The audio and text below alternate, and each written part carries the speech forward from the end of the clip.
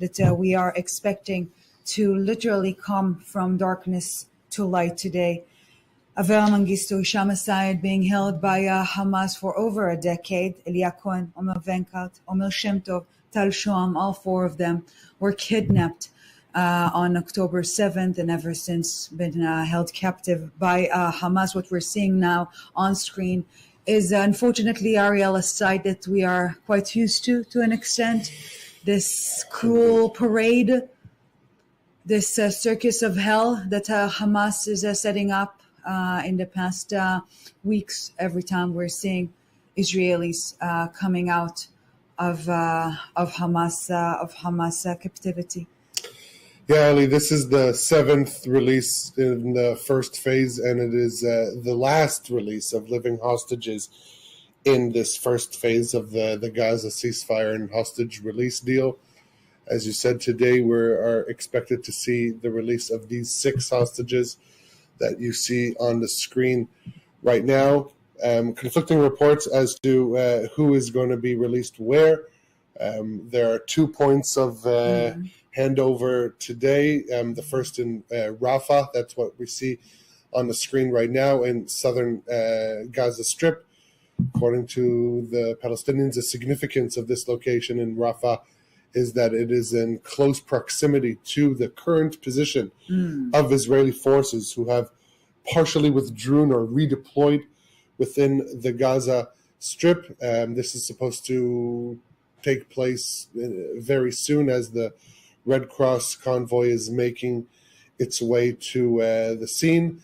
The second release is going to take place at 11 local time. That's at least scheduled in Nuseirat in the central Gaza Strip. Now, according to Qatari Al Arabi TV, the first site of release will see the handover of Tal Shoam, 40 years old, who was kidnapped from the Nova Music Festival. And from Be'eri, from Kibbutz Be'eri, and Avera Mengistu, who has been held in Gaza since 2014. There is a possibility that a third hostage will be released at this site, and we need to remember that on a day like today, in addition to the release of hostages, Israel is also releasing prisoners in exchange, Palestinian the other side of the coin, prisoners, if you will. 602, this inconceivable number. And perhaps this is a good point to mention that we're talking about dozens of them been released back then in the during the Shalit exchange deal, and then went back, surprise, surprise, to their terror activities and were captured anew by Israeli security forces. And that highlights how big of a security threat this is. It's not just a symbolic release of prisoners, of terrorists, convicted terrorists who murdered Israelis, whether it's civilians or soldiers, but these are people who were engaged in terror, were arrested, convicted, served jail time, were released, and then returned back to their terror ways. And it's a crucial point because it's not just a matter of perception or psychological warfare. You are highlighting, and rightfully so, that there is a profound security element to this release because, again, those terrorists have a tendency not to pursue a career in journalism, but rather to go back to their terrorist activities. And just to highlight that further, we've seen only 2 days ago, and we will address that, of course, shortly, the twisted release or handover, rather, of the 4 bodies of what we thought are 4 Israelis. We'll get to that again a bit later on. In the first row of this parade that Hamas orchestrated, we saw those prisoners who've been released in the previous stages of this deal, sitting again, as guests of honor. Precisely. First rows preserved for them, and the messaging here, if we're talking about the future, it's very clear to youngsters in Gaza and elsewhere watching. Ali, it's not only that. Among those released terrorists were also those who were supposed to be exiled to other countries, but those countries haven't yet accepted to receive them. So they are still in Gaza. They're not supposed to be in Gaza under the deal, but given the fact that nobody wants these released terrorists in the absence of this solution, they're remaining in Gaza. And that is an increased significant threat. We're talking about roughly 20 of these released terrorists. Here I must put on, the journalistic cap here and ask, how come Israel accepts that? How come there are those convicted prisoners released and are, because of bureaucracy or whatever it may be, are currently in Gaza and not elsewhere? Look, the expected solution would be, if there isn't another destination, the initial point of deportation is to Egypt. So they should be in Egypt. But the thing is, my guess is that because Egypt, as a mediator, has increased leverage in this matter, that they can say, no, we're not taking them. In the meantime, they will stay in the Gaza Strip, because Egypt does not want to become a point of transition for these released terrorists. They don't want to set a precedent. And unfortunately, it's Israel that suffers the brunt of this. Let's just quickly break down who these released terrorists are so that we can get a bigger picture. So as you mentioned, we're talking about 602 Palestinian prisoners. 51 of them are serving life sentences for murdering Israelis. 59 are serving prolonged sentences. Now, some have both life sentences and prolonged sentences. Yes, let me just point out that what we're seeing now on screen, Ariel, is a convoy of the Red Cross making its way to this point of transition, which unfortunately is becoming another opportunity for Hamas to demonstrate their cruel perception of human life. This is again this scene of the parade that we're seeing. So we're again watching now the Red Cross convoy making its way there. Live images now on your screen. And yes, let's circle back to this issue of the prisoners that are being released. This will take place later on in the day, only once the release of the Israeli hostages is concluded. Yeah, so as I mentioned, 51 life sentenced, 59 sentenced to prolonged sentences, 47 from the Shalit deal who were rearrested after engaging in terror, and 445 Gazans who were apprehended during Israel's ground operation. It was determined that they were not engaged in military activity against Israeli forces and also did not participate in the October 7th attacks. That's 602. But in addition to that, Israel is also releasing the bodies, not the bodies, but releasing 200 women and minors who were arrested on terror charges. And this is in exchange for the release of the 4 bodies that Israel received earlier today. So a total of 802 Palestinian prisoners are being released today. The Palestinians are claiming that Israel has not yet handed over the list of prisoners who are going to be released today. This could play out in a more challenging way as the day progresses if this list does not so you're alluding to the fact that Hamas, again, unsurprisingly and yet evidently, might push the boundaries even further and play tricks with the lack of a better phrasing during this release of hostages as well. Again, let's just point out what we're seeing now on screen. This is the Red Cross convoy already surrounded by the crowds there.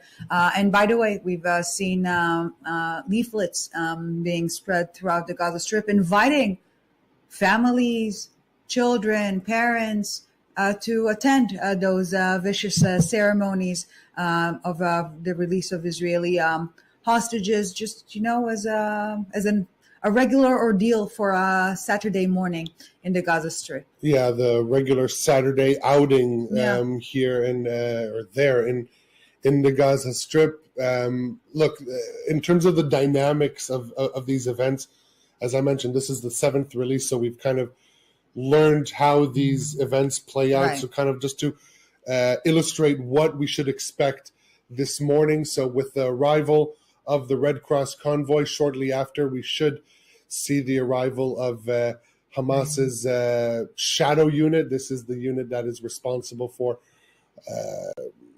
basically overseeing the issue of hostages. They are the captors that have been overseeing the hostages. And once they arrive, they will have this completely redundant and absent of any legal status of document signing with the Red Cross officials that for the seventh time are going to be playing along with this cynical show, and that yet further not trying to be an advocate for the Red Cross throughout those 505 days. We've seen little, if any, proactive action on their behalf to take care or even worry about the well-being of Israeli proof of hostages. life, not even worrying. Proof of life hasn't been the very basic notion. And yet, I would mention that in Thursday's traumatic retrieval of the bodies of Israelis, Red Cross did try to convey some sort of dismay of the manner that this transfer is being held, and then Hamas immediately threatened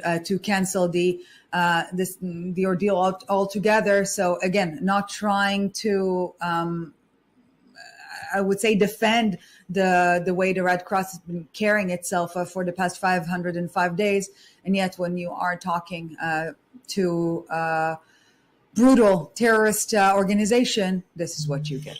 Yeah, I on the one hand, I agree. I do think, though, that the international community can exert some pressure on the sides and not just succumb to any of Hamas's demands. I think that's part of the reasons that has brought the world to this current situation of the West. The mere existence, the mere presence of the Red Cross at these ceremonies is giving. And I know that the choice of words here is particularly painful, a kosher stamp to these ceremonies. And yet it's what we're saying too often, unfortunately. So look, we can talk about the Red Cross and their complicity for hours, but after that sham of a signing ceremony, then the hostages, we're expected at least 2, perhaps maybe 3, will be handed over to the Red Cross.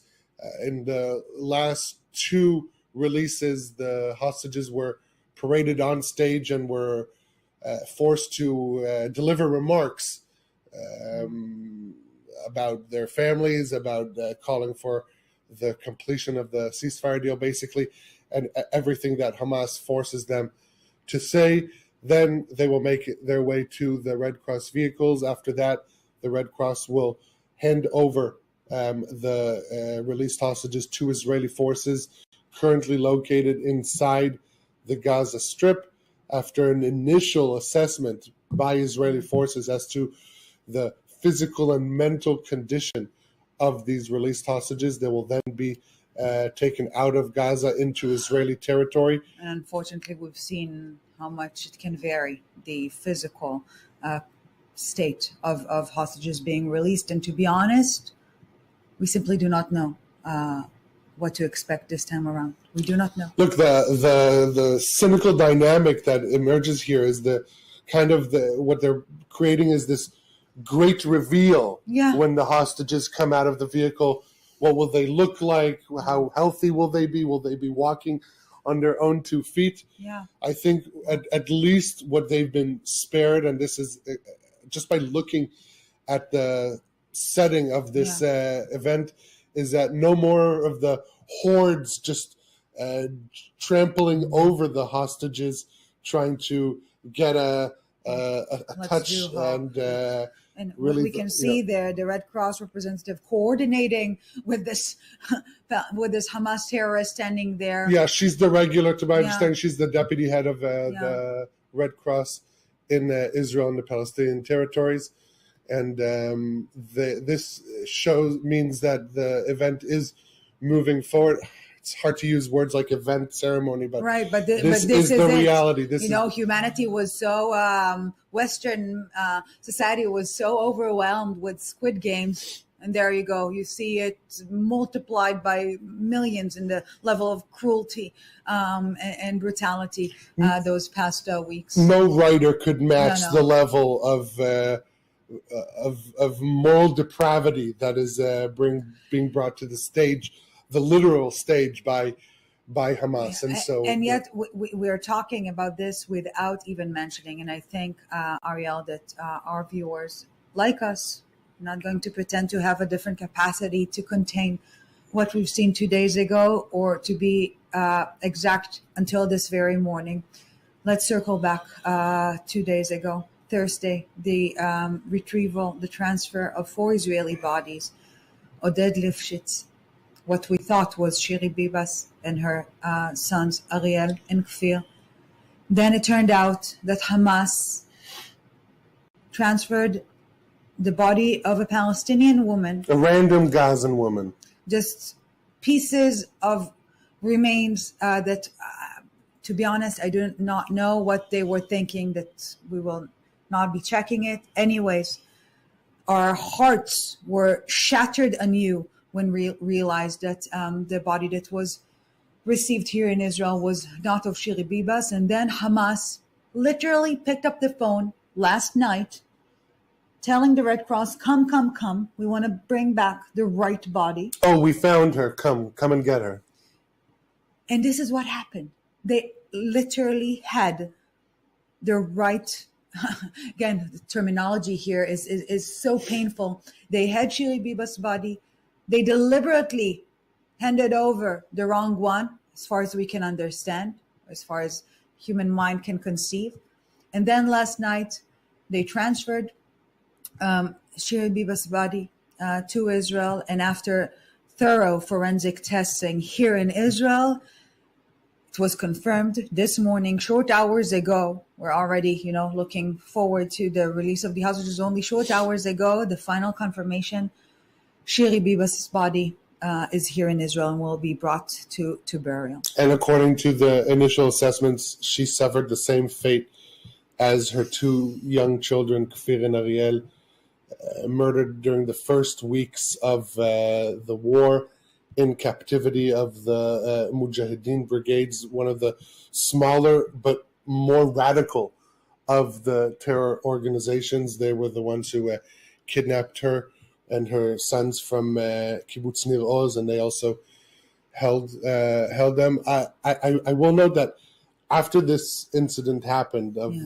handing over a random Gazan and not Shiri Bibas, there were thousands of calls online. Where is Shiri? This was the demand. But not only I didn't, but also many other Palestinian accounts, they were asking the question, where are the pro-Palestinians asking, who is this Gazan woman? No one cared about who is this Gazan woman. Well, no one asked that. And that just illustrates the moral inequivalency that is prevailing here, and that the goal of many of these so-called pro-Palestine supporters is simply to be anti-Israel. It's not pro-Palestinian. And this was proven over the past 48 hours when thousands, tens of thousands were asking, where's Shiri? Not a single person asked, who is this Gazan woman that Hamas simply Yes, gave but up. it challenges the mere notion of humanity, of the moral foundations any human being wants to live by, and I would be very careful with the wording here, since the IDF is very careful with the wording here, and rightfully so. The Bibas boys, and apparently Shiri as well, were murdered by hands. And I will not add any further details to that, because our souls and our minds, can understand what is needed to understand from this phrasing.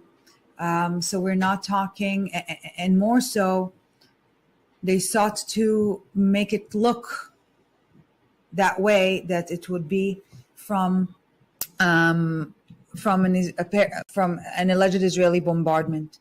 So again, those levels of cruelty are just when you thought that you've reached a low, you discover that the abyss is even deeper. There is no bottom to this Yeah. moral pit that Hamas and its partners in the Palestinian factions, terror groups in the Gaza Strip, continue to show us. We learned that it goes further and further and further, and even now they're continuing to claim that Israel is lying and that this was as the result of an Israeli bombardment. And to refute these claims, Israel said that it shared the forensic evidence with its partners around the world, so that they can corroborate this, these facts, this proof that the two youngest Israeli hostages, and that is one of the reasons why the Bibas family became such a symbol in this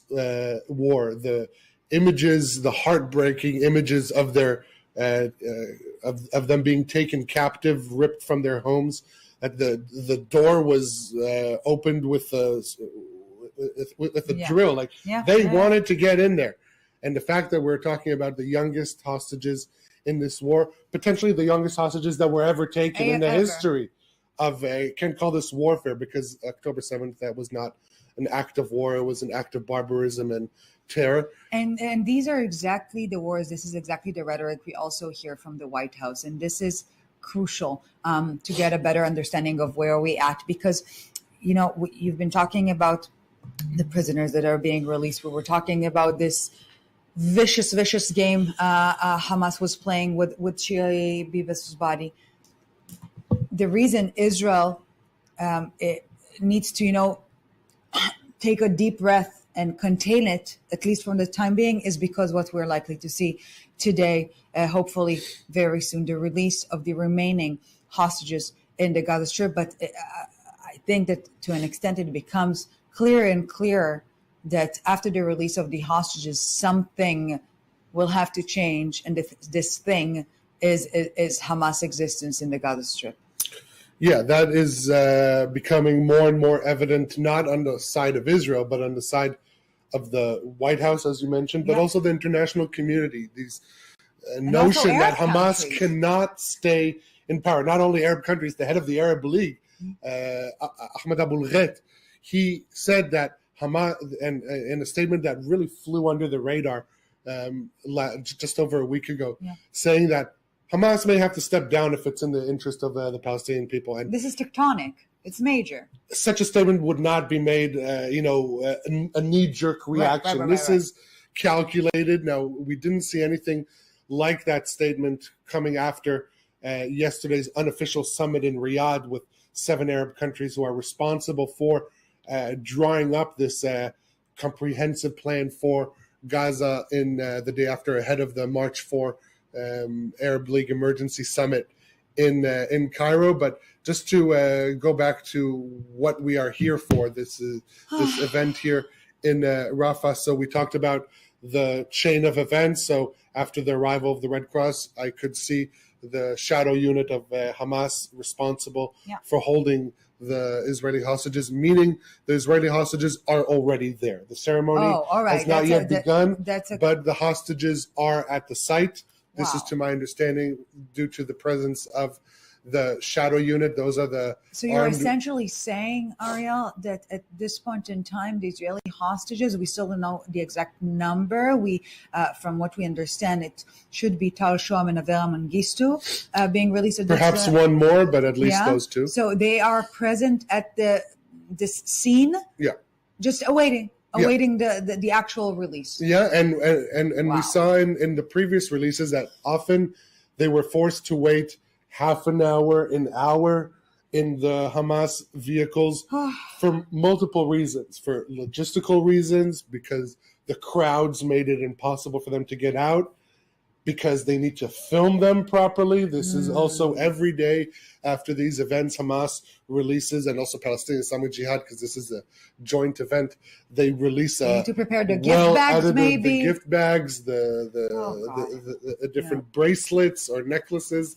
This is it really doesn't end. The torment and the subjugation doesn't end until they are in the cars of the Red Cross. And I will say, Yeah. sometimes once they're in the cars of the Red Cross, they have the officials move aside, and Hamas cameramen film them in the Red Cross vehicles, if we're talking about the complicity. But so, you know what, Ariel, at the moment, and yes, unfortunately, and yet fortunately, we are quite used, and I'm saying it, of course, cynically, to those events. This is the part of the day when we're angry. We're very, very, very angry at the images we're seeing. And yet, and not less important, in a few hours from now, hopefully, this anger will not be replaced, because we will never forget, right? This anger will be joined by this deep sense of relief that 6 of our brothers are back home, and we will see those scenes of celebration and joy. We're already seeing those, and again, terminology here is just torturing. Those watch parties on the Israeli side of the families and friends awaiting their loved ones. So hopefully, in a few hours from now, this deep, deep sense of anger and rage will be joined by this sense of gratitude, and I would dare to say joy to an extent. Yeah. Look, Ellie, I totally agree, and we have been focusing on the anger aspect of this coin, but let's try and set up the other part of today, which is the sigh of relief. I agree. Even words like joy can be brought up today. So let's set that up. Tal Shoam, he on October 7th was kidnapped alongside his wife Adi, their children Naveh, 8 years old, Yahel, 3 years old, mother-in-law, Adi's aunt, really a whole family, 3 other family members. They were murdered on October 7th. So they were all kidnapped, an entire family kidnapped. And Tal's wife and children were released during the November 23 hostage deal. Meaning spent long days in captivity. They themselves, they were taken hostage too. And so after today, after Tal is released, he will be reunited with his wife and children. And those are the important moments that we need. Obviously, they need as a family in order to recover. But us as a nation, we have to remember that families have been torn apart and kept apart for so long. They were taken hostage. Some were taken hostage as entire families and split in Hamas captivity. The wives and children were released. This now, this part of the hostage release is the phase of the fathers, the brothers, the men who are of healthy age, 18 to 50. The so-called humanitarian cases, albeit there is no hostage not in a humanitarian state of distress after 505 days in captivity. I'll take that a step further. There are hostages who are slated for the second phase who are in desperate need, and this has been proven by released hostages. They are in difficult medical conditions, and they need immediate treatment. So that is Tal Shoam. We want to see Tal walking on his own 2 feet, and he will later be reunited today with his family. This is what we need to focus on. And and just quickly regarding the other hostage, Avera Mengistu, he in September of 2014, he crossed the border from Zikim into Gaza. For the first 9 years, his family had no indication as to his condition until the first proof of life arrived in January of 23, when Hamas released a video. And the campaign to release Avera has been ongoing for many, many years. And this will be another significant full circle completed for his family and for the state of Israel that has been supporting the family of Avera Mengistu for many, many years now. We've seen the retrieval of Oron Shaul's body, who's also been held captive for so many years in the Gaza Strip. So as we're still waiting, the transfer to happen, the release of the Israeli hostages from the hands of Hamas to the Red Cross. We want to cross now live to you, Joe Brown, at Hostage Square in Tel Aviv, as part of what we're, again, quote unquote, used to during those tormenting days. We see the masses getting together at Hostage Square to be there together, to beat together, as we're seeing the return of our brothers from Hamas's hell. Joe, what can you tell us? So here at Hostage Square, even though it might look kind of like a celebration, it's far from that. Whilst there are people with Israeli flags and posters everywhere, you can more or less hear a pin drop. Other than the sound from the Israeli news channel that is being blurted out alongside videos of those hostages, all of them who are still in captivity, all 69 of them, as well as the 6 who are getting released today, it's still a very tense atmosphere. And even now it's just starting to really rain, but people are still out because they want to see and pay their respects to those hostages. But at the same time, they understand what they are seeing. They are watching a propaganda event. They are watching the final humiliation for 6 young men, 4 of whom have been here for over 500 days and 2 of whom have been here for over a decade. And those 2 are 2 men who are mentally unwell, Hisham El-Sayed and Avera Mengistu. And we saw the last time I was here was when it was the release of Or Levi, Eli Sharabi and Ohad Ben Ami. And when they came out, there was an initial round of applause that they were able to see them, but then they saw the condition that they were in. They were emaciated, they were looking unwell. And considering the fact that Avera and Hisham have been in captivity for so long, one can only imagine the condition that they are going to come out in. Have they been given their medication over the last 10 years or even the last 500 days?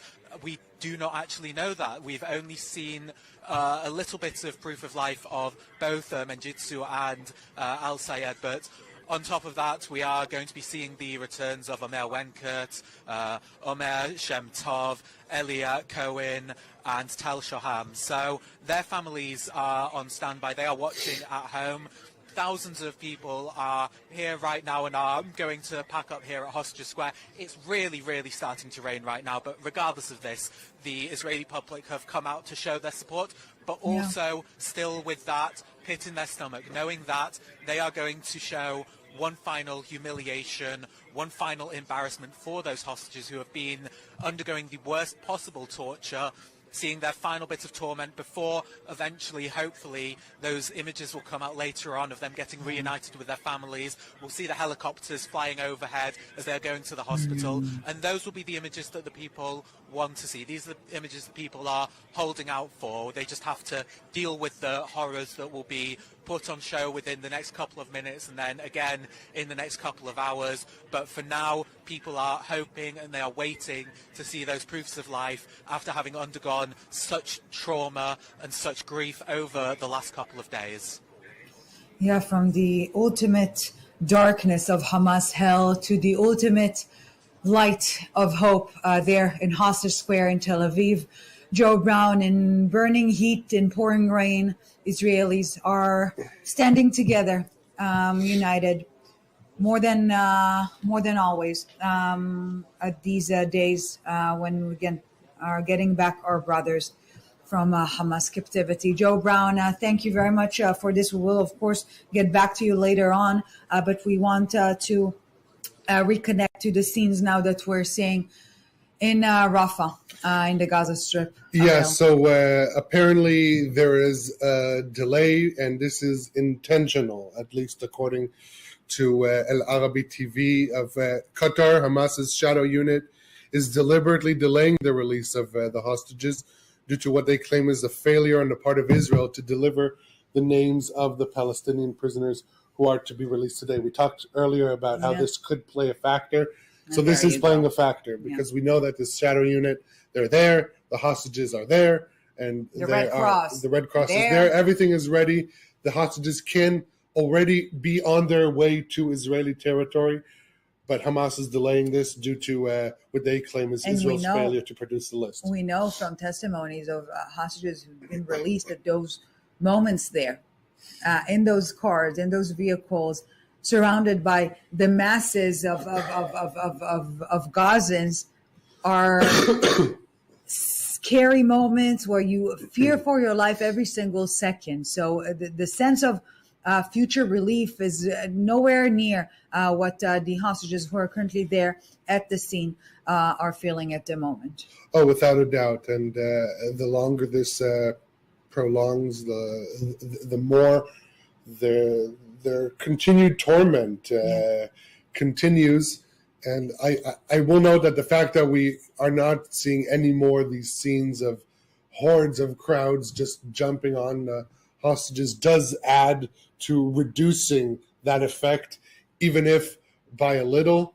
I think the fact that there are Hamas on the stage getting things ready is an indication that perhaps we could start to see some movement coming soon. But until it happens, we are, and obviously the hostages that are there are simply waiting, counting down the moments. And as we saw in Hostages Square, where is the main event of watching this, I mean, for Israel, you would expect the country to be watching a sporting event or an international singing contest, but that's not what Israelis are watching on their Saturdays. They are watching their brothers and sisters being released from captivity of demonic enemy. This is the reality, and for the families watching at home, I'm sure this is gut-wrenching every moment. For the family of Tal Shoam, 505 days in captivity. For the family of Avera Mengistu, 10.5 years in Hamas captivity. And so every single moment that this is dragged on is further torture to them, to their families, to the country. But we will endure, we will prevail as we have, and we will continue to what our enemies families. Mistake to be our weakness is actually our strength. The fact that we feel, the fact that we insist on feeling, and we're not getting numb for a second. We're not normalizing this reality of horror. This is what makes us stronger. And Ariel, we've been talking here day in, day out to families of hostages. And I must tell you, this past Thursday, 2 days ago, been talking to Hisham El-Sayed's father, Shaban. Again, his son, mentally ill, been held captive by Hamas terrorists for over a decade, of Bedouin descent, Bedouin family, been serving in the army here in Israel. And Shaban, in his modest demeanor, and we're seeing now the convoy making. This is that shadow unit, the larger car in the back of the convoy. That is the car that the hostages are most likely in. Mm-hmm. So we saw some representatives of the shadow unit at the scene getting things ready, and so now they're there making their grand entrance, because if there's anything that Hamas knows to do, it is propaganda and optics. And attention. But we will not let this prevail. And I will go back while we're seeing those scenes of those armed terrorists atop of their white vehicles. Shaban said, I asked him, what is your message today? 2 days before you might be hugging your son again. He said, well, Ellie, this world is out of order. What we need is to restore order. And in this simple phrasing, he said what we all feel: something is wrong, and it must be fixed for us to keep on living in this universe, to keep on living based on the morals that we believe in, and not what we're seeing now on screen. This is not the world we want to live in. Look, Ellie, our job here is to try and make sense of this senseless reality. But if to go back to what Hisham's father said, I think the first step is seeing how Israelis are uniting in support of these families. Yesterday at 2:30 a.m., you saw dozens of Israelis waiting outside the Israel Forensic Center in Abu Kabir to receive to in the honor, middle of the night, in the middle of the Friday night on night, Shabbat, after Shabbat dinner. This is what Israelis to do. honor who they hoped would be Shiri Bibas. And not what we're seeing now on screen, those masses, again, families, mothers, children on a Saturday morning coming to a family gathering to enjoy their Saturday, quote unquote, of course, and watch Israeli hostages being released. Well, Ariel, it seems that something is happening. Let's go back to the protocol, to what we are likely to see from this point onwards, if indeed this first release is about to take place. Look, they're repositioning the cars so that the aerial footage would be symmetrical. It would be good for optics. These are the considerations of Hamas in their preparation in moving this event forward. Obviously, we're looking at what appears to be brand new cars in mint condition in Gaza Strip that has been completely decimated. Which is infuriating of itself. And Hamas is full of these elements that they are in good condition. You know, Gazans I speak to say that before the ceasefire, Hamas was in control of 50% of the humanitarian aid. Now they're in control of all of it. They're in control of all of it. They're using this for their own personal financial gain. They're selling it to Gazan merchants. They're making a buck out of that. They're distributing it to their own families. Hamas is not in any pressure personally for their operatives. They have not been since the start of the war. That is the reality. And so with this continued humanitarian aid going in and other conditions, so we are seeing Hamas operatives exiting, and now they're approaching the stage, going to take the Red Cross with them to once again sign documents that bear absolutely no legal value. This is all for show. These salutes. But you know, our kind of confusing why the Red Cross is not there to see a sense of urgency on the part of the Red Cross to move this forward. Come on, guys, let's move. We're not seeing anything like this. Yeah, dancing this horrific orchestrated choreography that they have there. Where okay, the event has started. Yeah, we are compelled to watch this, not because we want to perhaps tune in and listen to what is being said. We know it is difficult. It is difficult for us to see this masquerade, this charade, this circus of horror taking place now on stage there. But it is very evident indication that the ceremony has begun, and we very soon might see Tal Shon and Avera Mengistu being released. Yeah, and if every event has its own theme, so the theme of the banners and the messaging of this stage is the military achievements of Hamas.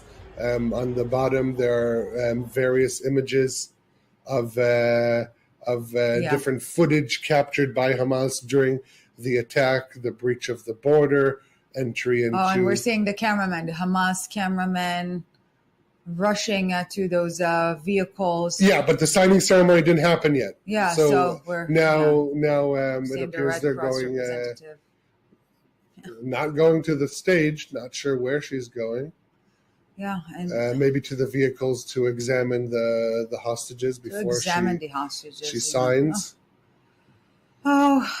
You know, our job, Ariel, is to find words to illustrate, to describe reality. But at these moments, I feel that no words can describe what we're seeing. You know, the images are stronger than any description that we are able to articulate. Look, Ellie, the goal in this in these challenging times is to keep our eye on the ball. Right. And that is the hostages. The hostages, waiting for them to come out, hoping that they're in good condition, making sure that all their needs are provided for once they make it into Israeli hands, whether it's inside the Gaza Strip or after. The Red Cross official appears to have finished whatever process she underwent. Again, the signing part of this hasn't begun yet. Oh, the Red Cross official is now taking the stage, and they're going to sign the documents indicating that the actual release of at least 2 Israeli hostages, Tal Shoam, Avera Mengistu, will happen momentarily. We are moments away, and I have goosebumps because, like I said, we want to see them home. That is all we want to see. That is the most important thing. And so this is bringing us closer, as shameful and shameful of what we're seeing right now. This is helping us move forward and closer to the release of the hostages. So unfortunately, in the absence of any way to influence this, we need to let this play out, but to put it into correct context. Right, that absolutely. Context. I totally agree with you. And so context is key here, and I will cynically say that here, unlike the traumatic situation with Shira Bibas's body here, there are no games that can be played here. We are about to see 2 of our brothers being released after being examined initially. We've seen this examination, just saying that they're there in those Hamas vehicles by the Red Cross. They're about to be released momentarily. We're seeing now the signing ceremony, again, has no legal validity by any means. This is part of Hamas's circus of horror there. But it is getting us closer to seeing our brothers, our hostages, going back home. Let's circle back, remind ourselves the protocol, Ariel. So after the handover to the Red Cross, then Red Cross vehicles will make their way to the checkpoint where they're going to meet Israeli forces. Inside the Gaza Strip. Right. They will receive an initial assessment.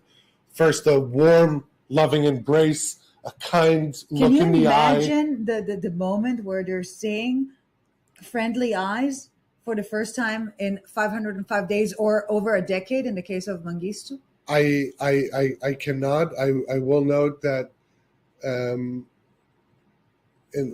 the cases with some, there appears to something be is some happening. movement. We are watching with you, dear viewers. We're watching what is happening there. At the moment, we're still seeing. We're seeing Tal Shoam walking. Wow, this is it. Okay. Tal Shoam is out. I'm sure his family is issuing wow. huge sigh of relief.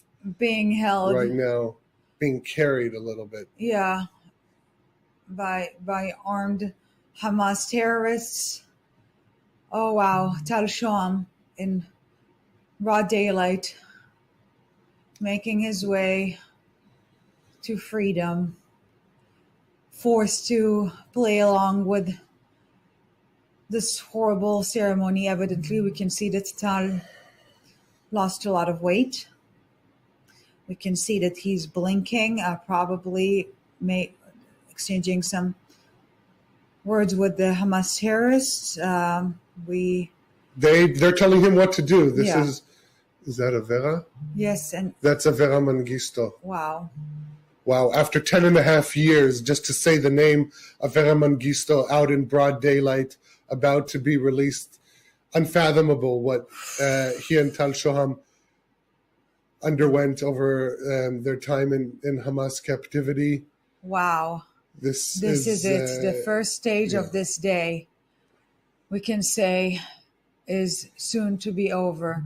Tal Shoam, Avera Mengistu, in broad daylight, still in Hamas captivity, but in the presence of Red Cross representatives, soon to be back in Israeli arms. And with the cameras on them, they are safe now. They may not feel safe, but this is the safest they have been since they were taken in captivity, and it will only become more and more like that. And here they're receiving the cynical diplomas that Hamas has issued. I don't know where Hamas gets the resources. Well, we know where they get the resources, but the fact that in such a complete status of destruction in Gaza, they can produce these banners, these diplomas, lamination services, lamination, all of this. and new banners every week. Yeah, let's just be precise. And here we see that a microphone was placed in the hand of Tal Sham. He's going to be forced to play along with this cynical, real vile event that Hamas is producing. Really, the torment does not end until the very last moment. That's what Hamas knows to do best. And I really hope that people around the world watching this understand that this is further proof, if we didn't understand until now, why Hamas has to go. And it appears that international leaders are making this realization, a realization that Israel had, or at least Israeli citizens had, better way later before than ever, October 7th. especially as we are facing what we hope will be the second stage or a new stage that will not be a rerun of what we're seeing now, without those torturing batches of hostages being released every Saturday, but rather one complete deal. But and at the moment, Sham, we he's cannot- in the we car of the Red Cross. This is such an important moment. That's it. And getting into the car of the Red Cross, he's moments away of being in Israeli arms again after 505 days, after being kidnapped from his home in Kibbutz Be'eri, with his wife, with his children, with his family members. Other family members were butchered this day, murdered by Hamas terrorists on October 7th. His wife, his children were held captive as well by Hamas terrorists. 8 years old, 3 years old were held captive. Yes, and released after 50 days. Ever since all of us have been waiting for his release, and today, and Avera is also in the car. So this ceremony has ended. Tal Shoam, Avera Mengistu are safely in the vehicles of the Red Cross. The convoy hopefully will start moving momentarily. Yep, they appear to have already started their engines from here, or from there in Rafah. They're not far away from Israeli forces, and so the handover to the way that they make to Israeli forces shouldn't take too long. I'm sure they're counting down the moments until they will see that warm look in the eye, that kind touch, something that they have not had. A friendly gaze, that will, a warm embrace that will make them feel back home. And we will go through the protocol in a second, but I must say, Ariel, we will never get enough of those moments until the very last one. We will not cease to not just to wish, but to proactively act to get to these moments where our brothers are being released from Hamas underground hell, seeing light, being brought back home. And we're seeing the masses there in Gaza still rallying after the release, after this horror show just took place. We are likely to see more of that later on in the day, as we are still expecting the release of 4 other hostages, Elia Cohen, Omer Venkert, Omer Shem Tov, and Hisham Asayed. But for the time being, a third of this release is beginning today, not completed yet, because until they're back in Israeli territory, back in Israeli arms, it is not the end of it, but they're out of Hamas's brutal hands at this point in time. Look, Ellie, it's hard to extrapolate from what we saw, which is a simple turn of events of people leaving one car, going on a stage, forced to talk, and going into another car. But the significance of this is 2 more of our brothers who were taken captive, one on October 7th and the other back in 2014. They are now free. They are now safe. They are making their way back to their families. And the that cynical, is so important. technical protocol of this transfer and this signing ceremony, this is not the story of the day. Again, as we've said earlier in the broadcast, There's one side to this coin. This is the anger, the rage, the brutality that we're not forgetting, nor forgiving rather. But the other side of it is a sense of relief and joy that the families of Tal Shoam, of Avram Mengistu, and hopefully very soon of all the other hostages are feeling today. The feeling of that we feel today. And that's really crazy about this the dynamic of days like today, because they start with anger, with fury, with resentment, and really as the day progresses, the hostages, once they're released, they move more and more closer to the warm embrace of their families. And then after these sickening images, we see the images of them being received by Israeli forces, of them taken to the hospital with a large network of Israeli military and health support. Yeah. And then the images of their reunification with their families. And so this is really, the various sayings about time moving forward. This is one of those days where you want time to move forward as fast as possible. Absolutely. So we can and move every away. second feels like We can move eternity. away from these cynical scenes. Now, right now, we are looking at the stage in Nuseirat in central Gaza, where the next release of the remaining And four again, hostages is going to take we place. cynically mentioned the fact that at the moment, as we speak, there are lamination services in the Gaza Strip. There are printing services in the Gaza Strip. There are graphic teams in the Gaza Strip who are working on new banners and signs every week. It's just infuriating. Not only that, but images coming out of supermarkets in the Gaza Strip show shelves filled with food of every kind. And you even have, last week we heard the UN, one of the top UN representatives for human rights, saying that there was never famine in the Gaza Strip. There was never starvation. Conditions were hard, yes, and this is also something that Israel acknowledged, but there were never the but this is the double game, this dual game that, if we're being honest, we are not yet to properly address. On the one hand, to point out the weakness, the misery, the alleged deprivation. On the other hand, to put together those demonstration of so-called strength in the Gaza Strip. And this is torturing for us. And yet we said, and we will keep on saying, part of our strength, what they mistake to be our weakness, is our ability to feel what we feel. And we're saying that as we are watching the preparations to the following scene of release in Nuseirat, not in Rafah, that we've seen a short while ago. Let's just say that the IDF,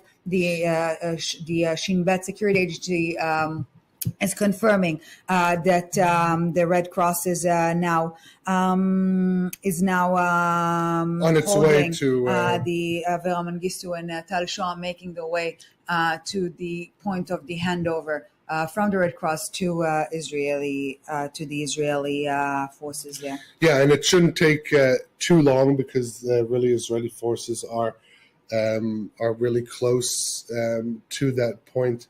We're seeing once again the scenes. That's Avram Mengistu being carried, I think, to the stage. Yeah, this is what we saw, but it's so important to see our brothers freed, released.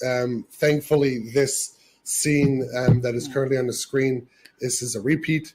This is over, and they're making their way to Israeli forces. Still, 4 more hostages, Israeli hostages, expected to be released in about an hour's time. Elia Cohen, Omer Shem Tov, Omer Venkert, and Hisham Assaid. Let's take an opportunity, now that we're between the events, to get a better understanding as to who these 4 are. So Elia Cohen, on October 7th, he attended the Nova Music Festival with his fiancée, Ziv, her nephew Amit, and Amit's girlfriend, Karin, during the attack while they were fleeing to a nearby shelter. Amit and Karin, they were murdered.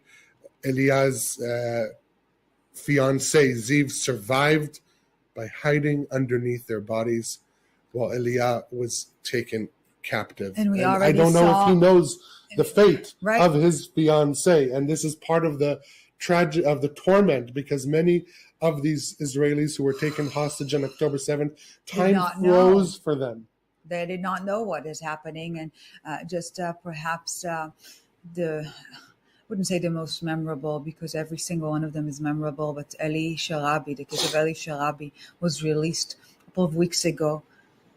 And what held him alive, what held his, mental capacity to survive, to keep on going during captivity, was the thought that his wife and his daughters are waiting for him. And the second he was released, he was also informed that his wife and daughters were murdered on October 7th. He said on stage to the microphone how much he looks forward to seeing them, and Hamas knew. Yeah, Hamas knew. They could have told him, but they didn't. The psychological torment continues to the very last moment. And by the way, we mentioned Eliah Cohen, so we've already seen stories on Instagram by his fiancée Ziv with the preparing the hospital bed for him, with the things that he liked, the things that he perhaps missed. So preparations on the Israeli side are underway, and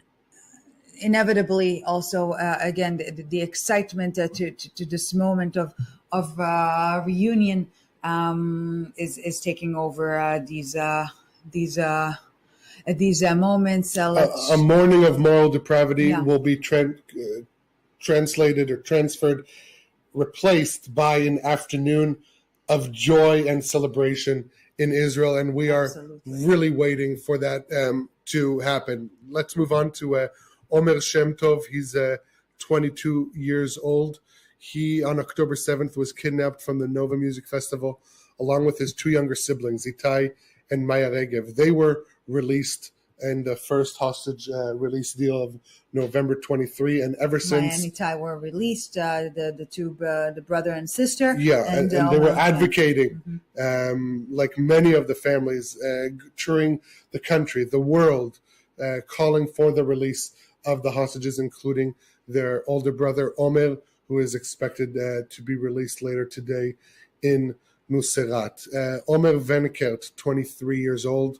He also attended the Nova Music Festival, where he was taken captive. And Hisham Sayed, 36 years old, an Israeli Bedouin from Khura. We discussed his mental health challenges. Yeah. So after over 10 years, just under 10 years in Hamas captivity, with his health condition deteriorating in recent years, he will be released. In fact, let's now take move a deeper on look, to the deeper stories of the hostages who have and will be released today.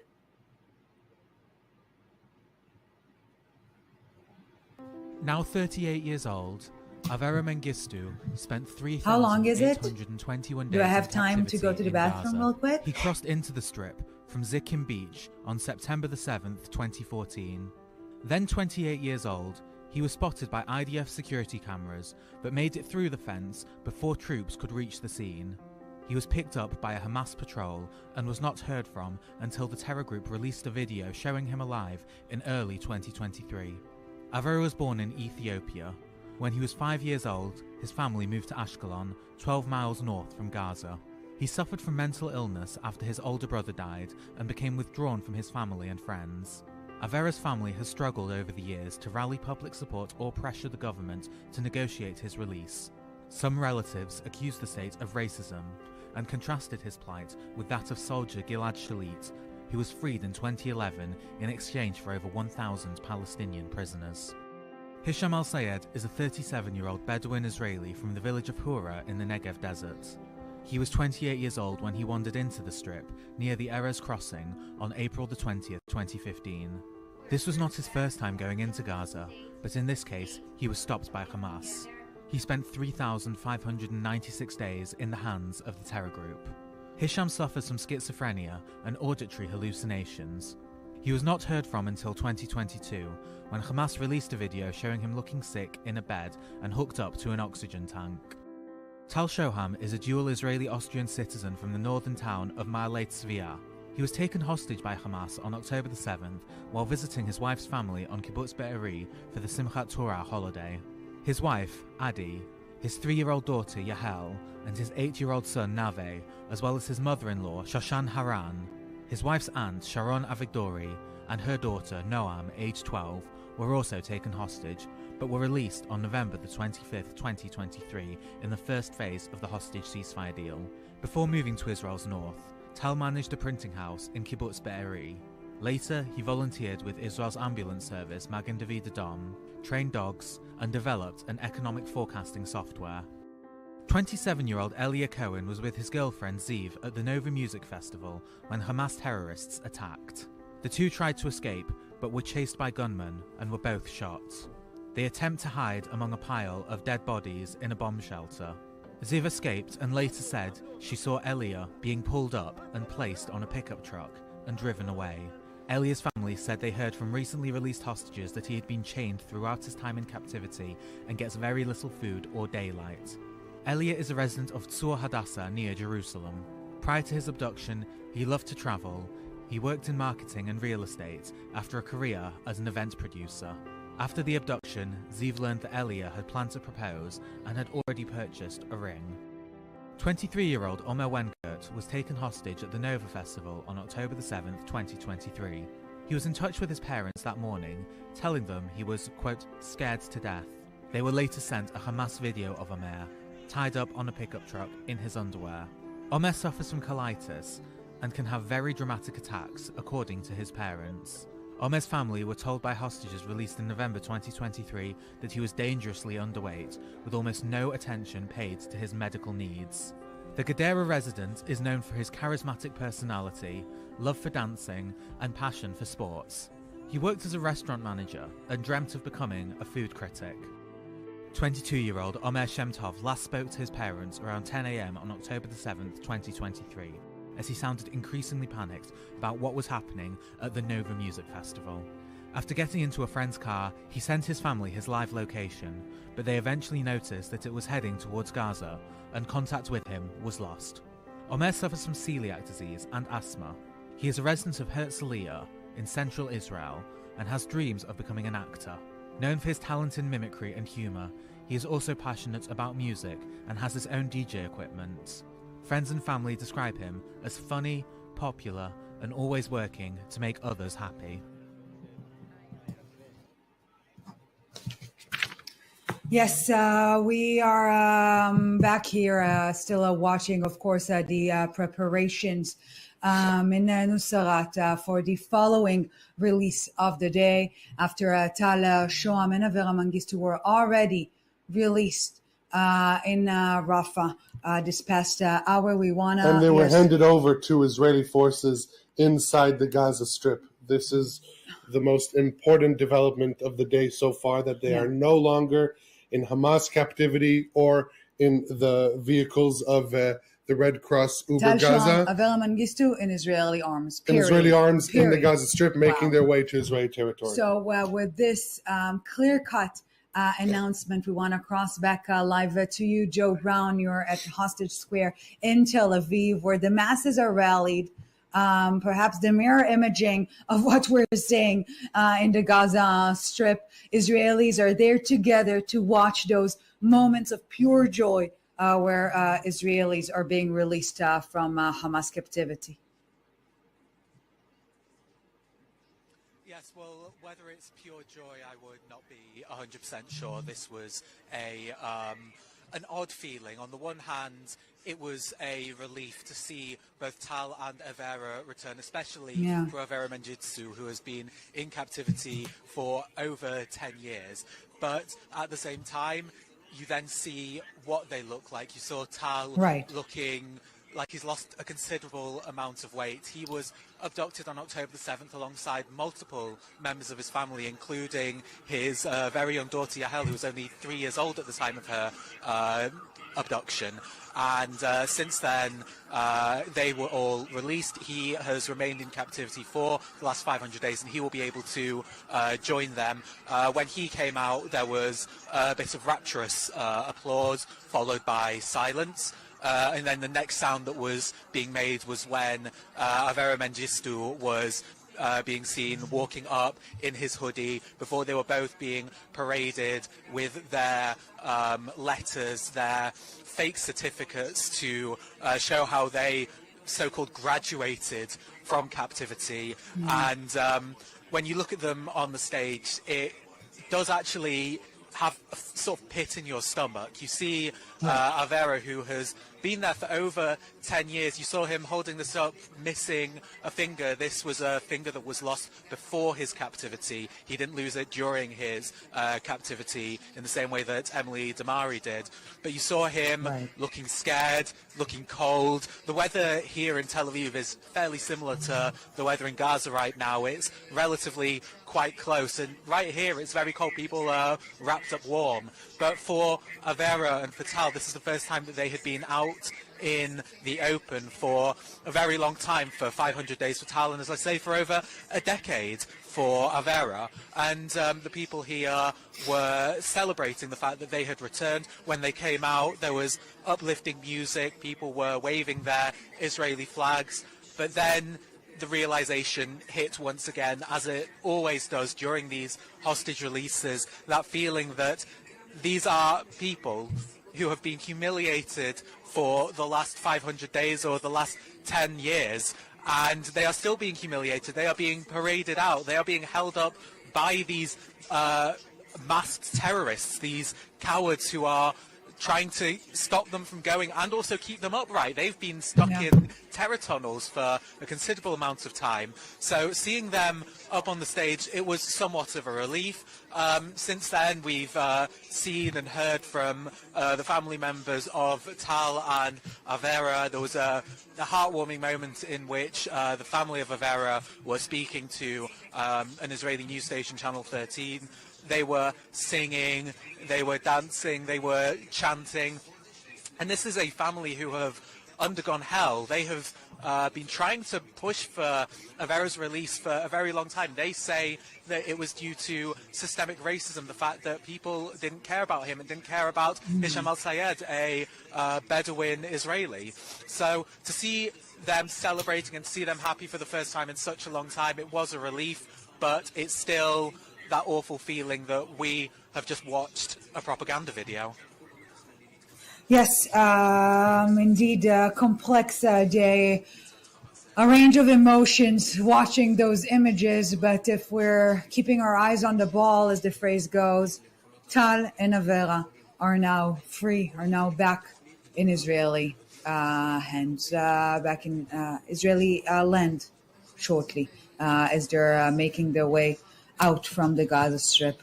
Joe Brown at Hostage Square in Tel Aviv, thank you very much for this. You know, Ariel, Joe mentioned the fact that the weather in the Gaza Strip and in Hostage Square, similar, perhaps the only similar thing about these two locations of convention this morning.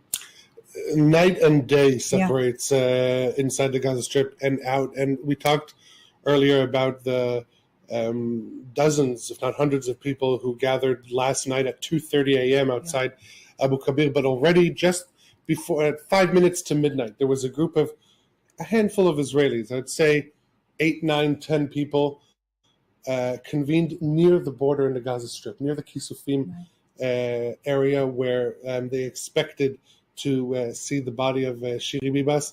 They went out there in the cold, in the night, during Shabbat, just to simply pay their respects. And when our team was there in the middle of the night, they waited nearly 2 hours simply to see a convoy of cars with the remains of a dead woman who they never met. You're saying those words, Ariel, and I can physically feel the chills, because at any given moment of this hell of a reality that we're experiencing, there are two sides to the coin. And it goes without saying that was the situation on Thursday when we received those bodies. On the one hand, there was this vicious ceremony that cannot really be described in words that we've seen in the Gaza Strip. So vicious that even Red Cross representatives were trying to, mark the red line there without a success. But on the other hand, you had those Israelis, and I will, there are several images that are, burnt in my mind from this past Thursday. One of them is of Daniel Lifshitz, the grandson of Oded. Perhaps the perfect illustration of Zionism, built this country with his own bare arms. Daniel was standing there knowing that his grandfather's body is coming back, with holding the Israeli, wrapped in the Israeli flag, was waving in the wind with a big tear in his eye, but also this little smile of a sense of a circle being closed, of his grandfather coming back home to the land he so dearly loved. And another image was of this soldier who was carrying the caskets as they were already in Israeli hands, literally in Israeli hands. Those caskets were covered with the Israeli flag, with the Magen David, and you saw the face of the soldier with such profound honor carrying those caskets. So this is the mirror image of what we're seeing now, and both sides of the coin should be dictating what we feel and what we do in the months and years to come. Look, the symbolism is everywhere, and really you have this duplicity of, on the one hand, the flag of Israel representing the state, the soldiers representing the army. On October 7th, the state and the army failed these people, right, but they are honoring them now. They've done everything they could to bring them back, and they are honoring them now. And this is so critical for the recovery of Israel as a nation, because I know a lot of people don't like bringing up these issues at a time like this, but it is specifically in times like this that we must remember, A, how we got here and why, and B, what we need to do as a society to rebuild and move forward, to reestablish the social contract between the state, the military, and the people. And we see it slowly starting to happen. But that is why releases like this, hostages returning home, is so critical. And the families of the hostages are saying this time and time again. Not only they themselves cannot begin their recovery, the hostages who were released and their families, until all the hostages are returned. But they say, and every day that passes, I think, makes it all the more evident that their words are so true, that Israel as a nation, as a society, cannot begin the long road to recovery until all the hostages are returned home. And I'm getting now images that we will later be able to show on stream of Hisham Assad's family bringing this huge jar of Bedouin coffee to hand out to all those masses of Israelis that on a rainy, cold Saturday morning just went out to stand by the side of the road to welcome the hostages who are being released. And this is a story. This is a story to see Tal Shoam. Yes, weak, pale, lost a lot of weight, evidently, but he's a free man now. And these are the two bottom lines of the same image that we're now seeing on the right side of our screen. On the left side, we're still seeing the preparations to the second round of release set to take place in Nuseirat, as both Tal Shoam and Avera Mengistu are currently already in Israeli hands, making their way back to Israeli territory, to Israeli land. And in 40 minutes' time, there will be, that is the time set, or at least announced by Hamas in the brochures, the leaflets that they handed out ahead of the release in Nuseirat, 11 a.m., that's in 40 minutes local time. We will see the release of Elia Cohen, Omer Shem Tov, Omer Venekert, and Hisham Asayed, as you described, the family of Hisham, handing out coffee to Israelis, to soldiers who came to support the families. This is in Re'im. Re'im is the site of the initial reception point. Once Israeli forces who are bringing back the hostages into Israeli territory, they will make their way to this initial reception point in Re'im, not too far away from the border with Gaza, an area that was hard hit. And in fact, Re'im is where the Nova Music Festival was. And I think for the hostages being released who were taken from there, that is one crazy closed circle. But the families, some of the family members are already waiting at this initial reception point where Tal and Avera are currently making their way.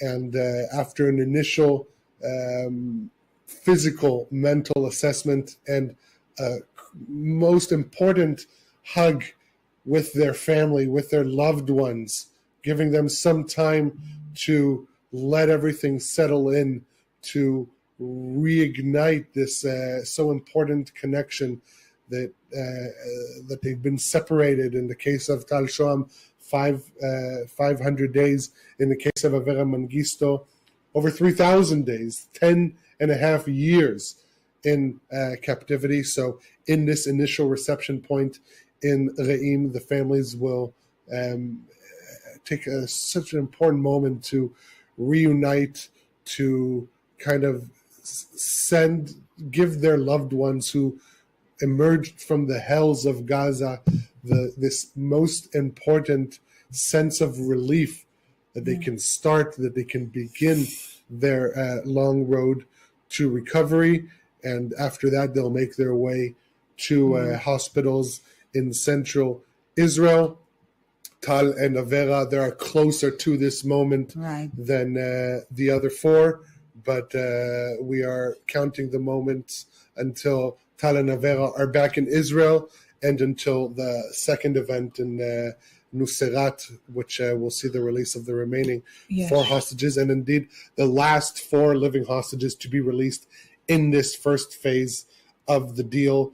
And this is crucial, Ariel, and maybe we can elaborate on that a bit, because what we're seeing today is essentially the last group of live hostages as part of stage one, as it is dubbed here in Israel.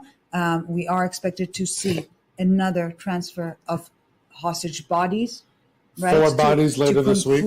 To conclude this stage altogether. And the second round is essentially yet to be agreed upon. Yet to be agreed upon. And at the end of this first phase, as you mentioned, there are 4 more dead hostages to be released. After that, there will still be 59 Israeli hostages, some living, some dead. And for the families, they want to see the second phase come as soon as possible. We've heard from the mediators that the second phase is more challenging because the second phase is supposed to see the full withdrawal of Israeli forces from the Gaza Strip, an announcement of the complete end to the war, the release of all the remaining hostages, which would leave Hamas without any, as they see it, and as they're utilizing it as bargaining chips, keeping them in power. And so basically the agreement of the second phase is a statement as to the future of Hamas's rule in the Gaza Strip. And given that we are assuming that they will not relinquish control easily, this makes it a lot more challenging. And for the families of the hostages, a lot of uncertainty remains. But also this deeper realization or understanding here in the Israeli side, at least when we're talking about the Israeli public, that the second stage should be of different nature, not those different groups of hostages being released one Saturday after the other, but one release of all the remaining hostages, simply not to allow Hamas to pursue the games. We are happily updating our viewers now that both Avera Mengistu and Tal Shoam are now not just in Israeli hands, but also in Israeli territory. And now with this with this statement. We will be taking a very, very short break, but we'll be right back after this brief break with all the live updates from the Gaza Strip.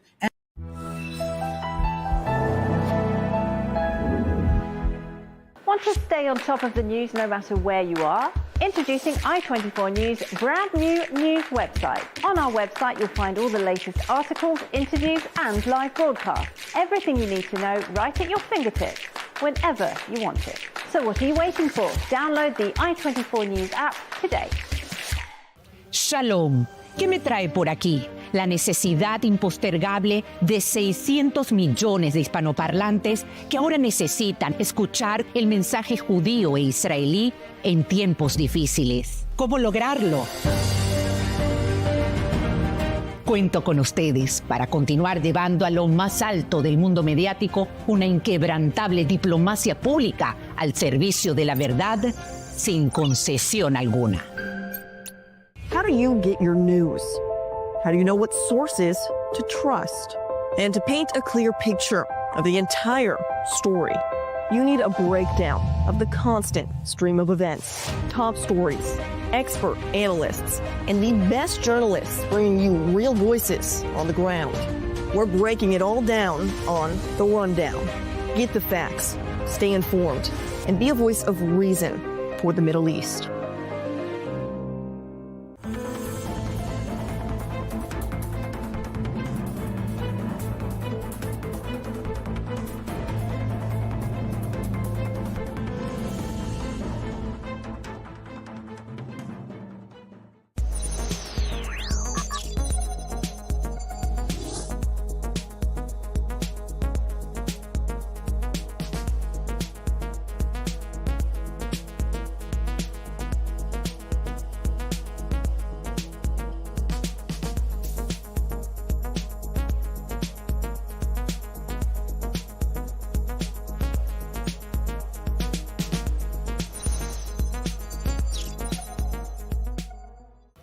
Shalom.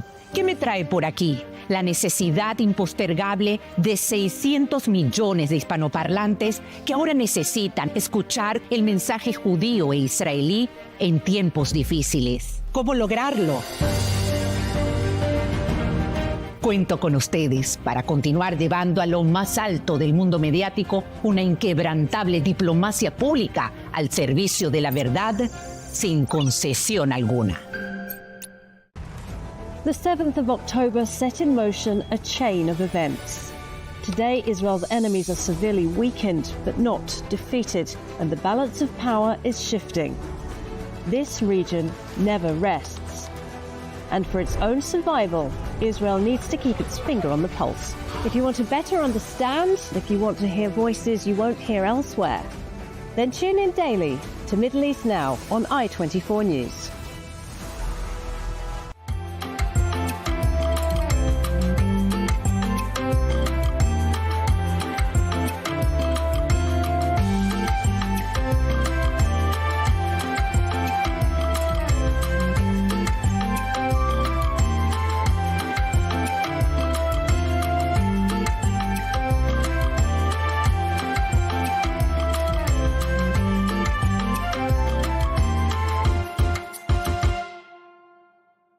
How do you get your news?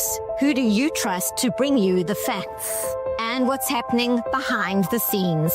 To give you the entire story in this complicated, constantly changing region, we're based in the Middle East. Top stories with our team of journalists in the field, newsmakers, and experts. We're breaking it all down on The Rundown. Facts matter. Be the voice of reason.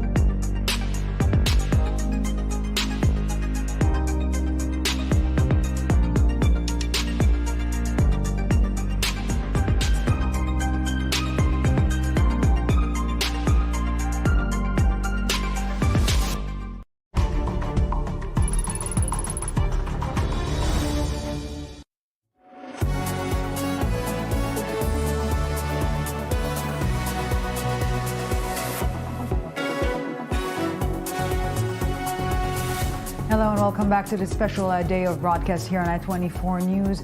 As we can already say, they are free. Tal Shoam and Avera Mengistu are now in Israeli territory after being released from Hamas captivity this past hour. We are still awaiting the release of 4 more hostages today. Leah Cohen, Omer Venkert, Omer Shem Tov, and Hisham Asayed. The first 3 after 505 days in prison. The last one, Hisham Asayed, after more than a decade in Hamas captivity. In captivity, of course, those 4 hostages, 4 Israeli hostages. We want to welcome here in studio our senior correspondent, Middle East correspondent, Ariel Osser and Robert Swift. Thank you both very much for joining us today. What we're currently seeing on screen, the preparations to the second release of the day in Nuseirat, after the first release earlier in the morning was in Rafah. So Ariel, set the scene for us, what we are expected to see in the coming hour at this with the lack of a better phrasing, at this vicious event in Nuseirat. Right, so after the happy news of Tal Shoam and Avera Mengistu making their arriving into Israeli territory on their way to the initial reception point in Re'im, where they will be reunited with their families, our eyes are set on Nuseirat in the central Gaza Strip, where we will see the 4 remaining living hostages of this first phase of the deal being released. 27-year-old Leah Cohen, 22-year-old Omer Shem Tov, 23-year-old Omer Venkert, and 36-year-old Hisham Asayed. Now, Elia Omer and Omer, they were taken hostage from the Nova Music Festival. Hisham Asayed, he has been in Hamas captivity since 2015, suffering from mental issues, and arrived, made his way independently, crossing the border into Gaza. For many years, there's been a long campaign for calling for the release of Hisham Asayed, as well as Avera Mengistu, who we saw released just a couple hours ago, or an hour and a half ago, from Rafah. In Nuseirat, we are expected to see a similar dynamic to this release event. The indication that the ceremony, again, we talked about this earlier, the use of words like event and ceremony is simply from a lack of a better word. This will be set into motion once the Red Cross convoy reaches the area. And here too, if I may note, Ariel Osran, we're seeing the masses, families, children coming there to watch this horrific event of Israeli hostages being released. And we saw that again earlier in the morning in Rafah. We're seeing it now in Nuseirat. Let's speak briefly on what we have already seen this morning. Tal Shoam, albeit pale and evidently lost a lot of weight, is also standing at his 2 feet, or at least carried by Hamas terrorists to the stage that way. Avera Mengistu also looking, of course, overwhelmed with the scenery there, also standing on his 2 feet. Hopefully this is an indication of their physical state, but we do know far too well that this initial public demonstration is not an accurate reflection often of their mental or physical state. And we're seeing right now they received these diplomas, and then they were shoved microphones in their faces, forced to speak. Obviously, the Hamas terrorists standing nearby, telling them what they should say. To my understanding, previously released hostages said that prior to this event, they are instructed in advance by Hamas to say in the ceremony. Obviously, at gunpoint, so there's not much leeway here. Clearly. Now, we talked about earlier the significance of the location of the release in Rafah, close to Israeli forces. Now, if we can see, we can see now in Nuseirat. This is on Salah ad-Din Street. This is the main route linking north and southern Gaza. What is known as the Netzarim corridor. It crosses the Netzarim, yes. the Netzarim corridor. And so in terms of the significance, it is connected obviously to the Netzarim corridor. The significance is to show that the freedom of movement is now open, that Gazans can travel north, south. Obviously, the messaging is aimed for internal consumption inside the Gaza Strip, but like all of these, this and the 6 previous days of hostage releases, they are filled with significance and messaging on the part of Hamas in terms of what they're trying to send the messages to their local, to the Gazans. And you know, Ariel, we've been talking about it so much this morning already, and now we're seeing it on screen. We're seeing the duality of this day. On the one hand, we're seeing Hostage Square packed with Israelis on a rainy Saturday morning, went out to be there together for those moments of profound relief, seeing the Israeli hostages being released. We're seeing also those Israelis standing there with flags across the road, the passage where we're likely to see the hostages being released. And then we're seeing those images. The coffee that the Assayed family is handing out. Hisham Assayed going to be released after more than a decade in Hamas captivity. And I will mention again the conversation I had with Hisham's father, Shaban Assayed, just this past Thursday. I asked him, Shaban, do you believe that in 2 days you're going to hug Hisham again? And he said, I'm still not, giving myself the freedom to imagine this moment, but I would say that the world is out of order, and Israel, that is, needs to put some order back into the world. And this is what we're seeing now. This is the humanity we vouch for, the Assayed family handing out hot coffee in a cold, rainy day to all those masses, to the Israelis who are standing there to welcome back the hostages who are being released. And it shows you one more thing about Israeli society and about the tragedy of October 7th. On October 7th, the various terrorist groups, they didn't differentiate between Jews, Muslims, Christians. They targeted everyone all the same. And here we have, we talked about these 2 sides to the coin. So this is the other side of the coin of Israelis of all walks of life, Jews, Muslims, uniting together and supporting each other because we are in this together. And this is a message that I don't think really makes it past the borders of Israel, that they don't understand that this isn't an issue of Jews versus Muslims. This is an issue of demonic genocidal terror organizations that seek to sow death and destruction. That is all. And here in Israel, the fact that we are seeing these images, that the Forum of Families of the Hostages has Jews, Muslims, Christians together. This is something that is so important for our viewers to understand, that this is not a religious issue. This is an issue of humanity against those who seek to sow death and destruction. And those images perhaps demonstrate precisely that better than all the words that we are going to use and are using here in studio. And you know what? To perhaps lean further into this, to this complexity of emotions we are all feeling those past weeks, those past months. We want to welcome now Dr. Camila Focus-Lavan, a licensed practicing psychologist. Thank you very much for joining us, Dr. Focus-Lavan. You know, on this day, we are all transitioning from agony to hope, from pain to expectation, from anger to belief. And I think that if anything at all, we were able to hold all those emotions together at the same time.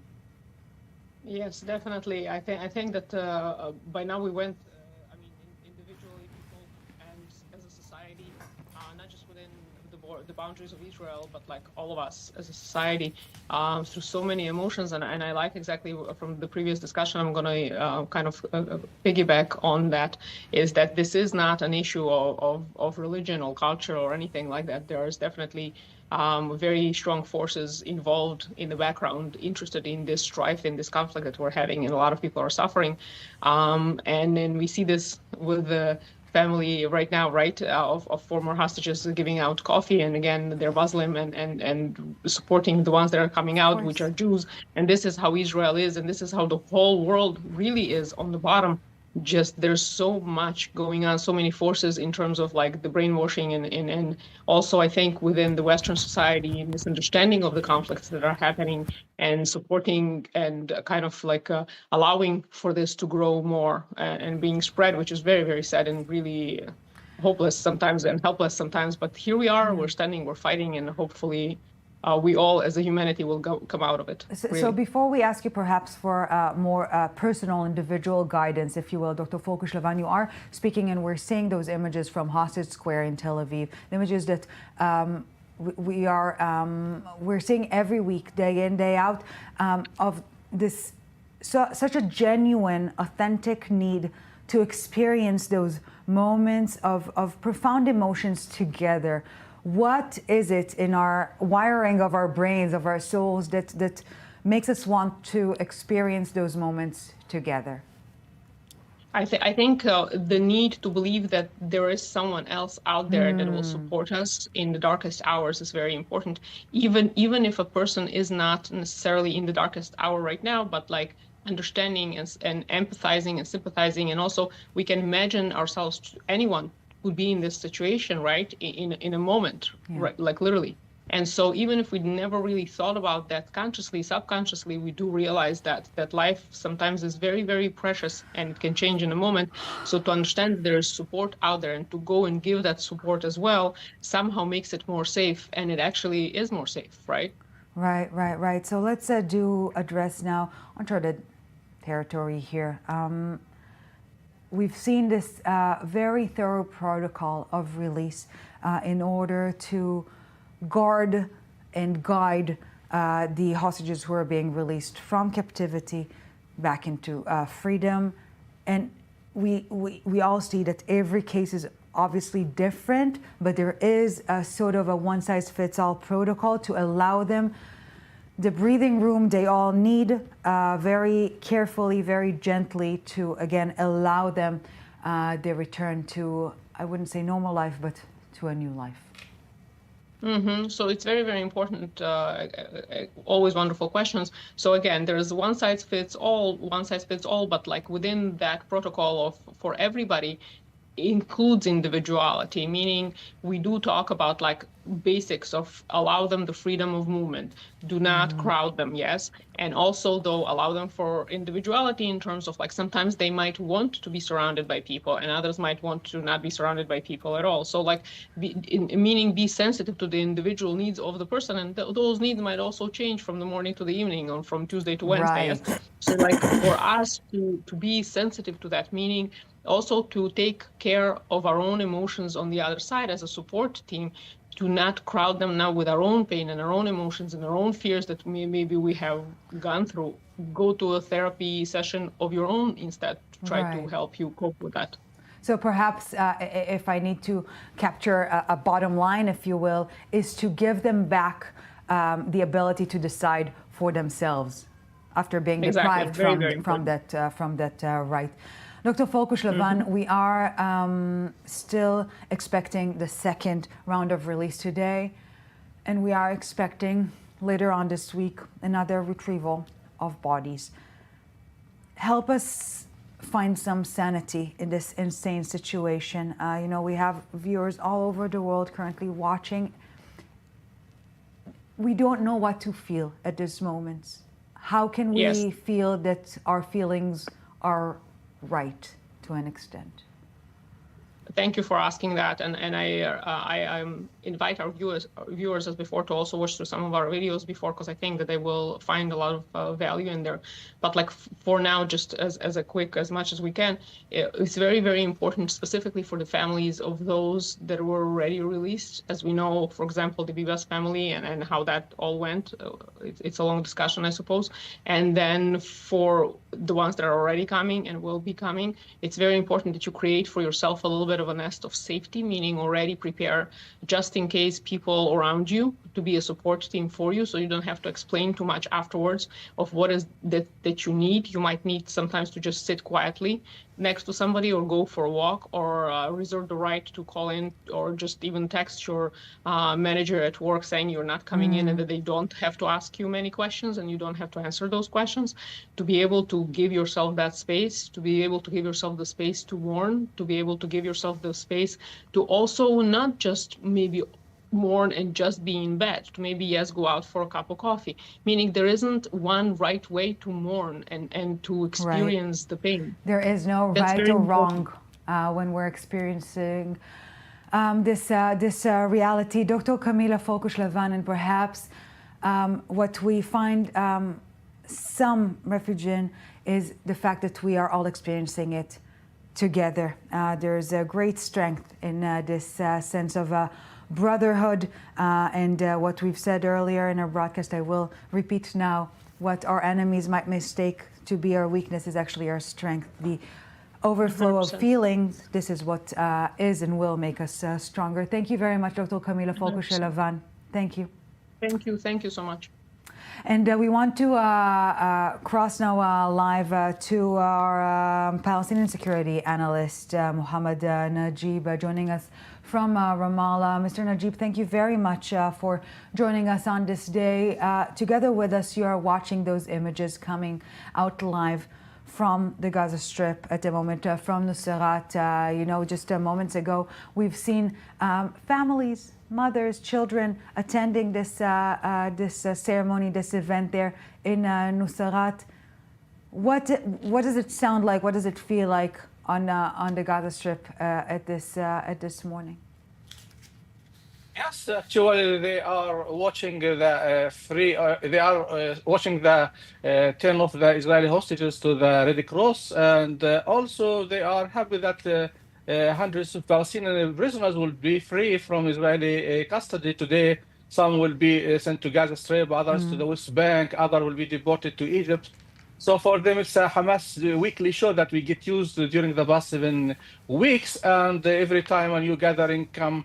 And also it's a Hamas message to the locals that despite the destruction and the damage that happened during the past 16 months, but Hamas achieved something. So it's strengthening Hamas power and presence there by showing this show that we witnessed during the past 7 weeks. Right, and you've mentioned that the release of the prisoners, we're talking about 602 convicted prisoners who are set to be released later on today. I want to circle back to the previous, I wouldn't say release, but rather handover, transfer of hostage bodies. We've seen there in the front row, we've seen those released prisoners from previous rounds sitting there as some sort of guests of honor. So this issue of the release of prisoners is crucial for Hamas. Yes, of course. That's to give credibility for Hamas, to show the people that those who have been released, and also when the prisoners released, they talk about the difficult situation they lived in the Israeli custody. So they encourage Hamas to go to the second phase and to free the rest of the Palestinian prisoners in the Israeli custody. Actually, the number exceeded 11,000 Palestinian prisoners in Israeli custody since 7 October right now, but some of them got freed by the Israeli authorities, some freed by this deal, and some newly arrested. But those who spend more than 10 or 20 or 30 years in the Israeli jails and freed, it's look like a victory for Hamas to show the people that Hamas can achieve something for them despite the huge price that it costed during the past 16 months of the war. Right, and Mr. Najib, you've mentioned the second stage, and currently as we are nearing the final stretch of the current phase, We don't have a clear outline of what the second stage is going to look like, but we do hear a different tune, if you will, both from the White House and I will dare to say also from regional powers in recent weeks, ever since Trump assumed office. It seems that things are changing.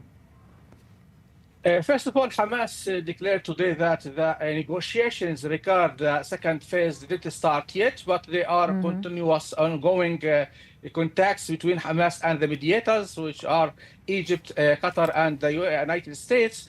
And everyone believes that the second phase is very difficult and complicated, not easy for the Israeli Prime Minister to go ahead on.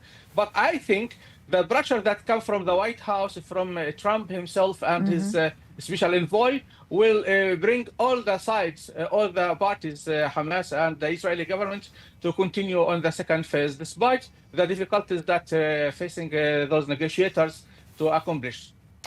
Mr. Mohammed Najib, Palestinian security analyst, thank you very much for your time and input on yet another extremely emotional day here. Thank you very much, Mr. Najib. Thank you. Thank you. Robert Swift, Ariel Asran back here with us in studio. Robert, let's try to recap what we've seen until this point of the day and what we are to expect. Again, such turbulent times and just this past, just a few hours ago, we were still talking about the Shiri Bibas body, and we're already looking ahead. So let's try again to have a thorough recap of what happened so far and what we are to see from this point onwards. So as we've seen so far this morning, the release of Tal Shoham and Avera Mengistu, for the families, seeing them for the first time, I think the condition of the hostages, we've seen worse, but we've also seen better. Tal Shoham himself looked particularly underfed. I would say the two of them looked in worse condition than the three hostages we saw released last week. Right. However, not in the severe condition that we saw in the release 2 weeks ago. Obviously, this is just what we can tell at a glance. Your eyes don't tell you the full picture of the actual condition of these two. Avera Mengistu himself has been in captivity for so long, 10 years. Obviously, his condition, both physical and psychological, will be of particular concern. And then we will, of course, have similar considerations looking forward when we see the release of the next 4 hostages in the coming hour or so. We can say, sorry to interrupt, that the Red Cross is on its way to the site in Nuseirat, a bit ahead of schedule, which indicates that these moments of release of the hostages finally ending their time in Hamas captivity is approaching very, very soon. And so in terms of as we discussed, the dynamic of these events, this is the first spark that really indicates that the ceremony is moving forward. You have the Red Cross making their way, then you have the Hamas shadow unit carrying the hostages arriving at the site, then you have the shameful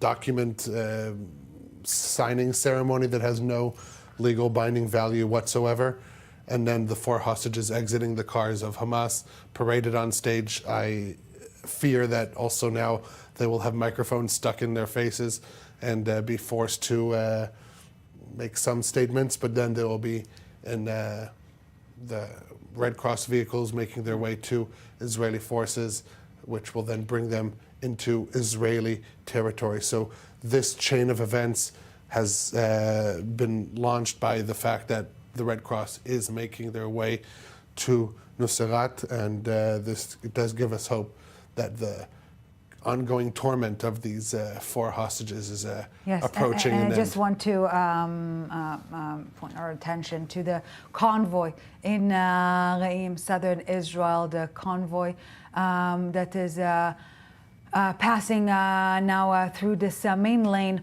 of hope, I would dare to call it. Re'im was the site of the Nova Music Festival, where we've seen the most horrific massacres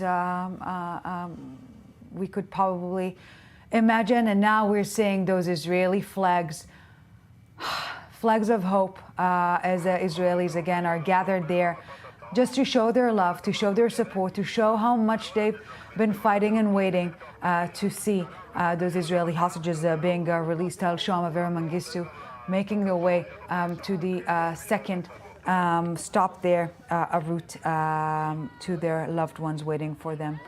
Worth noting, as the convoy makes its way through Reim and the site of the Nova Festival, that I believe 3 of the hostages out of the 6 who are being returned today were themselves captured from that location. Absolutely. And again, the symbolism here is so many different layers, as every site here is soaked with both blood and hope, befitting the greater Israeli and Jewish story, if you will.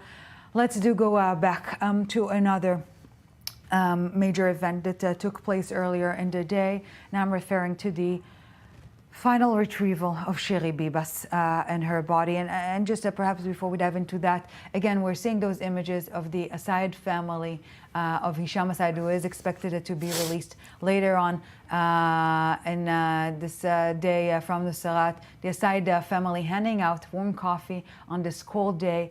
It's a cold day, but our hearts are warmed by those sites of unity, of solidarity. Hisham Asayed has been held in Hamas captivity for over a decade, and very soon, hopefully, will be back in the arms of his loved ones, waiting for him so very much, as we can see now on screen. Yes, I do want again to go back to the retrieval of the body of Shiri Bibas after this cruel chain of events that we saw ever since Thursday. Let's recap the events, Robert. So the second handover of a body, this in the early hours of this morning, this time it been confirmed by the Israeli authorities that this was indeed the body of Shiri Bibas after the failure to hand over her body alongside those of her 2 children several days ago. Of course, Israeli authorities have been extremely critical of Hamas for this incident. I think the unanswered question is, what was the motivation behind Hamas doing this? Was it a deliberate ploy on their part or accidental? Now that they have handed over the body without using that event as leverage on Israel, it does appear to be that it seems slightly more likely that it was a mistake on their part. That doesn't speak very highly of the organization that's going on within the Gaza Strip. An understatement, yeah. And we do know that it also provoked a very clear-cut messaging from the White House, from President Trump himself, after being exposed to Israeli intelligence on the cause of death of the Bibas boys, and most likely also Shiri Bibas. Yeah, he said he was horrified by what happened to the Bibas family.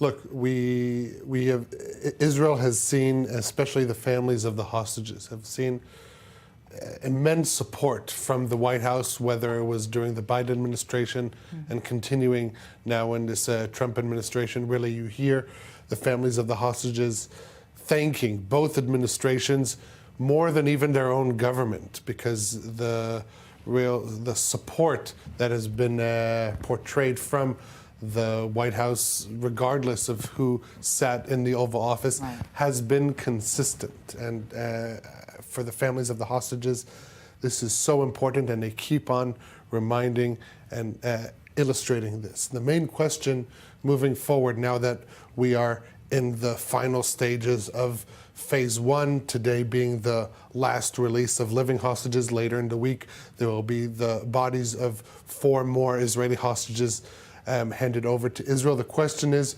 what does that presence in the White House, what effect does that have on the negotiations moving forward? You know, a lot has been said about the Trump effect even before entering the Oval Office, of really pushing forward these negotiations and bringing forth this agreement. But that was Phase 1. Right. Phase 2 is a whole different ball game. And for the simple reason that Phase 2 means 2 things. One, the end of the war, and the other, determining who will administer Gaza after the war. And now what we see Hamas's messaging consistently since the first event of these hostage releases is the saying, we are the day after. That is what they are saying consistently. And so also conversations that I'm having with Gazans, every day that passes, Hamas is further entrenching their control, their rule over the Gaza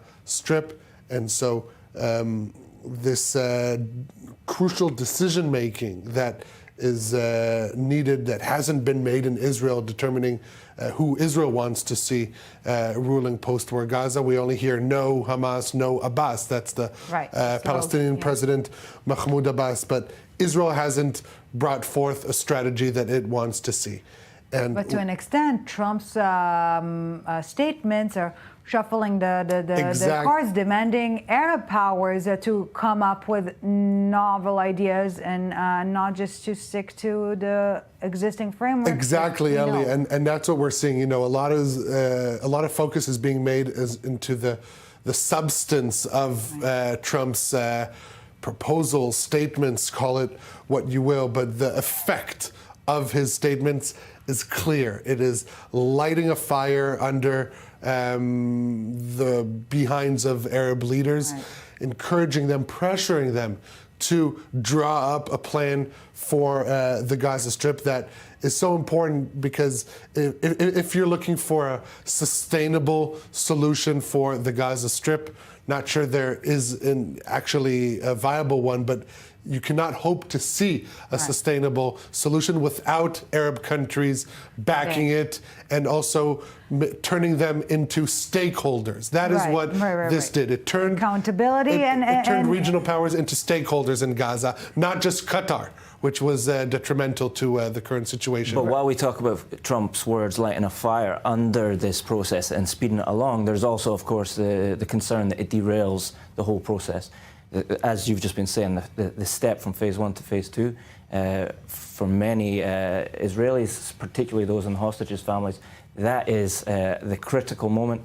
Just a couple of weeks ago, when I was speaking to some of the hostages' families regarding Trump's statements on Gaza, they were extremely nervous. They didn't want to speak on the record about this. They didn't want to be seen to say anything critical about President Trump, but they also didn't know how to take his words. There was concern not so long ago, just a week ago, that his comments would in fact derail the process. So there is a huge amount of uncertainty about this, and the hostages' families that we've spoken to and that we see speaking at Hostages Square, often that uncertainty is felt very much by them. So speaking of Hostages Square, and as we are seeing again those live images from Nusrat, where preparations are already underway for the second release of the day of the 4 remaining hostages there again for the day.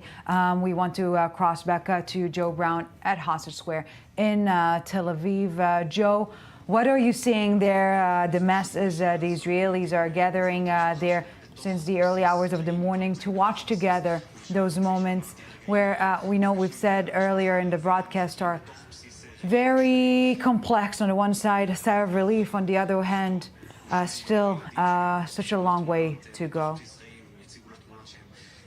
Yes, a lot more people have arrived even since the release of Avera and Tal just around about an hour ago. A lot more people have arrived here. The weather is clearing up, and now Hostage Square is completely filled with Israelis who are looking to see the remaining 4 hostages come back, hopefully in a relatively good condition, relatively considering the fact that they have been in captivity for over 500 days, or in Hisham al-Sayed's case, a decade. And whilst there are celebrations and commemorations and relief for seeing these hostages return, there is still that fear that we are watching what is still a propaganda piece. We are watching Hamas showing that they have the eyes of the world on them, and this is what they want to see. We saw that increasing over the last month and a half of these releases, and even since the November 2023 hostage deal, where there was considerably fewer people for these so-called ceremonies, and now they've mocked it up to a much greater extent, knowing that Hostages Square is going to be filled with Israelis, and all the people in Israel who are not observing Shabbat will be watching this on their TV screens. And this is what they want to do. They want to instill fear. They want to show that they are thriving. So that's one thing that the people here have to kind of deal with. But at the same time, people are currently watching both the news and also side by side with videos and pictures of those hostages, the 4 who are going to be released very shortly: Omer Shemtov, Omer Wenkert, Elia Cohen and Hisham al-Sayed, as well as the other hostages who are in captivity right now. So all in all, it's a very mixed and largely uncomfortable atmosphere here at Hostages Square.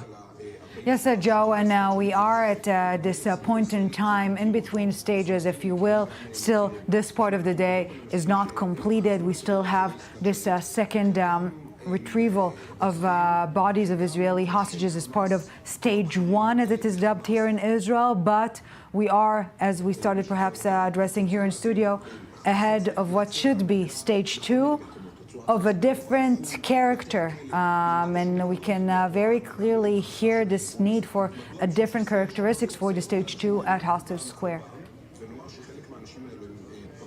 Yes, the lack of progress for phase 2 is something that is alarming a lot of the people. Just like Rob, I've been speaking to family members of hostages, and the only thing they are willing to say on air is that they are hopeful for a ceasefire deal because they know how Trump thinks. They know that they want Trump to be on their side, so they will be saying realistically whatever they can to try and praise him, to try and make him feel like he is the one making a difference. And a lot of them do feel that, but at the same time a lot of people felt that the Biden administration were also doing a considerable amount of work. But in the case of the Trump administration, they're just focusing on that. But in Hostages Square for the last couple of months now, people have been on edge for whatever Trump has been saying next. On the one hand, they are feeling grateful that he has been the one to put a firm fist down to say that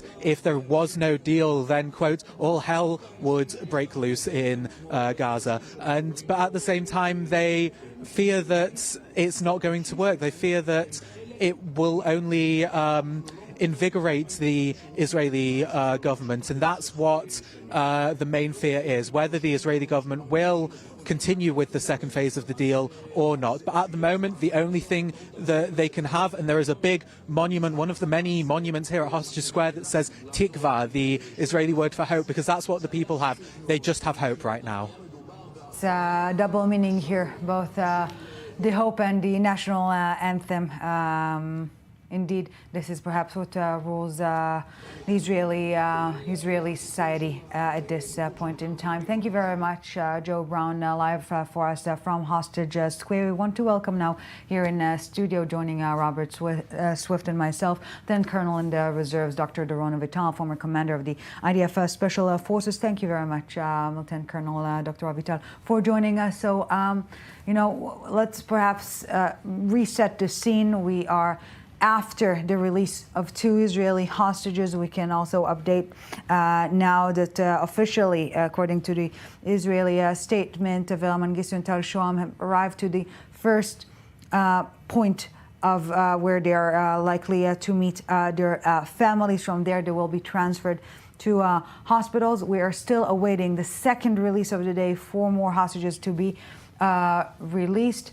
And we're yet again seeing those impossible to digest scenes from the Gaza Strip, of those ceremonies, of those events orchestrated by Hamas.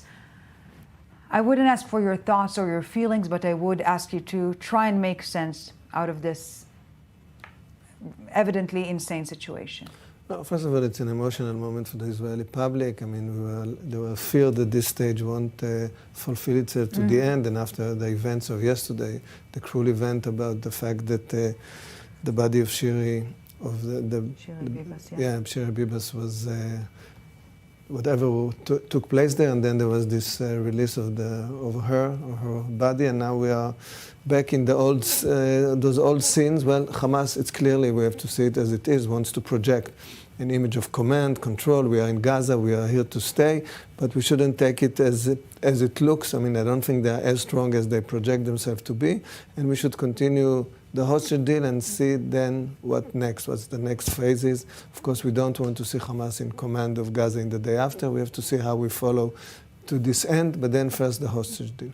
Yes, just let's perhaps know that at this initial point where both Avera Mengistu and Tal Shoam are currently at. Tal Shoam is expected to meet his two children, Naveh, 9-year-old, Yahel, 4-year-old, both waiting for him with their mother, Adi. All three of them were held captive themselves in Gaza. They were released after 50 days in captivity, and they are currently awaiting for him right there. And we'll, of course, we're of course keeping a close eye on what is happening there, and we will be bringing you those images of reunion as they happen. Lieutenant Colonel Avital, you've mentioned the second stage, and we started talking about it earlier in the broadcast. We're not hearing a different tune just from the White House, just from President Trump, who, by the way, regarding the retrieval of the body of Shiri Bibas, had a very, very clear-cut reaction to it, being exposed to Israeli intelligence on the cause of death of the two Bibas boys and their mother. It's not just a different tune that we're hearing from the White House, but also from local Arab powers.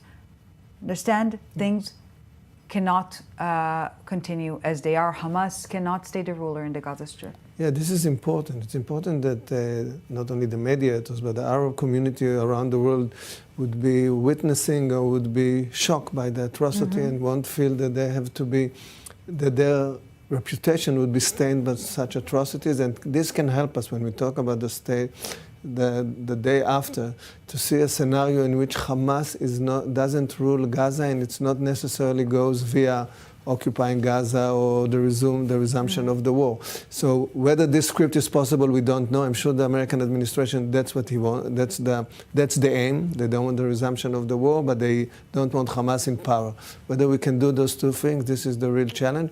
And I think the Arab states around us would have a say in this, giving, of course, the Trump plans or whatever, Trump declaration about the possibility of relocating the Palestinians. This is a sort of a pressure that can create maybe the outcome that we want. Hamas cannot command Gaza the day after. But Robert Swift, we also don't want to see a situation in which, you know, Hamas operatives or Hamas officials are changing their T-shirts, so to speak, to I don't know, this technocrat or bureaucratic in between regime, but in their core supporting the Hamas final cause. Yeah, I think that's why there's a huge difference between saying Hamas can't be in power and actually achieving it. How do you make that happen on the ground? Now, it would be one thing for, say, a scenario where the fighting resumes and Hamas just stays there as a guerrilla force fighting. That's one scenario. Another one would be that Hamas plays along with the notion that it is being removed from the Gaza Strip. It might even send some of its commanders, some of its fighters abroad, but sizable portions of its remaining command structure stay there and then have an influence within Gaza. Even if they are not to do this, obviously Hamas has at least a certain amount of support among the Palestinian population, unless the full removal of the population, as US President Donald Trump has talked about, takes place. Those people will still be there. And so there will be, to a certain extent, some influence of Hamas left over in almost any scenario.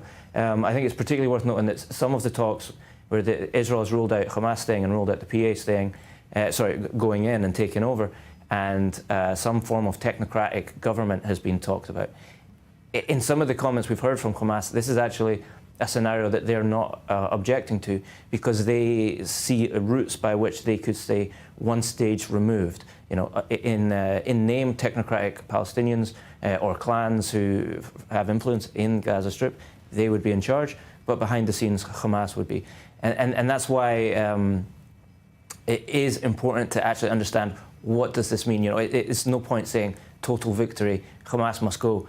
What does this actually mean on the ground? And the scenario that we can't accept is a scenario in which whatever government body, whatever body governs Gaza, you have a militia with weapons like the way we have Hezbollah in Lebanon. We want as we say, this slogan of one law, one weapon, and this is the only structure that can work out. The only issue, of course, is the PA, because we know that the Netanyahu's government would, of course, object any participation of the PA in whatever governing body would be there. I think it would be hard to see the Arab states participating in whatever force they are introducing there, or even introducing financial resources to recover Gaza without the PA, so this would be the next obstacle. But there's a double problem with the PA, in that not only does the Israeli government not trust them and have ideological reasons for not going with them, but you've also got the issue that the PA haven't even demonstrated whether they can handle Gaza. Of course, it's also in the West Bank. In Jenin, in the West Bank, they conducted an operation to attempt to show their strength.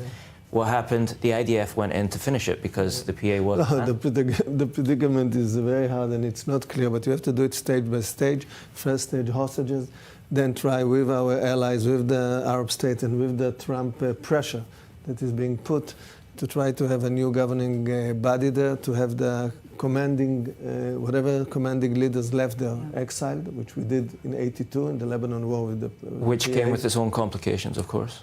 No, but it worked out. I mean, they went to Tunisia. Of course, in the end, history, you can't command history not from this panel and not even from the Israeli government, but you can push history forward in some kind of path. And this is what we want now in the first stage. I think the bottom line, though, is if no decision is taken, if there is not a specific option that the Israeli government or the international community takes and they want to go down that, the default setting presumably is a return to guerrilla war with Hamas in power, and it's not clear that Israel could remove them within a year or 2 years. But what are the prospects, the realistic prospects of going back into war immediately if needed? First of all, the army can do it, but the question, what kind of a war you are, when people talk about resumption of the war, what is the war? What are the objectives of the war? Because when you go to war, you need an effective destination, an effective objective. Now, the only thing which is a scenario, which is clear, consistent, and the army can accept, of course, is to reoccupy Gaza. Put a military regime, stay there 3-4 years, clear Gaza from Hamas terrorists. This is a scenario the Israeli government didn't choose. I don't think the Trump administration wants. I'm not sure we want as a society and a public. So I think the only scenario is hostages right now, and then to try to, with policy moves, to try to have Hamas removed, and then to see whether there's a possibility to have a new Gaza. I'm not sure about that. I don't have any crystal ball about the future, but this is the only thing that we have to try to put forward. Yes, maybe before we continue our conversation, let's just reconnect to the images we're seeing now on screen. On the right side, we're seeing Hostage Square live in Tel Aviv, where Israelis have been gathering every single Saturday since this first stage of the release of hostages kick-started. At the very center, we're seeing this point in Re'im where helicopters are awaiting the hostages, if needed, to be transmitted through via air to the hospitals. And on the left side, we're seeing the stage in Nuseirat, the scene there, awaiting the hostages, awaiting the Red Cross representatives to essentially take them or get them from Hamas terrorists and bring them back to Israeli forces in the Strip. Robert Swift, if you can brief us again on the protocol that is expected. Those are different positions or stops that are awaiting what is becoming, fortunately, a very familiar chain of events. Right, yeah, we are very familiar with this process after so many weekends of these events. First, the Israeli hostages are, of course, handed to the Red Cross, acting as a third party, who then transfers the former hostages to IDF soldiers inside the Gaza Strip. They then take them to a reception center in the Re'im area. Often, but not always, the hostages will meet with their family members there, and then they will be transferred to one of several hospitals around the center of Israel, which have been acting as the main medical facilities for them. Usually they have stays there of up to a week. Now, they are given an initial medical screening when they first arrive in at the reception center in Raim, but the bulk of the medical attention and, of course, the psychological evaluation, that begins once they arrive at the hospitals. Lieutenant Colonel Doron Avital, we've been talking about this different music we've been hearing from the White House. It is backed, perhaps beginning to be backed also with some practical means. What is it that you understand is the Trump-Netanyahu plan to reach the second stage? What is it going to look like? First of all, you put the two of them in tandem. I think there's a dictate Not necessarily, now, right, from the Trump administration. Even the fact that Trump appointed Ron Dermer, his minister, who is very much acquainted with American politics, being American himself, means that basically we now work in sync with the American administration, and I think Witkoff is the key man, and I think this would be almost, we have to admit, a sort of a dictate in terms of how do we continue. For me, it's clear that the American administration doesn't want the resumption of the war. It's clear that they want to see the hostage deal being carried through all the way to the last hostage, and they want the other objective, no Hamas in power, and the recovery of Gaza, whatever resolution to Gaza the Arab states are trying to offer their resolution after the dropping of this transfer, whatever bomb, relocation bomb by Trump. So let's see, this is one main front that is pulling forward. We have to understand that Trump has a goal that are much more dramatic. He really wants to see the normalization of Saudi Arabia. He really wants to see this corridor opens up from India to Israel, through the Arab Peninsula to Israel and Europe. This is a major, major strategic move that the Trump administration is pushing in many respects to back itself against the other axis of the world geopolitics. So this is the real story, and I think they won't blink in terms of this story. And in this respect, Robert Swift, we do begin to hear also some statements, again, from regional Arab powers in this respect, at least trying to think of different solutions that have yet to be discussed until Trump and his different take on the future of the Middle East. Yeah, the main thing we're hearing from them is a rejection of what President Trump has suggested. In terms of actual concrete policies of where to go, I don't think we're hearing anything that sounds concrete. That sounds like here's an option which has equal weight to the one that has been put on the table by President Trump and advocated for by the Israeli government. The events are moving very rapidly on a day-by-day basis, and there are additional meetings of the heads of Arab states planned in the coming days and weeks, where they are attempting to shape up their policy. At the minute, it does seem like a huge amount of pressure has been placed upon them by Donald Trump. It will be interesting to see what comes out of it because of that.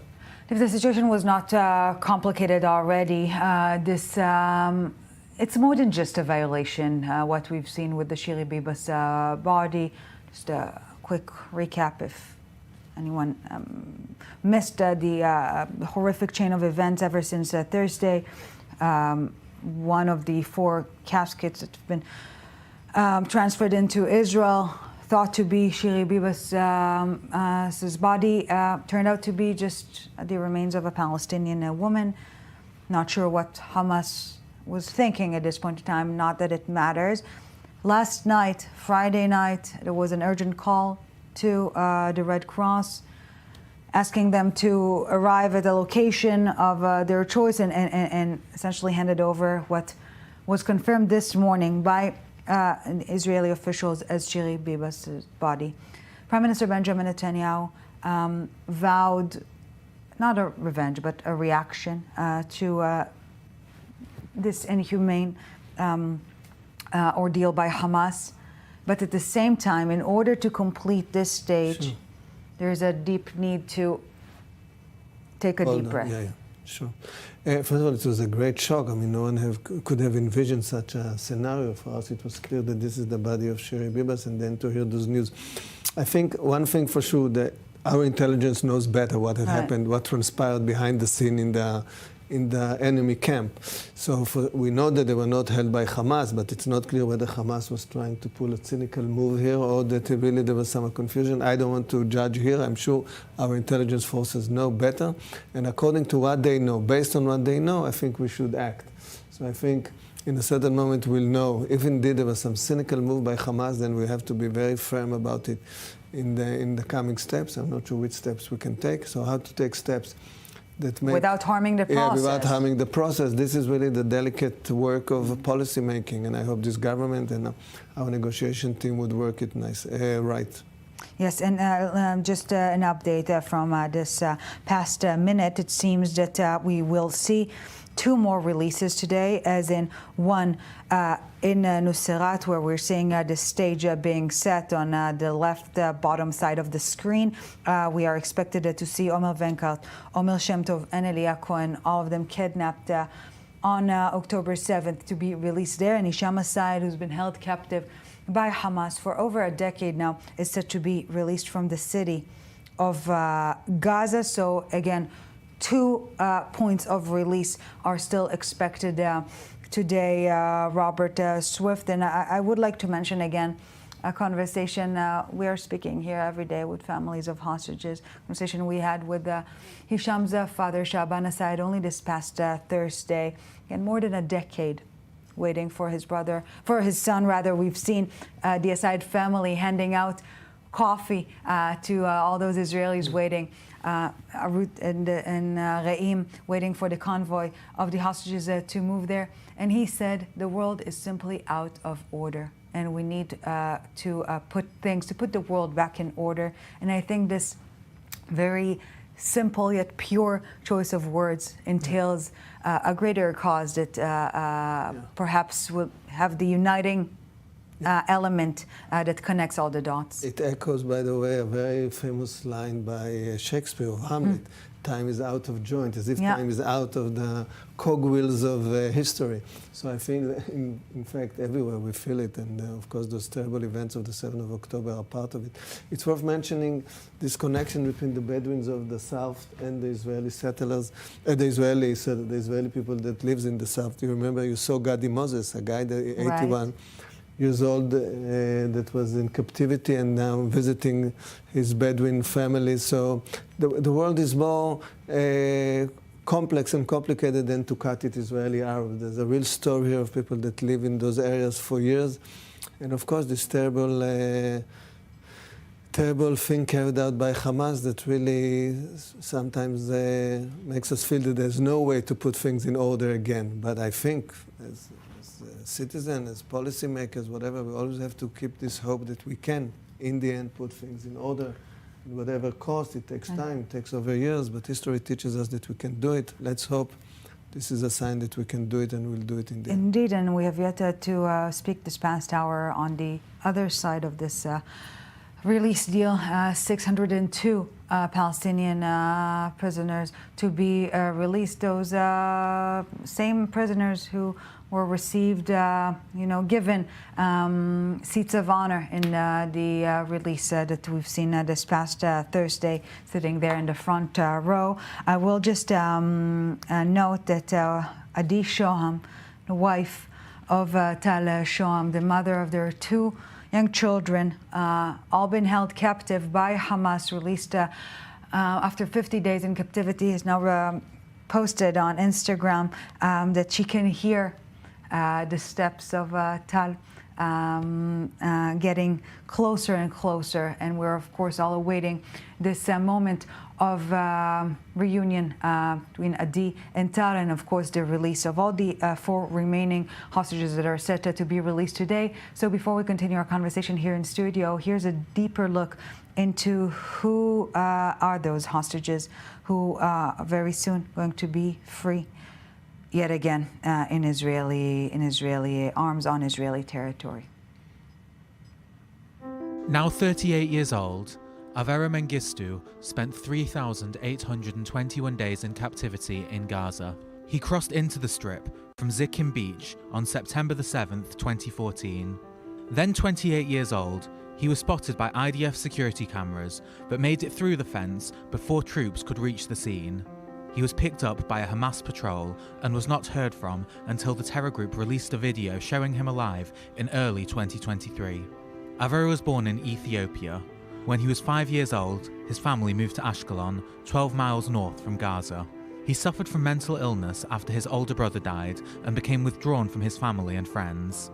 Avera's family has struggled over the years to rally public support or pressure the government to negotiate his release. Some relatives accused the state of racism and contrasted his plight with that of soldier Gilad Shalit, who was freed in 2011 in exchange for over 1,000 Palestinian prisoners. Hisham al-Sayed is a 37-year-old Bedouin Israeli from the village of Hura in the Negev desert. He was 28 years old when he wandered into the strip near the Erez crossing on April the 20th, 2015. This was not his first time going into Gaza, but in this case, he was stopped by Hamas. He spent 3,596 days in the hands of the terror group. Hisham suffers from schizophrenia and auditory hallucinations. He was not heard from until 2022, when Hamas released a video showing him looking sick in a bed and hooked up to an oxygen tank. Tal Shoham is a dual Israeli-Austrian citizen from the northern town of Ma'aleh Tzviah. He was taken hostage by Hamas on October the 7th while visiting his wife's family on Kibbutz Be'eri for the Simchat Torah holiday. His wife, Adi, his 3-year-old daughter, Yahel, and his 8-year-old son, Nave, as well as his mother-in-law, Shoshan Haran, his wife's aunt, Sharon Avigdori, and her daughter, Noam, aged 12, were also taken hostage, but were released on November the 25th, 2023, in the first phase of the hostage ceasefire deal. Before moving to Israel's north, Tal managed a printing house in Kibbutz Be'eri. Later, he volunteered with Israel's ambulance service Magen David Adom, trained dogs, and developed an economic forecasting software. 27-year-old Elia Cohen was with his girlfriend Ziv at the Nova Music Festival when Hamas terrorists attacked. The two tried to escape, but were chased by gunmen and were both shot. They attempt to hide among a pile of dead bodies in a bomb shelter. Ziv escaped and later said she saw Elia being pulled up and placed on a pickup truck and driven away. Elia's family said they heard from recently released hostages that he had been chained throughout his time in captivity and gets very little food or daylight. Elia is a resident of Tzur Hadassah near Jerusalem. Prior to his abduction, he loved to travel. He worked in marketing and real estate after a career as an event producer. After the abduction, Ziv learned that Elia had planned to propose and had already purchased a ring. 23-year-old Omer Wenkert was taken hostage at the Nova Festival on October the 7th, 2023. He was in touch with his parents that morning, telling them he was, quote, scared to death. They were later sent a Hamas video of Omer, tied up on a pickup truck in his underwear. Omer suffers from colitis and can have very dramatic attacks, according to his parents. Omer's family were told by hostages released in November 2023 that he was dangerously underweight, with almost no attention paid to his medical needs. The Gadara resident is known for his charismatic personality, love for dancing, and passion for sports. He worked as a restaurant manager and dreamt of becoming a food critic. 22-year-old Omer Shemtov last spoke to his parents around 10 a.m. on October the 7th, 2023. As he sounded increasingly panicked about what was happening at the Nova Music Festival. After getting into a friend's car, he sent his family his live location, but they eventually noticed that it was heading towards Gaza, and contact with him was lost. Omer suffers from celiac disease and asthma. He is a resident of Herzliya in central Israel, and has dreams of becoming an actor. Known for his talent in mimicry and humour, he is also passionate about music and has his own DJ equipment. Friends and family describe him as funny, popular, and always working to make others happy. No matter how familiar we are with those stories of the individuals, of the Israeli hostages, every time anew, just feels like a punch in the stomach. Very soon, hopefully, all 4 of them will be released. Soon, when we are watching now live images from Nuseirat, where we can already see the Red Cross vehicles attending or arriving rather at this site of handover between Hamas terrorists to Red Cross representatives there. Let's get back to what we are hearing from Palestinian sources, that we are expecting 2 different releases. Omer Shemtov, Omer Wenkert, and Elia Cohen are set to be released from this scene that we're seeing now in Nusrat, and Hisham Assayed, who's been held captive for over a decade in the Gaza Strip by Hamas terrorists, is set to be released from Gaza City. And at this point in time, we want to welcome here in studio Ambassador Daniel Sheikh, former Israeli ambassador to France, Director of Diplomacy at the Hostage and Missing Families Forum. Ambassador Sheikh, thank you very much for joining us. You know, we keep on talking about this range of feelings we all feel today as Israelis, as Jews, as those who believe in mankind. And this is a complex yet a happy day. Yes, all this period is complicated. Yeah. It's a roller coaster, as it has been for the families for a long time, and now sort of everybody joins in on this ride. Mm-hmm. We had a few really difficult days with the transfer of dead hostages, and then this whole mess with Shiri Bibas's remains. But today, hopefully, we're going to see 6 hostages on their 2 legs joining their families. And it's you know, I'm really speaking as somebody who has spent a lot of time with many of these families. It's unbelievably uplifting for them to, after 14 months of fighting, really with 0 results, because it's black and white. Either, you know, there are good days, bad days, but in the end, they're either in Gaza or they're at home. And suddenly, after 14 months, you see hostages coming home again, alive, joining their families. Maybe an opportunity to say a word about the parents who are in this batch of releases. There are at least 2 pairs of parents that I know very well and who have had a really determining role. First of all, Omer Shem Tov's parents, Malki and Shelley, who are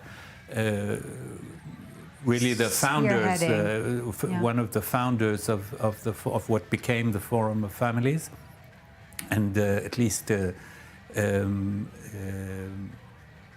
it's, I mean, they're still involved, and Malki is in the leadership of the forum.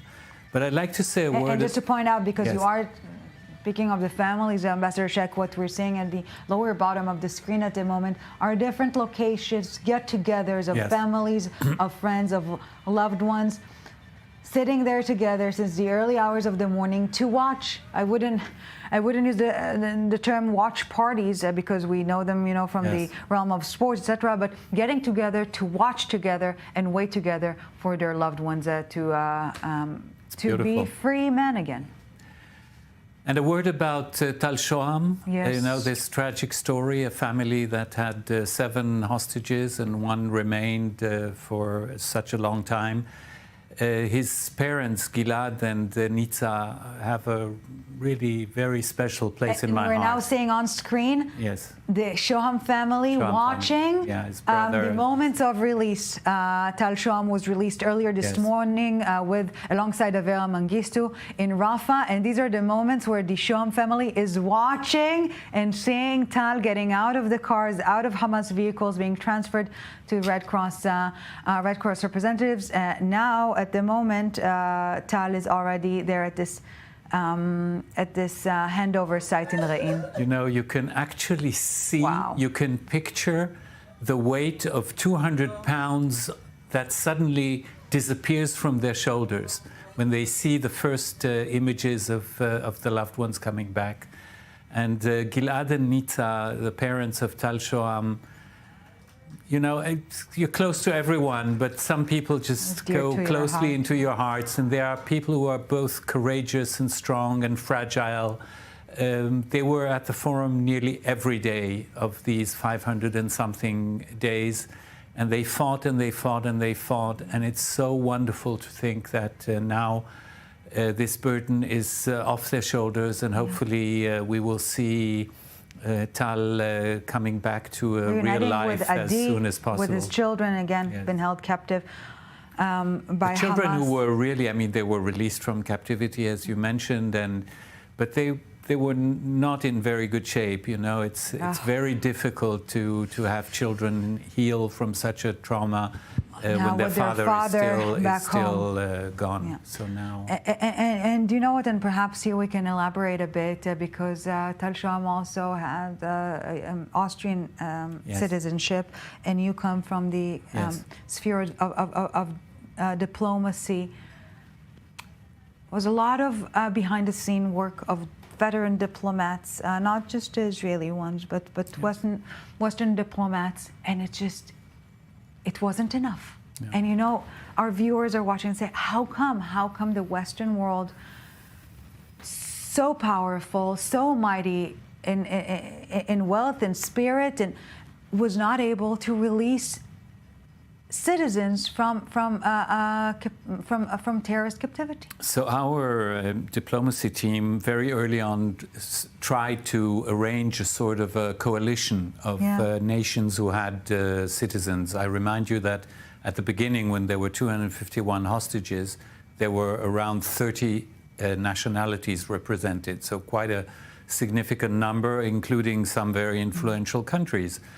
You mentioned Austria. I mean, Austria is not obviously a country that weighs very heavily on the diplomacy scene, but they were amazing. They did really everything they could behind the scenes, trying to do, and I won't say more, but no less importantly, on the human level, many of these countries were so attentive and kind and caring to the families. Really, and I mean, in the case of Austria, their ambassador here, a really amazing guy, sensitive, spoke to Gilad and Nita and the family nearly every week, and arranged meetings with the chancellor and with the foreign minister and everything. So this diplomatic presence, while, as you said, in the end it's black and white, but I think this diplomatic circle did create a kind of a second circle of influence, if not directly on Hamas, then at least on the mediators who were around the table. Lieutenant Colonel Doron Avital, perhaps connecting the dots here and circling back to the conversation we had on stage 2. We do see Trump's team leaning in, getting more proactive, and saying very clearly, stage 2 cannot be a rerun of stage 1. Perhaps not from Hamas standpoint, demanding an end to the war, etc., but also not on the side of Israel. So we have to understand the two poles, because when there's this push to push forward the hostage deal, we hear Hamas saying, well, cool, we are all for it, but the end of the war, the withdrawal of the Israeli army. And we say, on the other hand, Hamas came out with this announcement this morning, but we say, on the other hand, with the American administration, on the condition of the demilitarization of Gaza, I mean, no weaponry in Gaza, and the exile of the leadership of Hamas. Now, how those two poles can connect between this interval, this is where the action is. And I would say when there's tension like this, keep the deal going. Sometimes we want to rush things, and then the whole thing can collapse. So I think in this context, I say, if there's no other option, if we can't run a different plan, keep to the current plan until we have all the hostages released. It's very important to stick to the default, as we say in military terms, when you don't have any other optional plan. But of course, if there's a way to work it out fast, sure. Yes, and Robert Swift, as we are awaiting this second handover, second release of Israeli hostages today, if it wasn't to be this point in time, probably be talking about this mass attack that was partially foiled, 5 buses that was supposed to explode simultaneously with, unfortunately, those very familiar methods that we know of West Bank terror activity, paving its way back to our discourse. Again, specifically, this plan was partially foiled and partially messed up, but it does not mean that the intention was not fully there. Yeah, from what we can see, the intention was fully there. The main reason that there wasn't casualties here was a mistake in the timing of the devices. So clearly this is pretty significant. I think the fact that an explosive attack was used as a weapon system. Of that scope. Exactly. It wasn't just one device, it was in 5 locations. This, I'm sure the Israeli security services will be particularly concerned about. Going back to your point on intent, though, I think, you know, there are simpler methods of attacking than planting 5 devices. Simpler methods which could have more easily been successful. So just because this one attack didn't cause any casualties, it doesn't mean that the intent there should not be a concern for the Israeli security services. And also, there's 2 threats on this front. First, there's obviously the physical security, the threat to causing casualties. But there's the intent, the political impact behind such a thing. Was this attack an attempt to derail the ceasefire process, the hostage release? Israel obviously is no stranger to violent attacks that derail political processes. We've seen this many times before. We don't know the exact meaning and intentions behind this attack, but at the bottom line, clearly it did appear to be an attack, an attempt to kill. Yes, there's again a political statement here, and perhaps highlights this overall transition from more, let's call it professional warfare, back to guerrilla means because of the Israeli operations there. This is an event that is really very alarming to carry out something with these simultaneous attacks, and this could have caused a havoc. This could debalance the whole situation here. So we have to be very careful, and we have a very close look, as we do, on Judah and Samaria. We know that in the north, in the Samaria region, there's a real war is taking place. Hamas is playing his hand. I think this event is a sort of a new thing, and I think we'll have to really decipher what had happened here, who is behind it, what was the plan. Yeah. Just want to point out what we're seeing now on screen. On the left side of the screen, we're seeing the first picture of Avera Mengistu being handed over, seeing in his eyes for the first time in over a decade Israeli soldiers, IDF representatives awaiting for him at this handover site. At the very center, these are the images we've seen earlier today of this vicious release ceremony conducted by Hamas, and giving them those release diplomas that have no legal meaning whatsoever, but if we're talking about psychological impact, there you have it. And on the right side, we are seeing the first image of Tal Shom, who's been released this morning, making his way to the first site where he's going to reunite with his wife Adi and his 2 children after 505 days being held captive by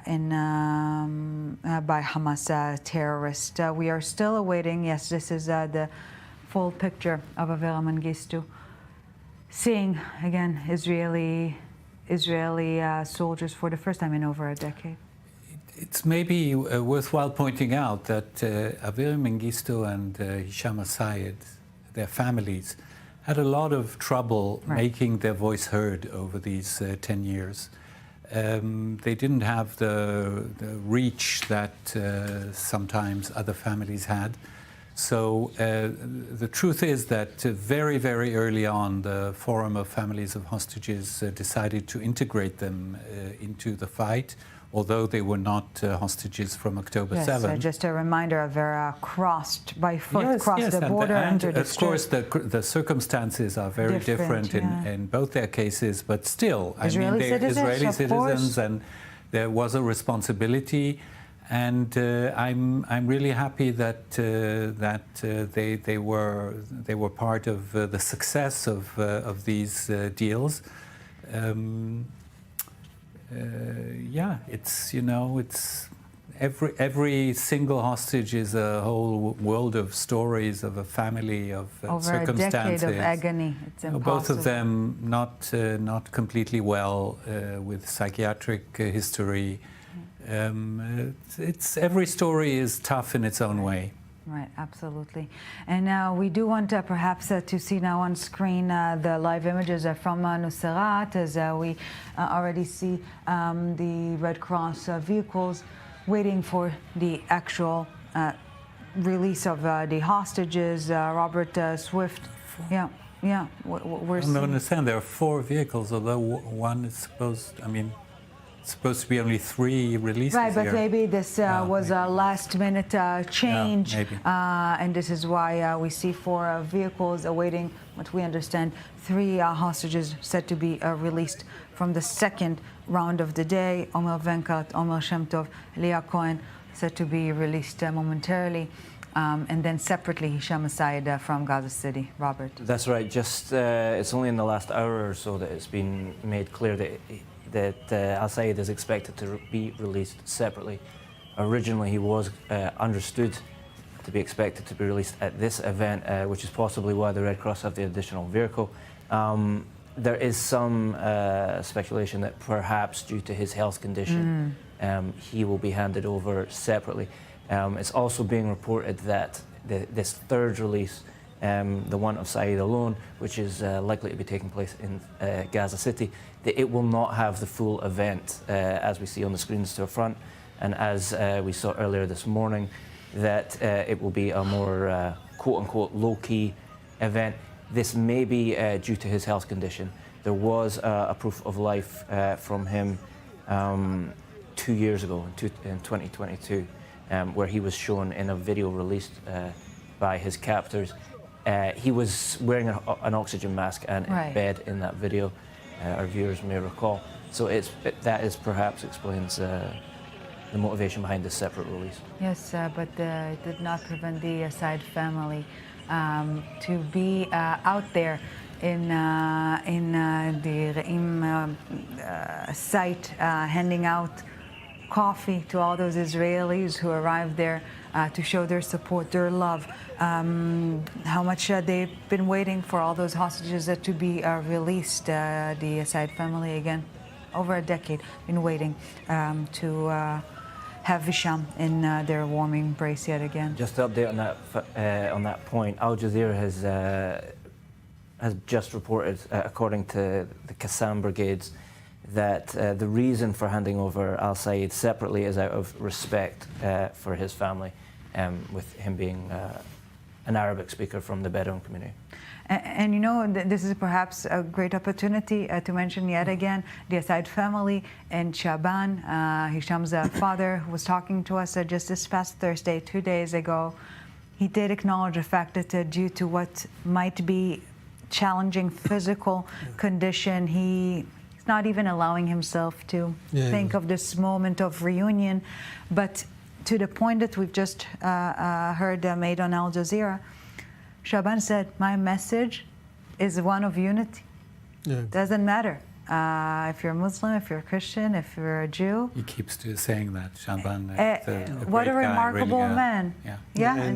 And the audience should recall that the Bedouins that helped save many of absolutely an integral many of part them were also of killed. And many of them were killed, including some of the hostages. It's a sort of it shows that there is also a different possible future in this world. Yelzana family, so yes, it's one story for all the different tribes rising of the Israeli state. And we are speaking while we're watching those images awaiting the second release of the day.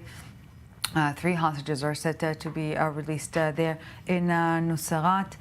But we are at the final stretch of this first stage, gentlemen, as we've been discussing, and the characteristics of the second stage have yet to be agreed upon. And this is crucial for all those families who are awaiting their loved ones. Source of great concern for the families that there isn't a smooth and seamless continuity between phase 1 and phase 2, as we had hoped, as was expected. But now it seems a little bit difficult to think that we'll go immediately. So there'll be a pause, and the term pause is really very of much concern for the families, because the last time we spoke about a pause in November 2023, it took 14 months 14 months to resume the process of hostage releases. So there's still hope that the American administration will be determined enough to press both sides to go ahead and conclude the details of phase 2. There's still many live hostages there. Yes, still many live hostages, but it is also getting clearer and clearer that, again, we're talking about a different nature of the second stage, that Israel and the U.S., for that matter, is unwilling to accept any release in different stages, as we've seen, different phases rather, as we've seen now. The sought after deal or sought after stage is one that will see all the remaining hostages released at once. Yes, the question is if Israel is prepared to pay the entire price of phase 2 at once. That is the big question. Phase 2, in theory, will include the retreat of all Israeli forces from the Gaza Strip. So I'm not sure that Israel is prepared to do that in one big leap. But obviously, from the point of view of the families, the shorter the process, the better. Yeah. Ariel Osseron, our senior Middle East correspondent, back with us here in the studio. So let's do once again illustrate the protocol that we are about to see for the second time today. This time the starting point being this Nuseirat site. Right, so the Red Cross, as we see, has arrived, and after that we need to see the arrival of Hamas's shadow unit, the unit that holds the hostages, that oversees their captivity. Once they arrive, that will indicate that the hostages have indeed arrived at the site of the handover. After that, we are going to see this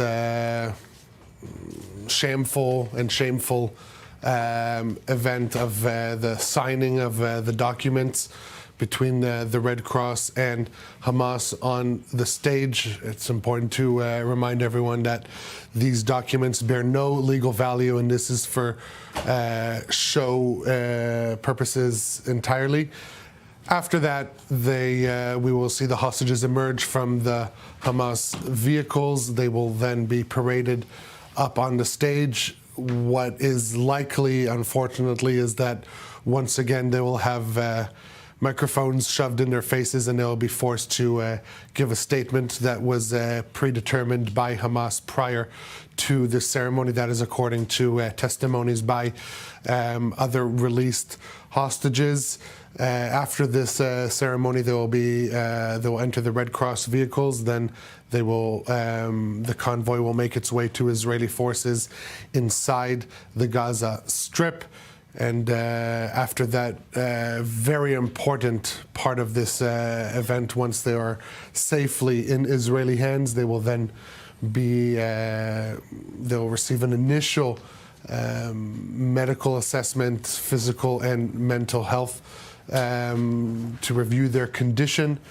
We're talking about hostages that were over 500 days in captivity. Avera Mengistu, 3,821 days was in Hamas captivity. Hisham Assaid, also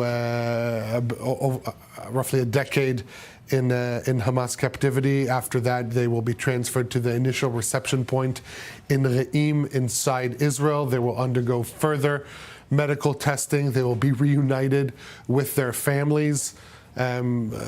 So important.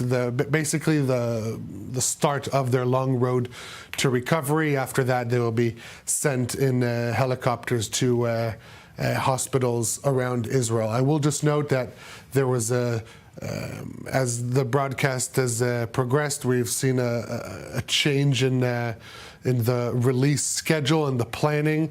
There will be 3 hostages released here in Nuseirat, talking about Omer Shem Tov, Elia Cohen, and Omer Venkert. All 3 of them were kidnapped from the Nova Music Festival, which also took place in Re'im, where this initial reception point is. Hisham Assaid, he will be released separately in Gaza City.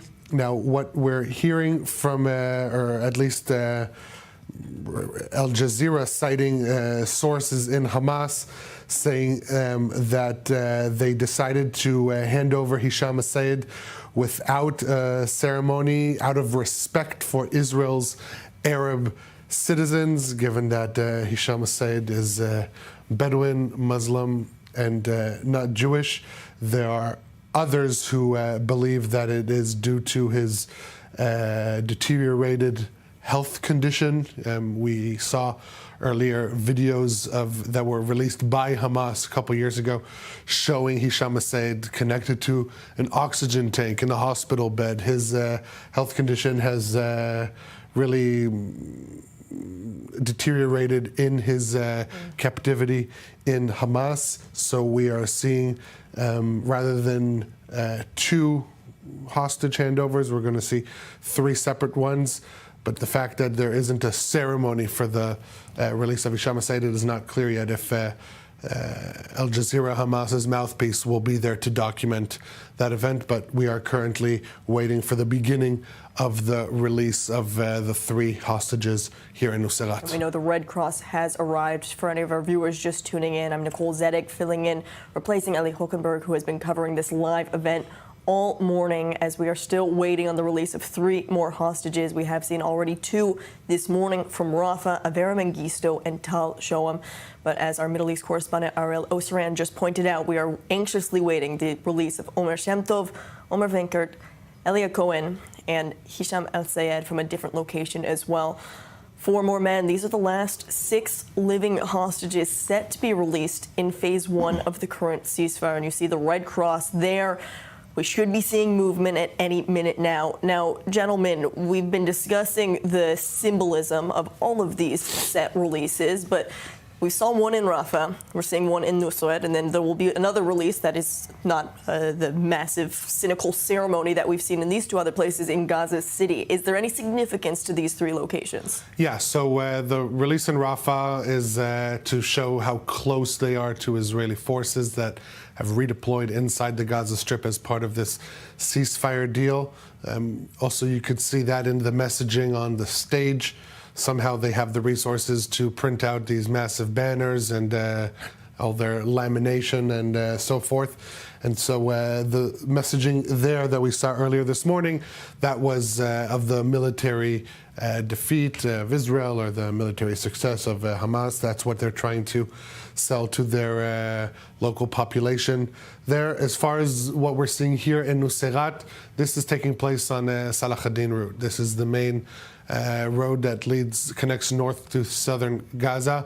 This was blocked during the war as Israel held full control over the Netzarim corridor, which crosses the Salah ad-Din axis, and that is what limited or pretty much split the Gaza Strip into 2 halves. So by conducting a ceremony in Salah ad-Din road in central Gaza, an attempt to show their local population that they have liberated, quote unquote, the Gaza Strip in its entirety, that they have full control, and that they expelled Israeli forces. Again, these are the messaging that they are trying to portray to their people.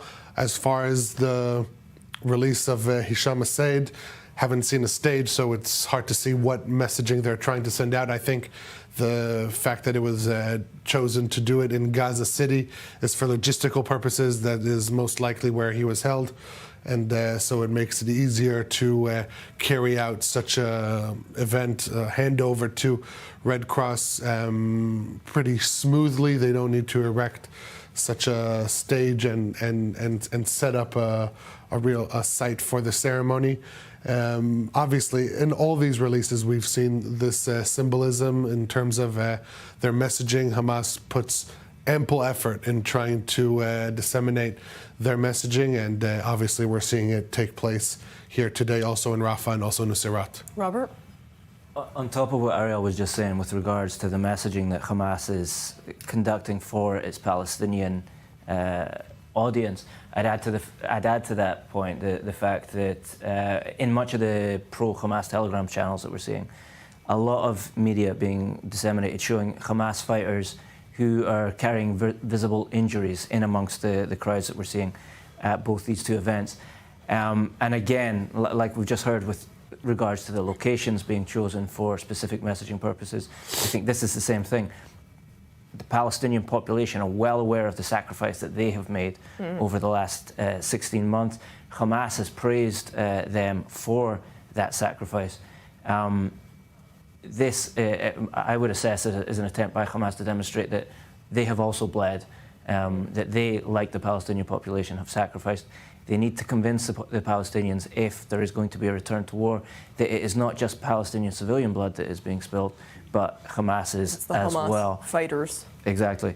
And that, I imagine, is why we're seeing photographs and videos shared within these Telegram groups of fighters missing legs, fighters missing eyes.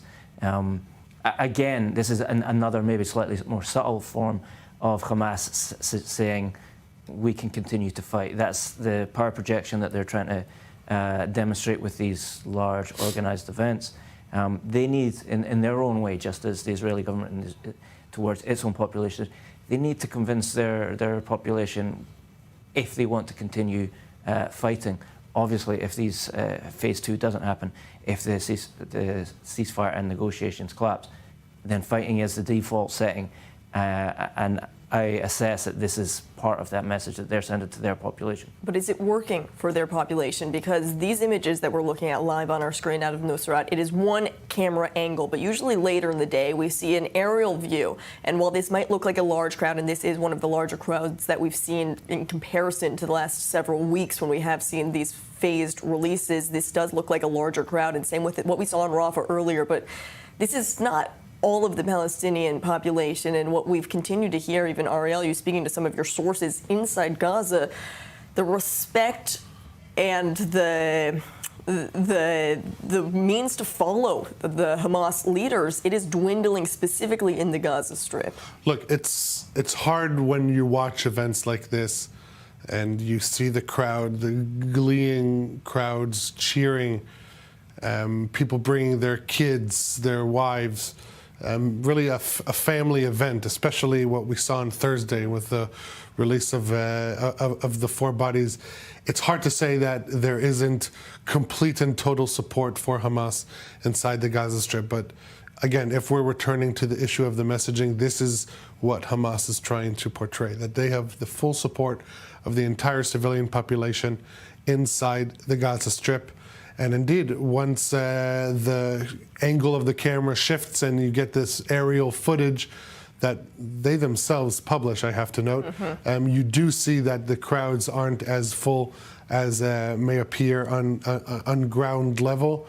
Look, conversations that I'm having with Gazans they're saying that not only do not all Gazans support Hamas, but that the majority doesn't. These are tough messages to try and amplify on a day like today or days like these. It's the ear isn't in tune to receive such information. A lot of it is being disregarded as untrue. But ultimately, the people of Gaza do not have the opportunity to voice their opposition to Hamas openly and freely. They themselves are living under the dictatorship of Hamas, the brutal and violent dictatorship. And any signs of dissent are quickly cracked down against violently and often also lethally by Hamas. And so the only way we can really get a sense as to the sentiment on the ground inside the Gaza Strip is through conversations with locals. Now, the locals who strongly support Hamas, they will not communicate with Israeli journalists. So getting their sentiment is virtually impossible, but they are receiving ample representation in these events. But it's the other voice that within conversations that I am having with Gazans, they say is the silent majority, silent and silenced majority. This is something that you do not see in your eyes. There aren't polls that indicate this. You don't see demonstrations in the street.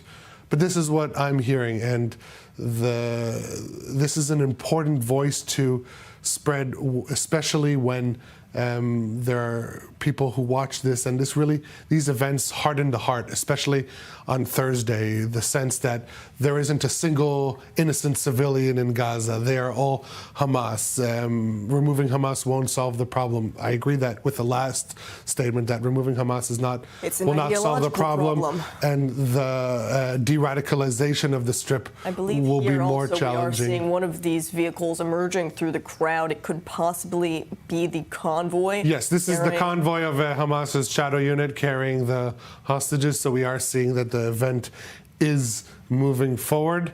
And as we see these, it's worth noting as well that in terms of how these images are taken in by the Palestinian population, Palestinian prisoners being released, Hamas forcing Israel to hand over detained Palestinians. For many Palestinians, this is seen as a victory, as a success in itself.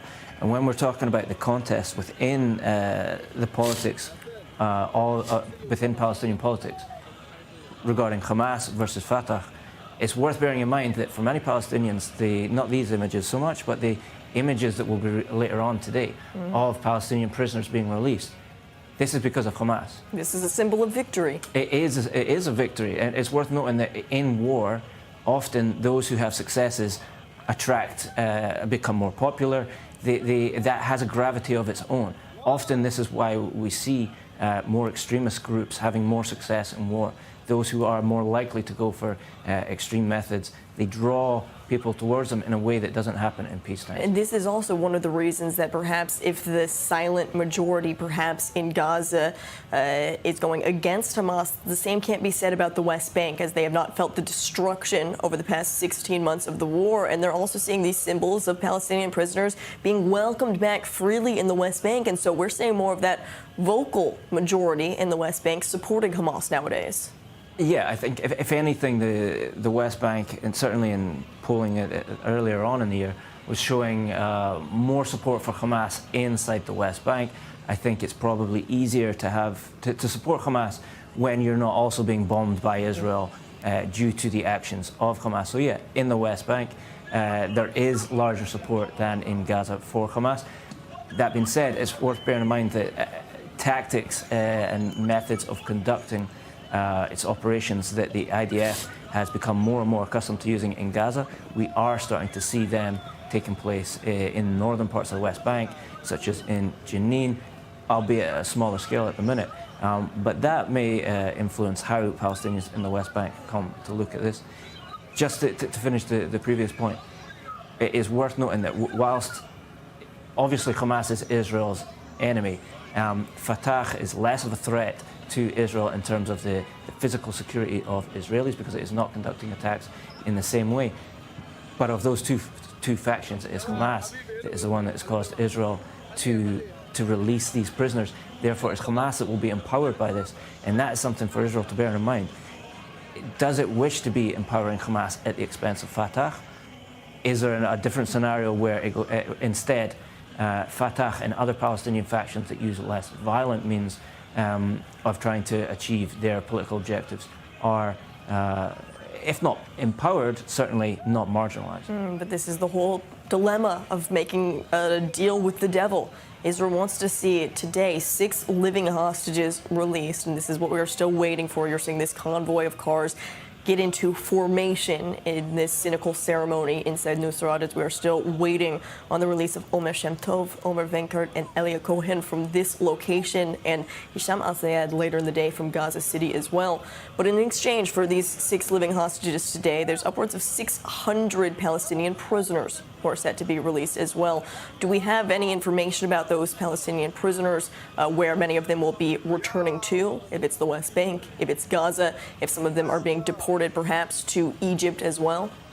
Yes, so we're talking about 802 Palestinian prisoners who are expected to be released.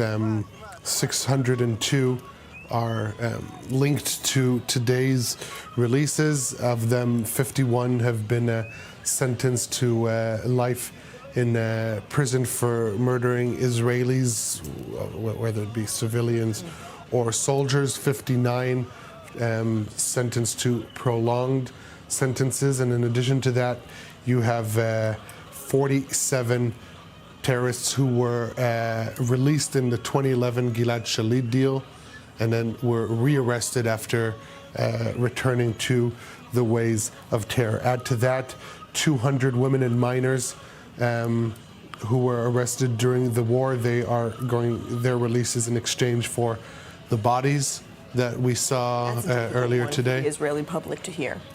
Yeah, but these are these aren't the heavy, high-profile prisoners. And let's just give a few examples as to who these are. One is Abdul Nasser Isa. He's the understudy of Yahya Ayash, the notorious engineer of Hamas, who introduced the whole explosive device suicide bombings into Hamas. He commanded Hamas activity in the northern West Bank, responsible for numerous suicide attacks. Another one is Othman Bilal, a senior Hamas figure, sentenced to 27 life sentences over a series of attacks, terror attacks that led to the deaths and injuries of dozens of Israelis. Another is Amar El-Zaben, a senior commander in Hamas's military Al-Qassam Brigade's wing, sentenced also to 27 life sentences and 25 years in prison, directly responsible for the murder of 27 Israelis. Of these 602 plus 200, 108 of them will be deported to other countries. Now, there's an issue with that, because in the release of the 4 bodies on Friday, you could see in the front row dozens of released Palestinian prisoners. Among them were those who were set to be deported under the deal. Those who are deported, they first go to Egypt, and from there they are sent to the other countries that are to host and receive them. But there are problems with the countries that are to host and receive them, simply that many of them don't want to, or they haven't officially sanctioned their reception. What incentive would these countries have to take in these murderers? To show support to the Palestinian cause. That's the main goal of this. That's why the countries that are on the table for this reception of deported Palestinian prisoners are countries like Algeria, Malaysia, Qatar, Turkey. But there's an issue with this, and it would be expected that they would be deported to Egypt in their wait, but Egypt, using its power as mediator, does not want to become a way station for different Palestinian prisoners, a stopping point. We're seeing now the cameras moving. Look, in terms of the ceremony, first there needs to be the signing on the stage with the Red Cross before we see the hostages emerge from the cars. But what happened, at least in Rafah, is that you have the Red Cross officials open the door of the vehicle to look at the hostages, to see that they are actually there before they sign these meaningless documents. So we're still at the initial stages of this ceremony, but it is moving forward. Coming up on the stage, still speaking to this cheering crowd of Gazans also in Nusrat, coming up there on the stage and getting ready, as you mentioned, to welcome the Red Cross onto the stage to sign this sham document with no legal binding. And we have seen that since Thursday's ceremony and the release of 4 bodies, the Red Cross condemning that ceremony. And we did see just last night, with now the release of Shiri Bibas' actual body, there was no ceremony there. The Red Cross was able to just collect that body of Shiri Bibas without this cynical ceremony. And this is something that the Red Cross has gained much condemnation for, Robert. Well, to that point, my interpretation of that was that Hamas appears to have realized they made a mistake. Of course. And that they were happy to quickly get this fixed under the table, as opposed to acknowledging that they had a lack of control in this process. It doesn't fit into their narrative. Right. With regards to these ceremonies and the documents that you're saying are a sham, I think it's worth bearing in mind that in one of the releases last week, with the release of the bodies, the Red Cross protested to Hamas, didn't want to take part in the ceremony, and Hamas didn't allow things to progress forward. So with regards to this being a sham document or not, the signing of it is part of what gets this thing happening. The Red Cross has had to bite its tongue and go through this. In many ways, they're in an unenviable position. It's a pretty universal opinion in Israel that the Red Cross are a hated organisation, but at the same time, they're the one facilitating this process. They're taking punches from both the Palestinians and from the Israeli sides. So I don't envy the position that they're placed upon.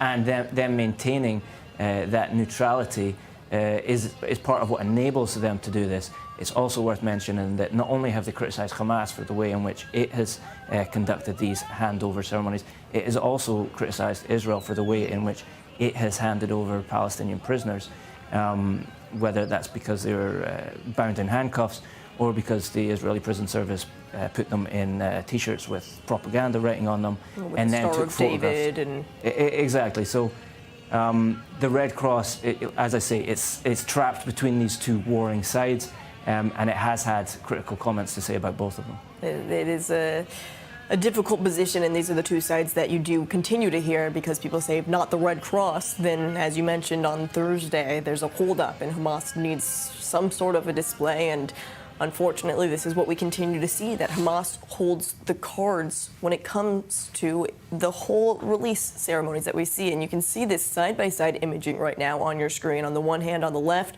you have these live images out of Nusrat in Gaza as we're waiting on the release of Omer Shem Tov, Omer Venkert, and Elia Cohen. And there on the right, that's Hostages Square in Tel Aviv. You can almost feel the palpable anxiety from many of this large crowd that is gathered there in Tel Aviv, waiting to see these men emerge from these vehicles after 505 days in terror captivity. It is an incredibly emotional time for many of the people there at Hostages Square throughout Israel, everyone who's been tuning into their screen all morning, waiting on these releases, and really for the past several weeks now.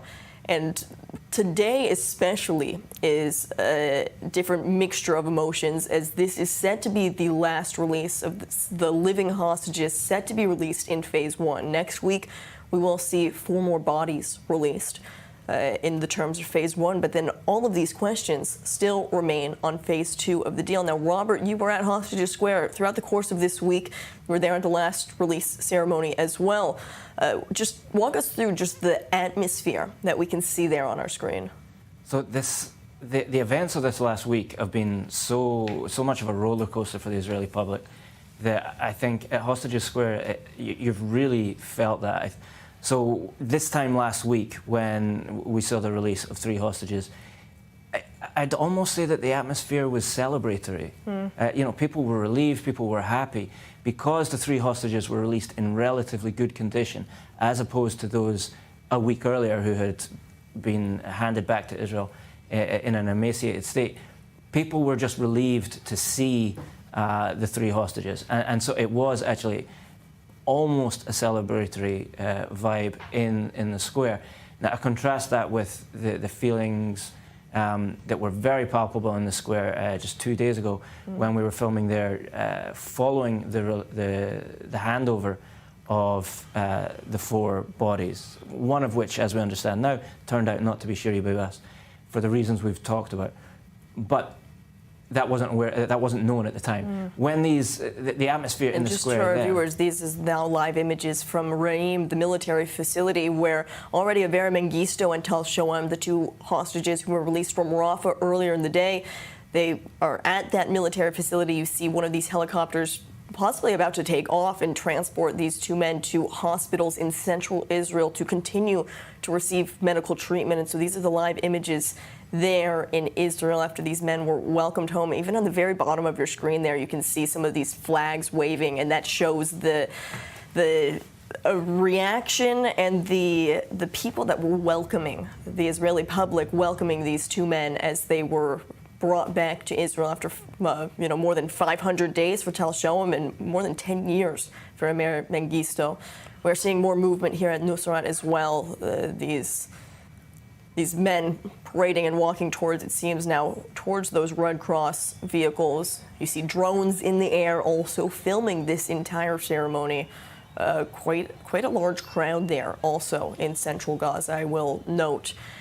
And so hopefully we are waiting any minute now for this release to take place. But first we have to see the Red Cross step out of their vehicles, Ariel. Yeah, so there's still some time for this ceremony to be completed. I just want to note regarding the issue of Hisham Assaid, who was originally supposed to be released here, but he will be released separately in the Gaza Strip. We said that Hamas sources told Al Jazeera that they decided to release Hisham Assaid, a Bedouin Israeli, without a ceremony, out of, quote, respect for Arab Israelis. First thing is, this is tacit admission that the other ceremonies were intended to humiliate the hostages, and this is something that is important to note. And also, it is believed that Hisham's health condition, which has deteriorated over recent years, is another reason why they do not want to have all the eyes on his condition. So when it suits them, they do it with a propaganda ceremony to humiliate the hostages. When it doesn't suit their narrative, they do it quote unquote respectfully. Last night they simply summoned the Red Cross. There was no filming, there was no ceremony. They summoned the Red Cross without any prior notice. The Red Cross came, took it, and all the sides involved learned about this as it happened. There was no prior preparation to that. So really what we're seeing here is Hamas admitting that the goal, obviously we knew this, but Hamas admitting that these ceremonies are intended to further humiliate and torment the hostages. And if we're trying to see, the IDF saying now in a statement, where was this respect for the Arab Israeli community when they attacked and murdered also Arab Israelis on October 7th, taking them hostage. Hisham Assaid was in Hamas captivity for over a decade before October 7th. This is the helicopter also, I believe, that just took off from a military facility. So one or both of those two hostages, Abir Mengistu and Tel Shoam, could possibly be in that helicopter heading towards a medical facility, a hospital in central Israel. I believe, actually, we just have an update from the IDF. It's Abir Mengistu. Abir Mengistu is in that helicopter right now. He's with members of his family, and he's currently making his way to the hospital to receive more medical treatment. Abir Mengistu, after more than 10 years in the Gaza Strip, now finally back here in Israel, and you can take a look at that helicopter as it is making its way to a hospital in central Israel. But Ariel, going back to what you were just talking about, Hamas, now the double standard, the hypocrisy, trying to claim that they're doing this out of respect for the Arab Israeli community. But as you mentioned, on October 7th, it didn't matter if they were Arab, Bedouin, Jews, Christians, foreign nationals, which I want to remind our viewers, there's still 5 foreign nationals, 3 Thai hostages, 1 Nepalese and 1 Tanzanian who are still in terror captivity after more than 16 months. And so Hamas claiming these statements, but clearly that is not what we had seen over the course of these 16 months. Now we do see some movement right here from the Red Cross walking up on that stage. This could certainly indicate that the ceremony is moving forward and that the release of Omer Shem Tov, Omer Venkert, and Elia Cohen is imminent once we see that Red Cross representative up on the stage signing the documents. It could be very soon that these men are then handed over to the Red Cross, not before they are likely paraded on that stage, perhaps forced to make comments to the crowd, as we have seen in weeks past as well. And then what is the timeline? What do we expect going forward? Right. So after this takes place, then there will be the actual release of the hostages. After they exit the Hamas vehicles, they'll be paraded on stage and probably forced to speak. Then they'll enter the Red Cross vehicles to join Israeli forces inside the Gaza Strip, who will take them to Israeli territory, the initial reception point in Re'im, where that helicopter that we saw took off from. And then from there, they'll make their way to various hospitals in Israel. And I just want to add one more thing. We talked about this double standard. So after Hamas handed over the body of a random Gazan woman, no one knows her identity, no one knows who she is, everyone was asking, where's Shiri? Thousands of people online, where is Shiri? Not a single pro-Palestinian activist was asking, who is this woman? Why did she die from? Why was she sent there? Who is she? What is her story? No one cared. And that is unfortunately a clear illustration that they don't really care about the plight of the Palestinians, which is real. It is real plight, real suffering, but it is only used as a tool to bash Israel, to further attack it. And I think this is really unfortunate, but also places a mirror. And many of these activists that where their real motives lie, not the betterment of the Palestinians to ensure them a better future, which they deserve. They deserve a better future without under the boot of Hamas. It's interesting that for some reason this signing ceremony is taking longer than usual. And you can see these family members anxiously waiting on the screen there. On the top, you have the family member of Omer Shem Tov. In the middle, that screen is showing you family members of Elia Cohen. And on the bottom there, the family members of Omer Venker. You can see they're so still watching this ceremony unfold as they are just waiting to see the first true live images of their loved ones after 505 days. These three men all kidnapped from the Nova Music Festival near Re'im in southern Israel. Three men that were just living, dancing, trying to enjoy a weekend off on a Jewish holiday, Simchat Torah, on October 7th, when they were brutally kidnapped from that music festival, their only crime being in Israel.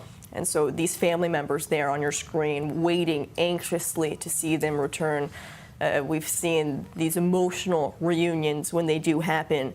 It is heartwarming, and this is what all of the family members are waiting for as well. And this is what happens at that initial reception point in Re'im, and that is why we need to focus on the important thing, and this is the hostages being released and being reunited with their families, despite the ongoing, to the last moment, the torment and humiliation. And Tal Shoham, he reunited in Re'im with his wife and two children, Neve and Yahel, 8 and 3, who were also, the three of them were also taken hostage on October 7th from southern Israel, and they were released in the first hostage release deal on November 23. We're talking about 8 and 3-year-olds who were held in Hamas captivity.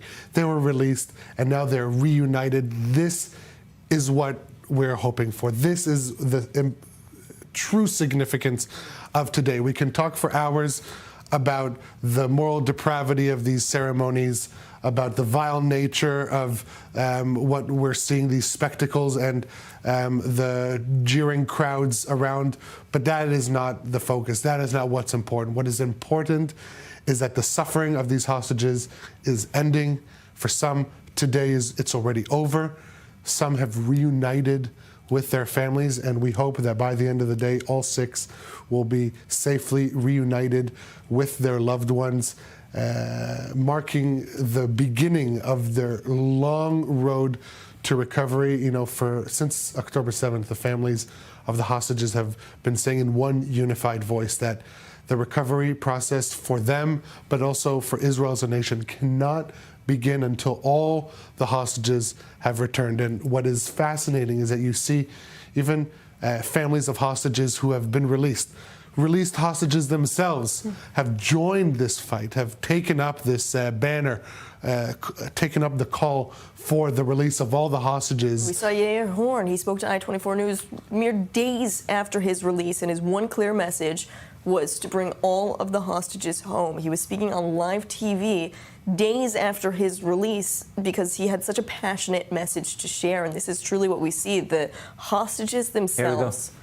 Here we're seeing for the first time one. Now, the conditions of these 3 hostages in particular will be important. All of them are under the age of 30, but they're being released due to their health conditions. With 2 of them, Omar Wenkert and Omer Shem Tov, having pre-existing medical conditions. But Elia Cohen, he was wounded on October the 7th, gunshot wounds to the legs. No, you can see all of these men clearly have not been fed. They've lost so much weight over their time in captivity. And here he is, standing up on that stage. It looks like Elia Cohen, but I'm not sure. Yeah, this is Elia Cohen. Elia Cohen, after 505 days in terror captivity, we see another one of these men coming up on the stage. Again, these civilians being dressed all in green by Hamas. To try and show that these young men are... I think this is Omer Shem Tov, but they do not resemble their initial images.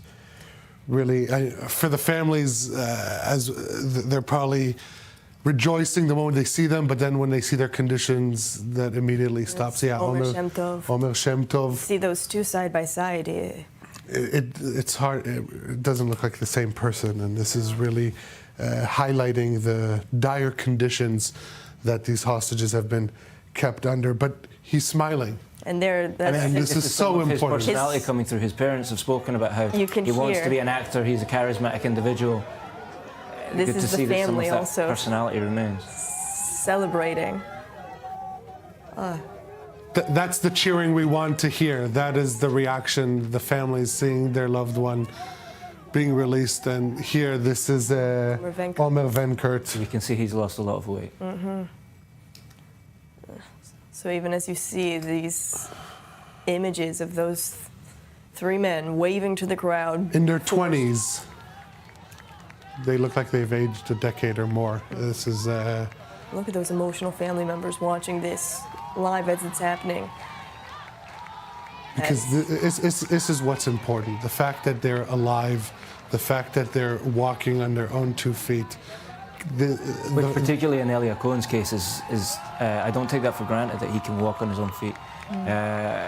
Multiple gunshot wounds to his legs is what I understood he received on October 7th. So, we've heard stories of hostages who had wounds from October 7th that were untreated. So I think that is a positive sign that he was at least able to walk up onto that stage by himself. It is certainly something to see, just for our viewers, those family members there rejoicing after seeing, despite the condition that their loved ones are in, their loved ones are alive. They are standing on that stage in Nusrat on their own 2 feet. You see Elia Cohen, Omer Shem Tov, and Omer Wenkert from left to right on the screen. So right there, that's Omer Shem Tov in the middle waving, and now Omer Wenkert as well. Once again, being paraded by their captors that have held them for 505 days at this point. But this right here, the fact that they are on that stage, means that they are any minute now going to be handed over to the International Red Cross, where they will then make their way to finally the safe hands of the IDF and come back to Israeli territory after 16 months held in Gaza. And once they are back here in Israel, that is when they will finally reunite with their family members. And so even watching some of these family members, some of these friends see their loved ones for the first time on that screen, it is emotional to see their reaction, as difficult as it may be, seeing these three men up there that once you see those side-by-side images, they truly do not look like themselves, but this is the beginning of a long road to recovery that begins once they are back here in Israel. And so it is a positive note, as difficult as it may be, and as many of the mixed emotions as many of these family members, as many of our viewers may feel, even watching this as well. They are alive, and they're coming back here to Israel. Look, we're seeing, waving to the crowd, even the appearance of camaraderie with the hostage takers. This is something that we have seen in some of the releases before. We know that they are instructed to wave to the crowd, to seem positive. Obviously, Hamas wants them to look positive and high spirits because that plays into their narrative. But if you put yourself in the head of a hostage who was just released after 505 days, you will do whatever you need in order to get this over with, in order to complete this ceremony and get back quickly into the vehicles of the Red Cross and back to their loved ones. So obviously there will be those who kind of squint an eye at this and be perhaps even critical, but we have to remember that these are there are still hostages. They are surrounded by armed gunmen with cameras shoved in their faces, and they were instructed before what to do, how to react, and how to act in this event. So I urge everyone watching not to put any value into what we're seeing, the appearance of positive atmosphere or even camaraderie, because these are hostages surrounded by armed gunmen and a crowd that many of them would like to see them dead. And if it weren't for these armed gunmen, perhaps might even get their way. And so ultimately we have to truly give our utmost respect to these freed hostages who endured so much over these past 505 days, really in some cases having to do everything in their power to stay alive and to survive, because that is what their goal was. They had one purpose, and that was to survive. And they are still in captivity right now, even though they are seen free on the stage, some even smiling. They are still in Hamas captivity right now, surrounded by armed gunmen. So they're doing what they need to do in order to survive, in order to get this over with. And again, they've been instructed to do this. And so some may take on the role more actively than others, but ultimately they want this to be over, and that's what we're seeing now. They're heading off the stage and making their way to the Red Cross vehicles. This is an incredibly organized, staged ceremony that Hamas continues to put on, all in this propaganda way to try and show some sort of semblance of strength inside the Gaza Strip. But you're correct to state how just organized this is and how cynical as well. But now you've seen these three men have stepped off the stage, but still a camera shoved in their face, held by two armed gunmen there before they can be handed over to the International Red Cross. And so we can see the photographers. We see all of them. Right, and not to mention the drones which are in there. In recent weeks, it's been very noticeable that the video production that Hamas is putting behind this is genuinely quite slick. Clearly they have people with the technical skills, the editors, to put this stuff together. They see this as useful. Clearly in many areas this is damaging their reputation, but they seem to think it's worth it. In general, in conflict at the minute, as much as there is the physical battle, there is the info battle as well. And Hamas, for their part, seem to think that this is playing to their advantage. This is playing to their advantage there. You can see Omer Shem Tov being escorted by these two armed gunmen. Once again, cameras thrown in his faces. Even there, some civilian that you could see actually the armed gunman just push one of those civilians back as he tried to get closer with his camera. Yeah, you can see more cameras than guns, and there's a lot of guns over there, and that shows the purpose of these events. Look, You can read however you want the high spirits and the signs coming out of Omer Shem Tov, but the fact that he appears to be in high spirits, that is a sign of encouragement, that they didn't break his spirit, that he's being released now. So obviously emotions are mixed and a lot going through his mind right now, but the middle, Eliah Cohen, Choser Eliah is coming back. Also, in the Omer Venekert family, I saw that they were opening champagne bottles. So there's a lot of celebration and rejoicing. You can also see the high emotions of these family members, seeing the harsh conditions that their loved ones have come out. It also was probably not easy to see the different signs that they're sending out to the crowds, the thumbs up, the perceived camaraderie. This is many mixed emotions, but ultimately we have to keep the eye on the ball, and that is the hostages are being released. They're going to come home, reunite with their families. Eliah Cohen going to reunite with his fiancée Ziv, who survived in one of the shelters that Eliah was taken captive. I don't know if he knows if she is alive. This is something that we have seen in many of the cases. They don't know until they reunite with their families what is the status for them. Time stopped on October 7th. And part of this recovery process that we're talking about for the hostages is to reintroduce them not only to normal life, not in Hamas captivity or in the tunnels, but to bring them up to speed as to what happened. We see these Red Cross vehicles exiting this staging ceremony location in Nusrat in central Gaza. So those three men, Omer Shem Tov, Omer Venekert, and Eliah Cohen, are in the hands of the International Red Cross. They're being escorted now by the Red Cross to the IDF, who will pick them up inside the Gaza Strip before transporting them to southern Israel, to Raim military facility, where they will then receive initial medical treatment, as well as reunite with their families for the first time after 505 days. So those reunions that Ariel was just mentioning, finally seeing those reunions. And also when we're talking about the cynical ceremony that our viewers just watched, it's important to note that also from some of the released hostages, they state that they didn't even know until perhaps the morning of that they were being released that day. There are perhaps signs, but Robert, we are learning more about the time in captivity from some of these released hostages so far. Still, some of these celebrations after seeing their loved ones, their friends. This is Omer Venekert's friends, family members, all there. You see, look at those joyous hugs. A group of his friends just hugging and holding each other.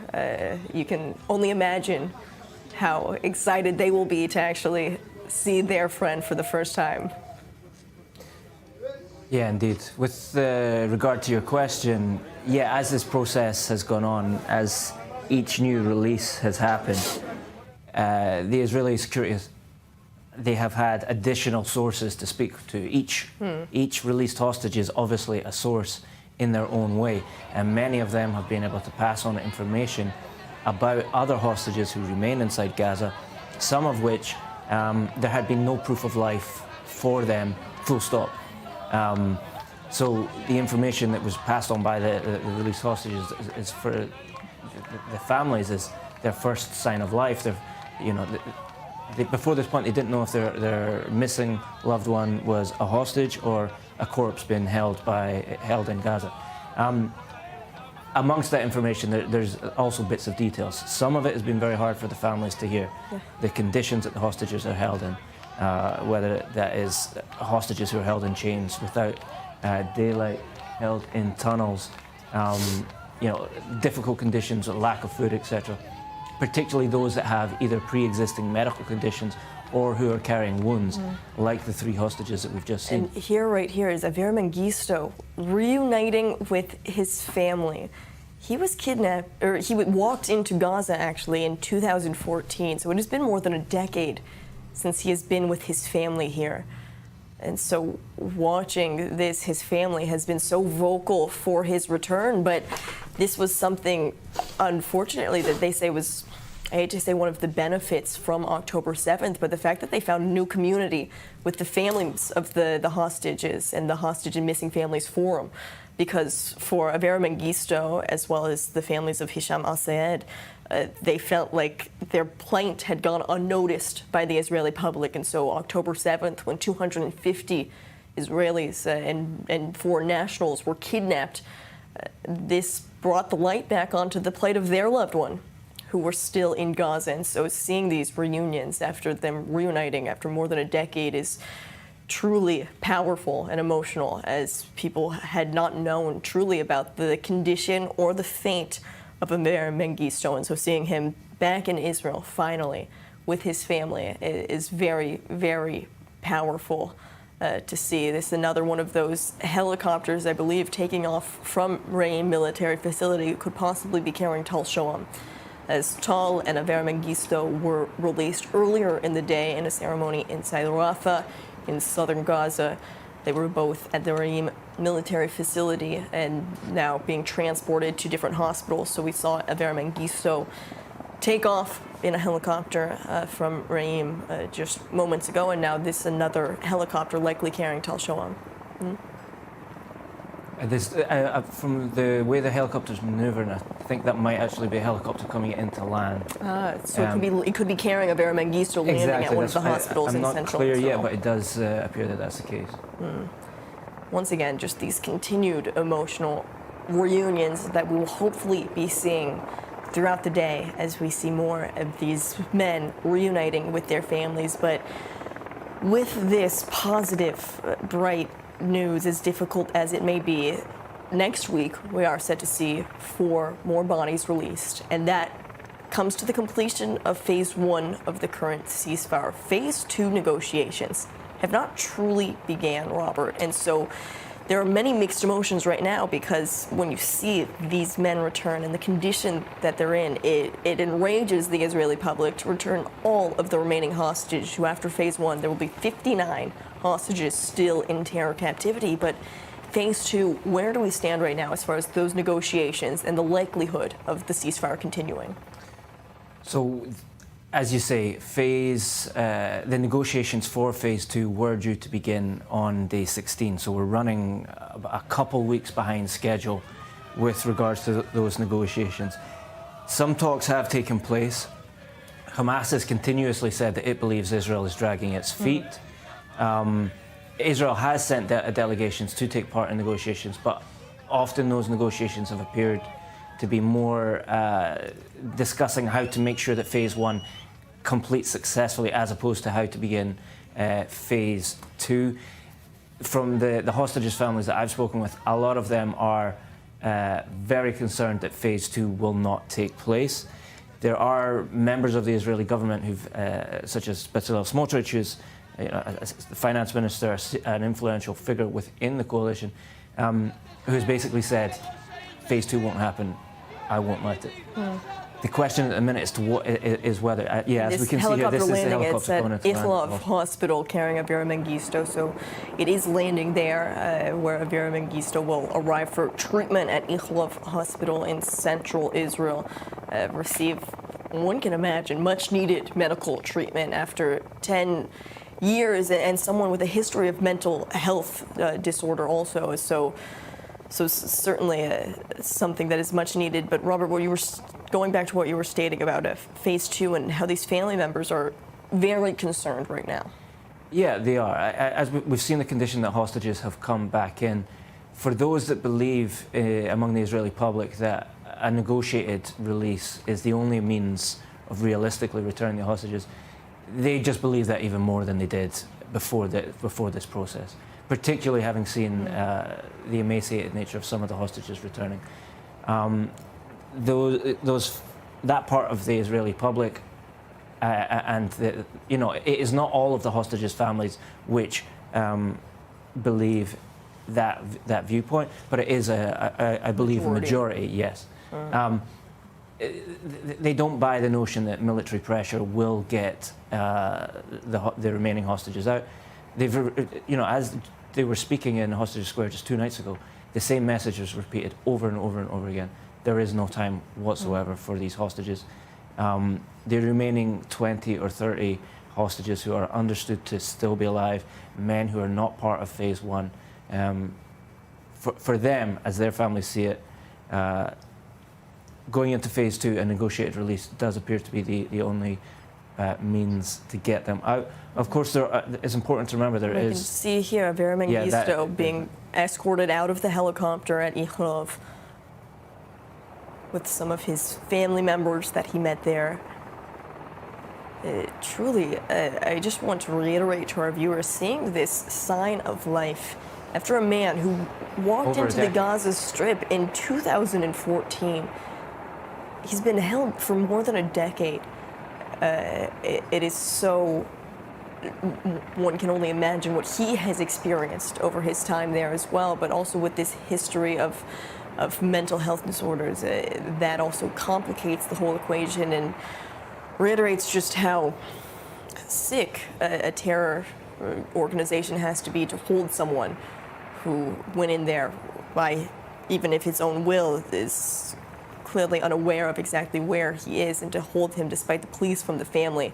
It is truly sickening. Now, this morning we did hear a statement from Hamas talking about their commitment to the second phase of the deal. They state that they are committed as long as Israel is committed to phase two. Negotiations still haven't started, but Hamas also reiterating what they had stated earlier in the week. They're willing, they state, to release all of the remaining hostages in one single handover. What is the purpose of this, and what is the messaging that we're hearing from the terror group right now? The purpose are the conditions for that all-in-one release, and that is the complete end to the war and the full withdrawal of Israeli forces. They are concerned that Israel will resume the war. They are trying to take steps to prevent that and to put pressure on Israel to not seek that result by encouraging as many Gazans as they can to return to northern Gaza, bring in these caravans, these temporary makeshift homes are intended not for humanitarian purposes, but rather to further the human shields on the ground, to entrench that, to make sure that Gazans remain in the north, that make it more challenging for Israeli forces to re-enter the Gaza Strip, to restart the war once and for all, or once more.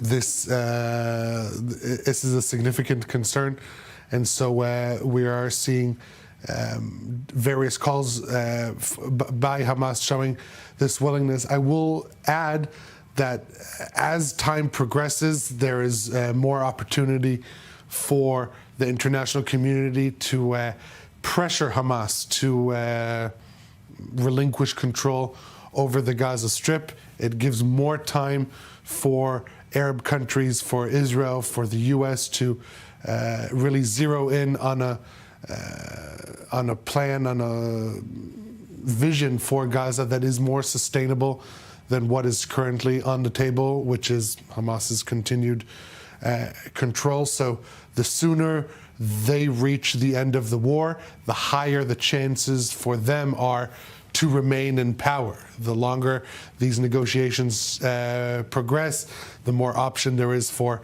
sharing views, for really formulating a comprehensive plan that is more sustainable that's what we're seeing with these Arab countries. There was just a summit in Riyadh yesterday with these Arab countries, but not too much information out about that yet, and it's in advance of another emergency Arab League summit in Egypt. Yeah, so this was, as they're calling it, an unofficial summit of 7 Arab states. We're talking about the hosts: Saudi Arabia, Jordan, Egypt, the UAE, Qatar, Kuwait, and Bahrain. Oman was also supposed to participate, but they didn't.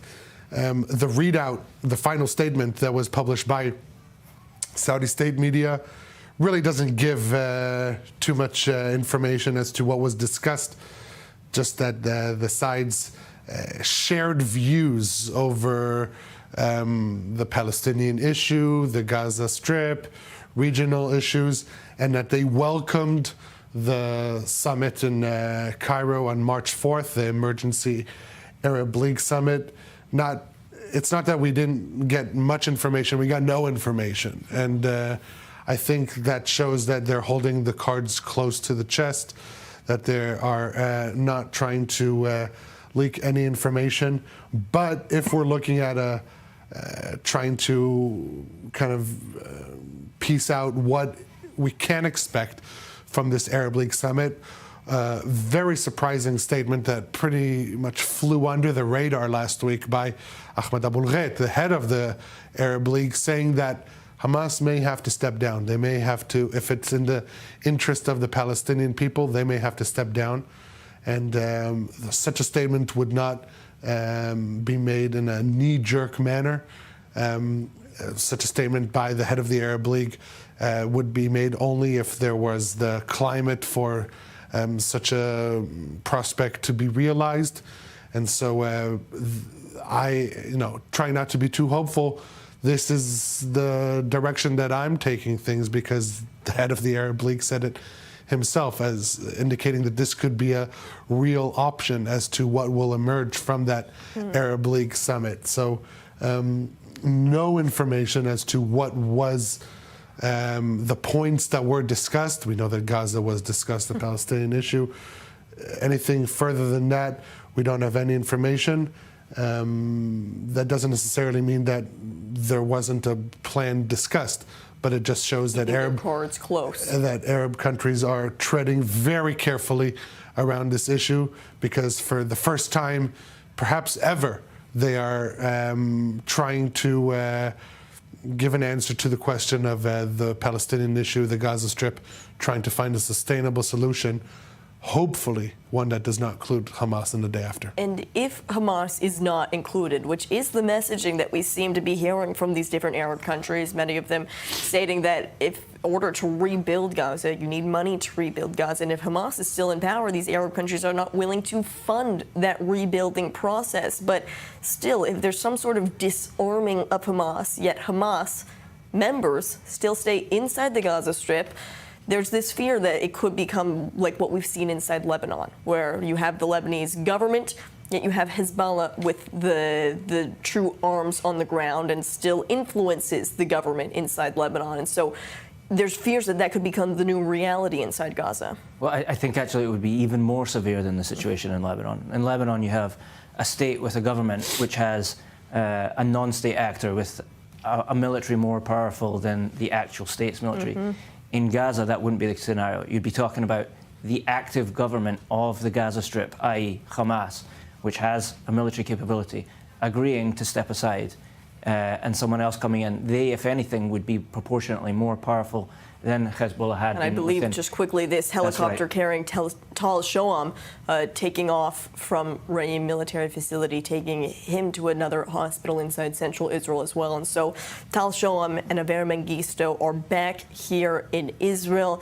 Aver Mengistu now at Ichlov Hospital receiving treatment, and now Tal Shoam, it seems, on his way with some of his family members to a hospital as well. We also know Omer Shem Tov, Omer Venkert, and Elia Cohen are in the hands of the Red Cross. We're waiting on confirmation that the IDF has retrieved them before they make their way to Israeli territory, and all the while we are still waiting on updates as far as Hisham al-Sayed as well. He is supposed to be released from Gaza City, but Hamas claiming that there will not be this same ceremony as we had seen with the two other releases this morning, but we're still waiting on information about that release as well.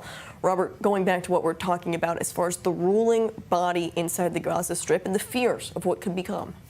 Yeah, I think it's likely not a binary black and white option. There is a whole spectrum of grey area for Hamas to stay within the Gaza Strip. It could agree to disarm and then simply cache its weapons to begin fighting again down the line. That's a classic guerrilla tactic. It could agree to remove itself from the Gaza Strip, and then a certain number of leaders and fighters would symbolically leave whilst a large power base remains. There's a whole host of different ways.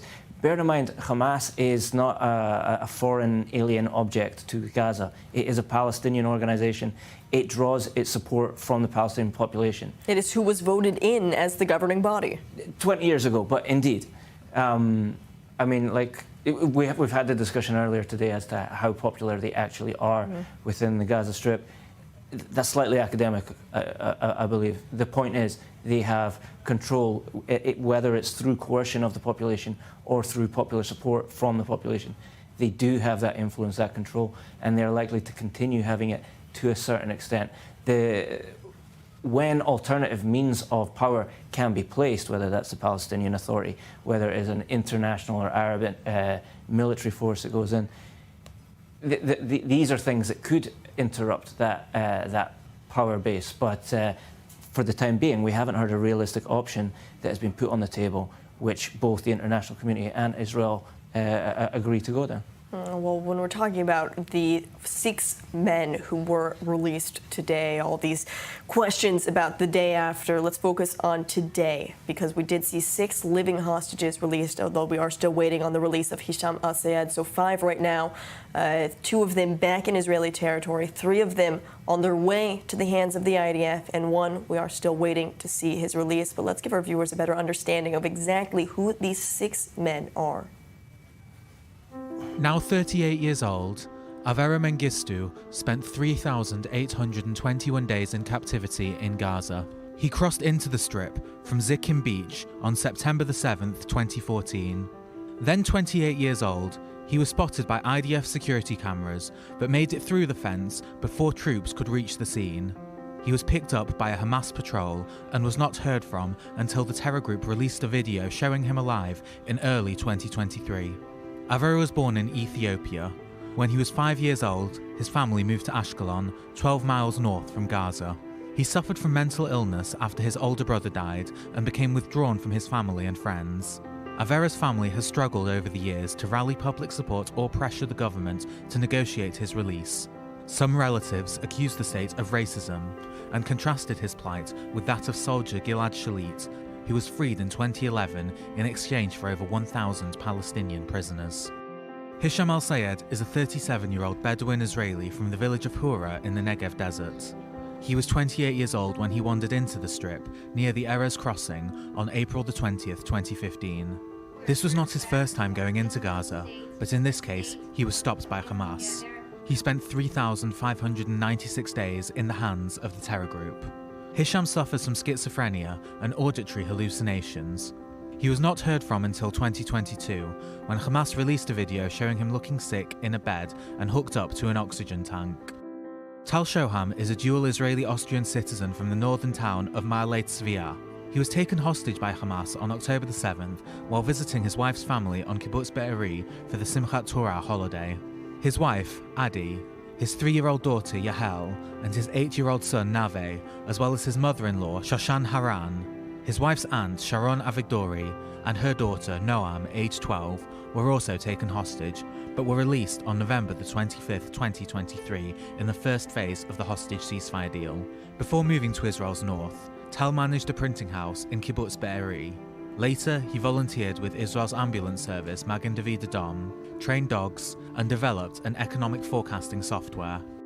27-year-old Elia Cohen was with his girlfriend Ziv at the Nova Music Festival when Hamas terrorists attacked.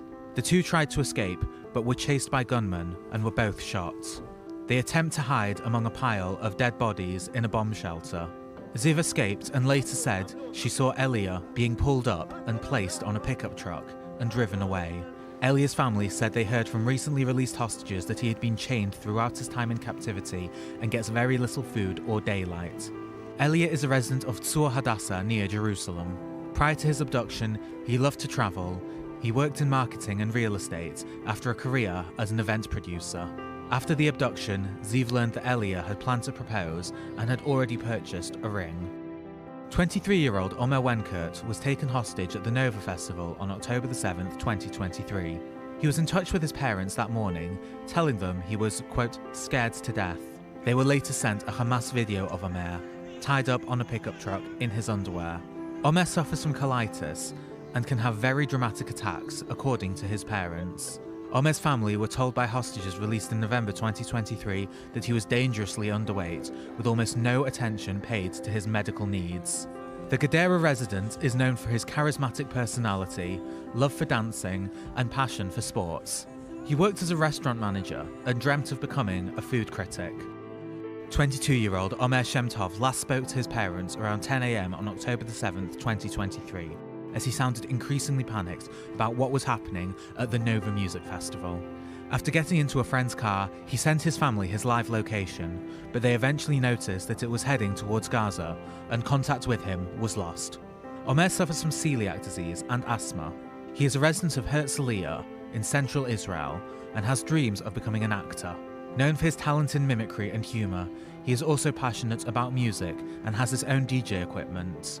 Friends and family describe him as funny, popular, and always working to make others happy. Those are the 6 men released today. 5 of them we've already seen their release, and we are still waiting on the release of Hisham al-Sayed, set to be released from Gaza City, according to Hamas, in no ceremony, unlike what we saw earlier in the day. We have an update now as far as the Omer Shemtov, Omer Wenkert, and Elia Cohen. What update do you have for us, Ariel? Yeah, that they are have been handed over to Israeli forces inside the Gaza Strip by the Red Cross. So after 505 days, they have finally are in the safe hands of Israeli forces.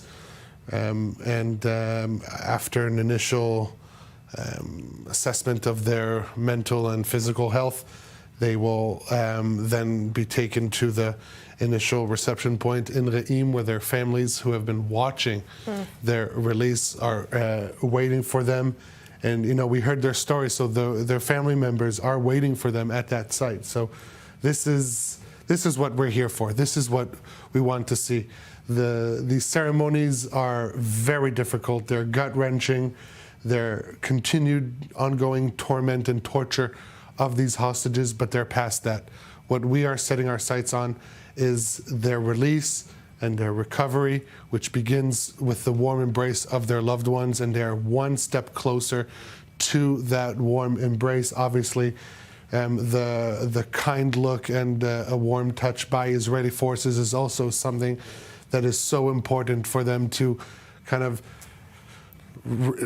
understand that it's over. Being met with empathy, as they have not seen that kind embrace for 16 months at this point. And so any sort of humanity, truly, that they will be welcomed with is such a powerful moment, truly. This is the moment where they stop being hostages. And so these past few seconds with this statement, they are no longer hostages, and they're beginning their long road to recovery with their families, their loved ones, their communities, the entire country of Israel, supporting them and encouraging them on their long process. Many of them will most likely immediately join the campaign, the struggle of the remaining families of the hostages, calling for their release. We've seen this with we just discussed this with other released hostages and their families, that once they're back, it doesn't mean an end to the process. What will be the end of the process is when all hostages have returned, and we currently still have 64 hostages inside the Gaza Strip. Hisham al-Sayed supposed to be handed over to the Red Cross in Gaza City without a ceremony. This is according to Hamas. They say this is because out of respect for Israel's Palestinian population. But to my understanding, this is more due to his deteriorated health condition, as we saw in that video, a video that Hamas themselves made public. And there are still 4 more bodies of hostages that are supposed to be handed over to Israel later this week. And after that, this will be the completion of phase 1 of the ceasefire deal, still leaving 59 hostages inside the Gaza Strip. Joining us now also in studio to discuss more about today's latest developments, we're joined by Major General in Reserve Eitan Dango, former military secretary to 3 ministers of defense, as well as the former coordinator of government activities in the Palestinian territories, also known as Kogat. Eitan, thank you for being with us on another monumental day, but we've been talking about the importance of today, and I think Ariel noted it and said it quite eloquently, that today is a positive day, as we just now know that 3 more hostages are no longer hostages after 16 months but there's so many questions that remain because phase 1 is about to be over and 59 hostages will still be inside Gaza with talks of phase 2 that have not even began. And so what are the steps forward, Eitan? First of all, I may say that the happiness and the tragedy of sadness is integrated because a few hours ago, the body of Shiri Bibas has been brought during the middle of the night, early morning, back to Israel after these murderers make their play and theater about it. It's not a theater, it's really a way that those people, you cannot even said about them they belong to the human global in the earth. Secondly, I may say that as you just mentioned, the main question will be what will be later. And I think the beginning of the answer has been by Hamas statement 1-2 hours ago, even maybe more, that said they are ready to release everybody on one phase without making it, as we see it now, every week for 2 or 3 or 4, under Israel receiving agreed to their 3 conditions, and they might, above all, is stopping the war and to withdraw from Gaza. It's really put a big question mark, I think, and this is the beginning, in my opinion, of the continuing of this negotiation. The question is coming to the cabinet of Bibi Netanyahu about the way he continues his way. First of all, he has to say very loudly whether he's going on with continuing on the release as the majority of the people of Israel are looking for. We can do after it many things. We have to leave them now to the side. I don't have to convince anybody that a murderer is a murderer. Secondly, what will be the negotiation, the condition? He might say it, and in my opinion, we are able to make it as rapidly as we can.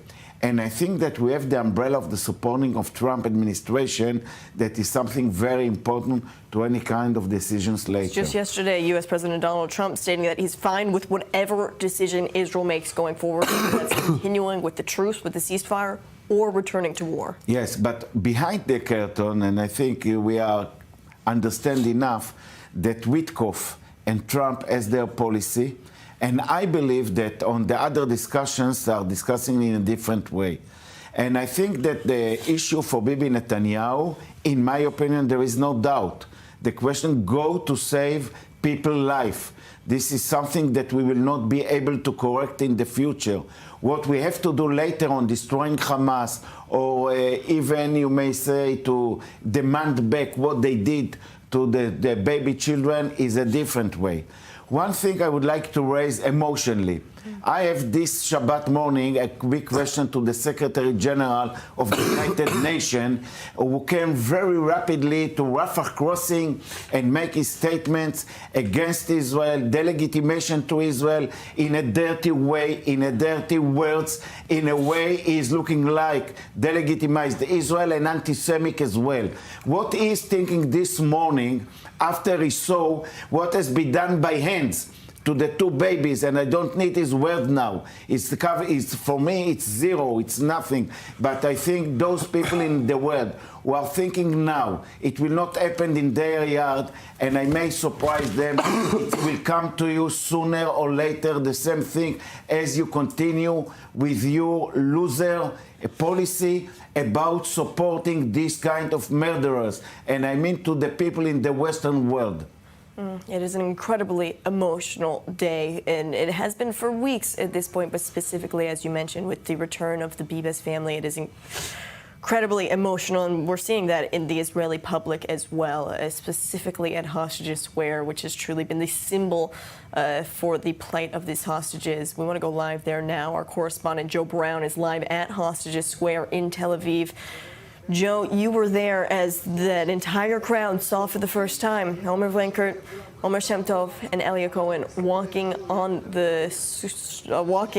being paraded inside Gaza. But now we know that they're finally in safe hands with the IDF on their way back to Israeli territory. What was the reaction as the crowd found that out? Well, Nicole, the Israeli psyche has been potentially irreparably damaged over the last 16 months or so, and especially over the last couple of days with the returning of the bodies of the Bibas family and of Oded Lifshitz. And the Israeli people have been grieving, as have the Jewish people in diaspora, but Israeli people, from no matter where they are from, their background, their political stance, everybody has been grieving. And grief has many different faces. On the one hand, there is anger, there is sadness, there are people trying to blame one another. It's every stage of grief being implemented all at once. And we've seen a lot of people using the deaths and the returning of the bodies of the Bibases and of Oded Lifshitz for political points. It's worth noting that Oded Lifshitz was a prominent peace activist. He helped Gazans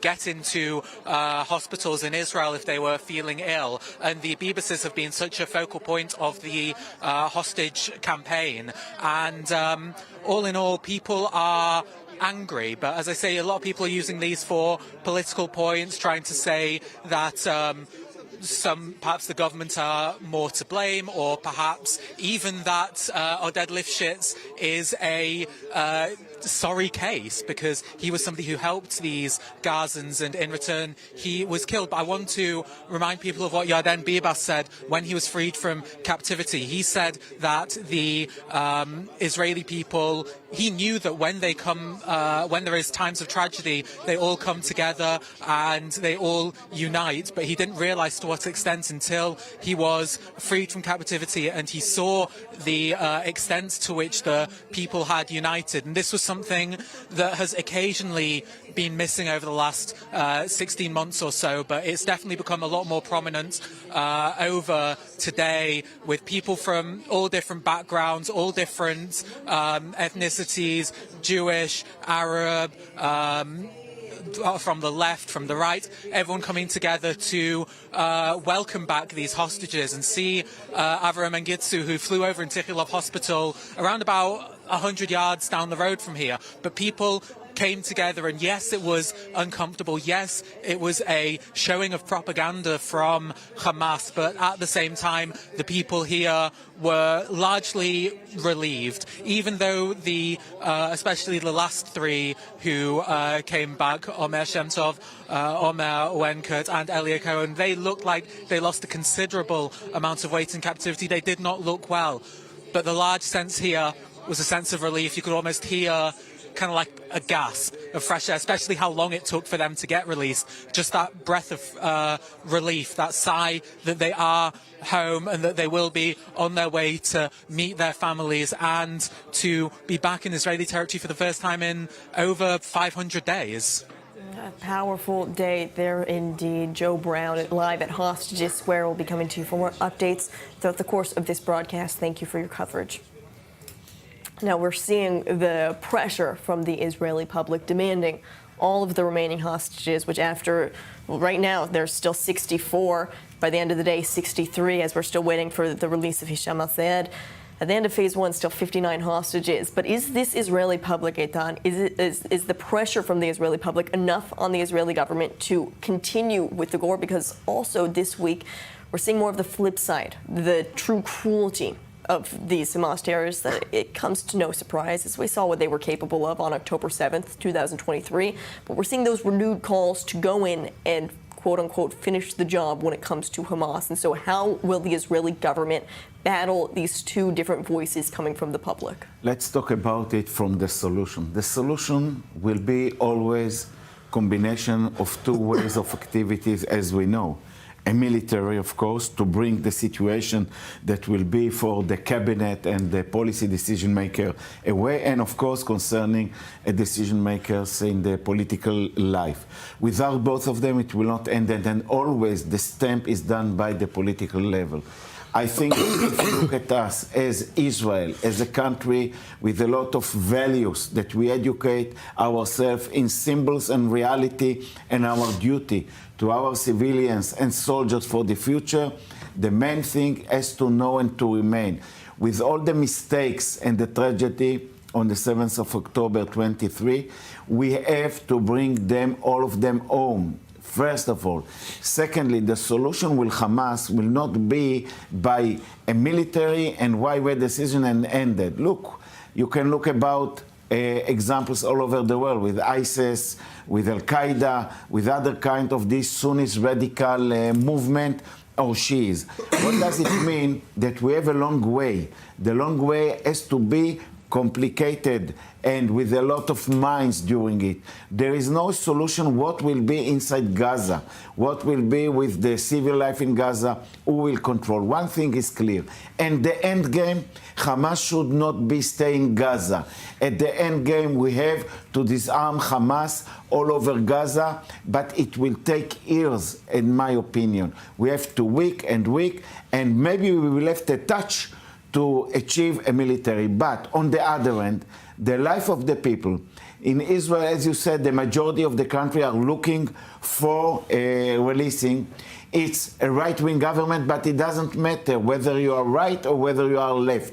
It's whether what is the majority and who are those extremists who support many of them to continue a war and to release maybe in the future. So in my opinion, this complicated situation with the fact that Trump is here in the Middle East and he's very active. There is no day without he's making statement.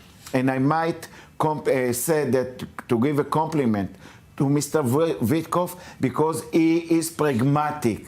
And the moment he entered to this issue, he succeed to lead for some achievements, and I think that Bibi Netanyahu has to look now in all the area, the strategic situation, because now there is no thing that he can say, this will be my strategic.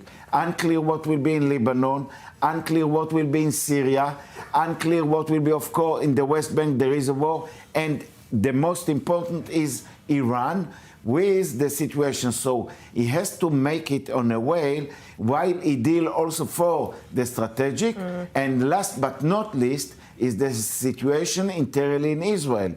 You are in a war, almost will come to 2 years, and you have to make a turn for building in a different way. Could be a turning point quickly also for our viewers. This right here, a helicopter touching down at Beilinson Hospital in central Israel carrying Tal Shoam and some of his family members as well. So Tal Shoam, after 505 days in terror captivity after he was kidnapped from Kibbutz Be'eri while visiting his wife's family. Now he's back, just landed there at a hospital where he will continue to receive medical treatment and reunite with more members of his family as well. Yeah, and Tal's father saying that he reunited with his wife and kids. They were all kidnapped together on October 7th, saying he's fine. He reunited with his kids, and that is obviously great news.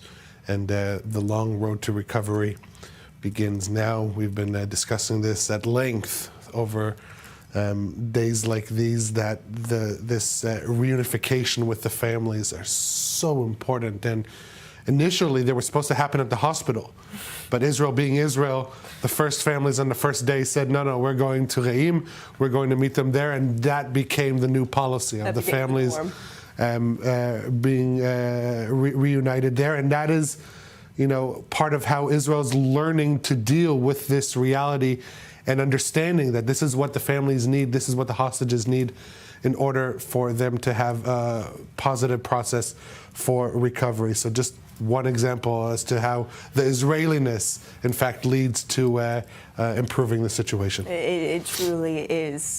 Speaks to such the Israeli experience, the Israeli psyche, and it is such a good example of just the powerful and emotional reunions and the fact of the fight that these family members have been fighting for also for 16 months. And when you hear from many of these family members, they're not only waiting for this emotional reunion with their own loved ones, but these family members and the released hostages themselves are the most vocal advocates for all of the remaining hostages, Sometimes after their first few days released from terror captivity, they speak about their one main message, that is, they cannot begin their own healing process until all of the hostages are returned home. That is the continued messaging that we hear from the Hostages Family Forum and from the hostages, the released hostages themselves. So we are still waiting to see some of this movement perhaps here as Tal Shoam and some of his family members could be exited from that helicopter that just landed at Beilinson Hospital any moment now. Meanwhile, we know Avera Mengistu is already at Ichilov Hospital, where he arrived there earlier today and is receiving treatment there. Omer Shem Tov, Omer Venker, and Elia Cohen in the hands of the IDF. We're still waiting on official confirmation that they have made their way to the Re'im military facility in southern Israel. And all the while, we are also still waiting on the release of Hisham al-Sayed. You can see some movement here on your screen, some of these personnel approaching the helicopter, and the way that this is all treated. Here we can see some of these barriers being placed by the helicopter. And this is what we continue to see in contrast to the cameras being thrown in their faces as they were released from the Gaza Strip in a cynical ceremony inside in Rafah for Tal's case. When they're welcomed here to Israel, they are met with humanity and compassion and privacy right here, because this is such a delicate situation for these family members and for the hostages as well. And so the medical teams have learned quite a lot from the release of these hostages, and so that's why you see right here them placing these barriers so that as they are exiting from this helicopter, they are greeted with a little bit of respect, dignity, and humanity as they do begin their road to recovery. But it is a long road, certainly. On that note, it does speak about just the toll that it has taken on the Israeli psyche, watching many of these images and displays take place even over the course of today and over the course of this week. We're joined now by Dr. Ofer Grossbard, a clinical psychologist, as well as the author of The Cultural Code, a series published by Ben-Gurion University, joining us from Haifa. Such a difficult day, and another difficult day, and an emotional day as well. On the one hand, we've seen already 5 hostages returned back home to Israel, 4 of them after 505 days, one of them after 10 years inside the Gaza Strip. From a psychologist's perspective, the emotions that people are feeling, how can they begin to even walk through the different emotions and the pain and sometimes the gratitude that they're feeling today? Thanks for inviting me. You're talking about the hostages, about the Israeli people, it's, in any case, it's a complicated issue. Think about being in the tunnels of Hamas for months, and then suddenly you are exposed to the media. Every single word or movement you do, the whole country see it, and the euphoria around you. So from the depression of the tunnel to the few days of euphoria, and then you are not anonymous anymore in the country. All those upheaval, it's so difficult to contain it. And then dealing with the trauma you went through. When you are in the tunnels of Hamas for more than a year, there are many deep psychological processes that take place. Stockholm syndrome, that you identify with your aggressors because you're helpless and they are like your parents, and when you want to go to the toilet or eat, you need them. So everyone gets into a regressive position, and how you deal it when you go out, it's very complicated, all those processes, and it takes a long time, to recover, and it depends very much on your psyche at the time you got into the tunnel. On that note, also, Dr. Grossbard, we're talking about the 3 men, Omer Shem Tov, Omer Venker, and Elia Cohen, as well as Tal Shoam, who were all kidnapped on October 7th. But for Avera Mengistu, you talk about their mental health state when they entered Gaza in the first place. This is a man who has a known history of mental health diagnoses. And so for someone like Avera, as well as Hisham al-Sayed, who's also expected to be released today, how can they begin their road to recovery with already this history of mental health? Yeah, you're absolutely right. I mean, when you start in a low position, I mean, if you have some kind of emotional problems, you are not so strong. So the chances of regression and identifying with the aggressor and all those things that we know that happen in very cruel and long captivity are much more stronger with a person that doesn't have the ability to handle it. If so these people were sick before they were kidnapped, and it will be not so easy to rehabilitate them. It's a long process, no doubt. And what about for their family members? Not only the family members of Avera Mengistu and Hisham al-Sayed, who have been waiting for more than a decade for this reunion, but also that of Tal, Omer and Elia, who have been waiting for 16 months. How can these family members not only help with the rehabilitation process for their loved ones, but help in rebuilding their own mental health and coping through their own trauma as well? Yeah, it's a very good question. You know,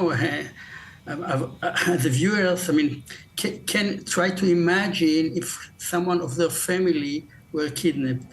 So first of all, there are a lot of guilt feelings throughout this year and a half.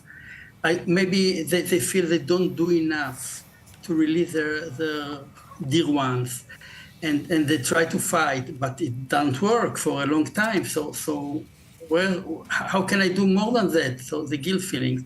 And then where these family members are released, you know, they try to do the best for them, but then every movement, every word they say, they examine it themselves. Is it right or wrong? Or they try to be very, very sensitive. Think about being a side of a person who is very sick or something like this. So you try to do your best, but all the time you are not free to behave as you feel, because you're all the time are tuned to the other person. So it's very difficult also for the families, you know. And now for a long process, they have to adjust themselves to the released hostages.